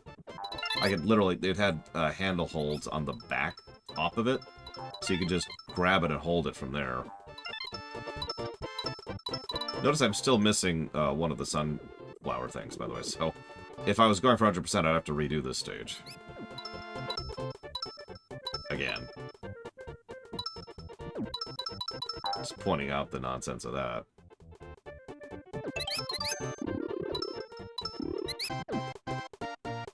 Actually, yeah, pretty much like a GameCube. So that's the thing I got at a Sears once, and I used that TV for a really long time. Oh shoot, that's probably death. That is in fact death. Same exact spot too. Same exact spot. That's my fault. I got distracted because my food is like 3 minutes away, so I gotta hurry up here.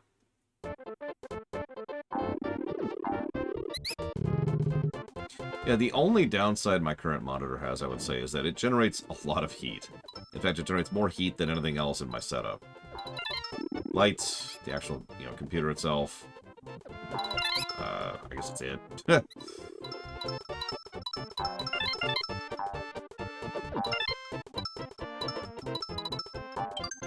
Yeah! Yeah, you have my permission to clip like a minute ago from when I died horribly and have the yeah put over it. Whoever's doing this. Oh no, it is definitely the main source of heat, but the problem is I have kind of a weird setup. I've been looking into removing the air conditioning vent in here, which would actually help tremendously.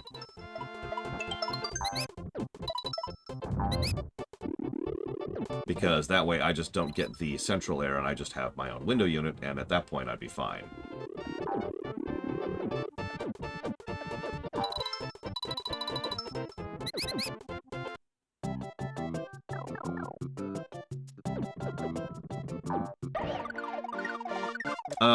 I've thought about doing an RGB thing. In fact, I have done an RGB thing before, Euro.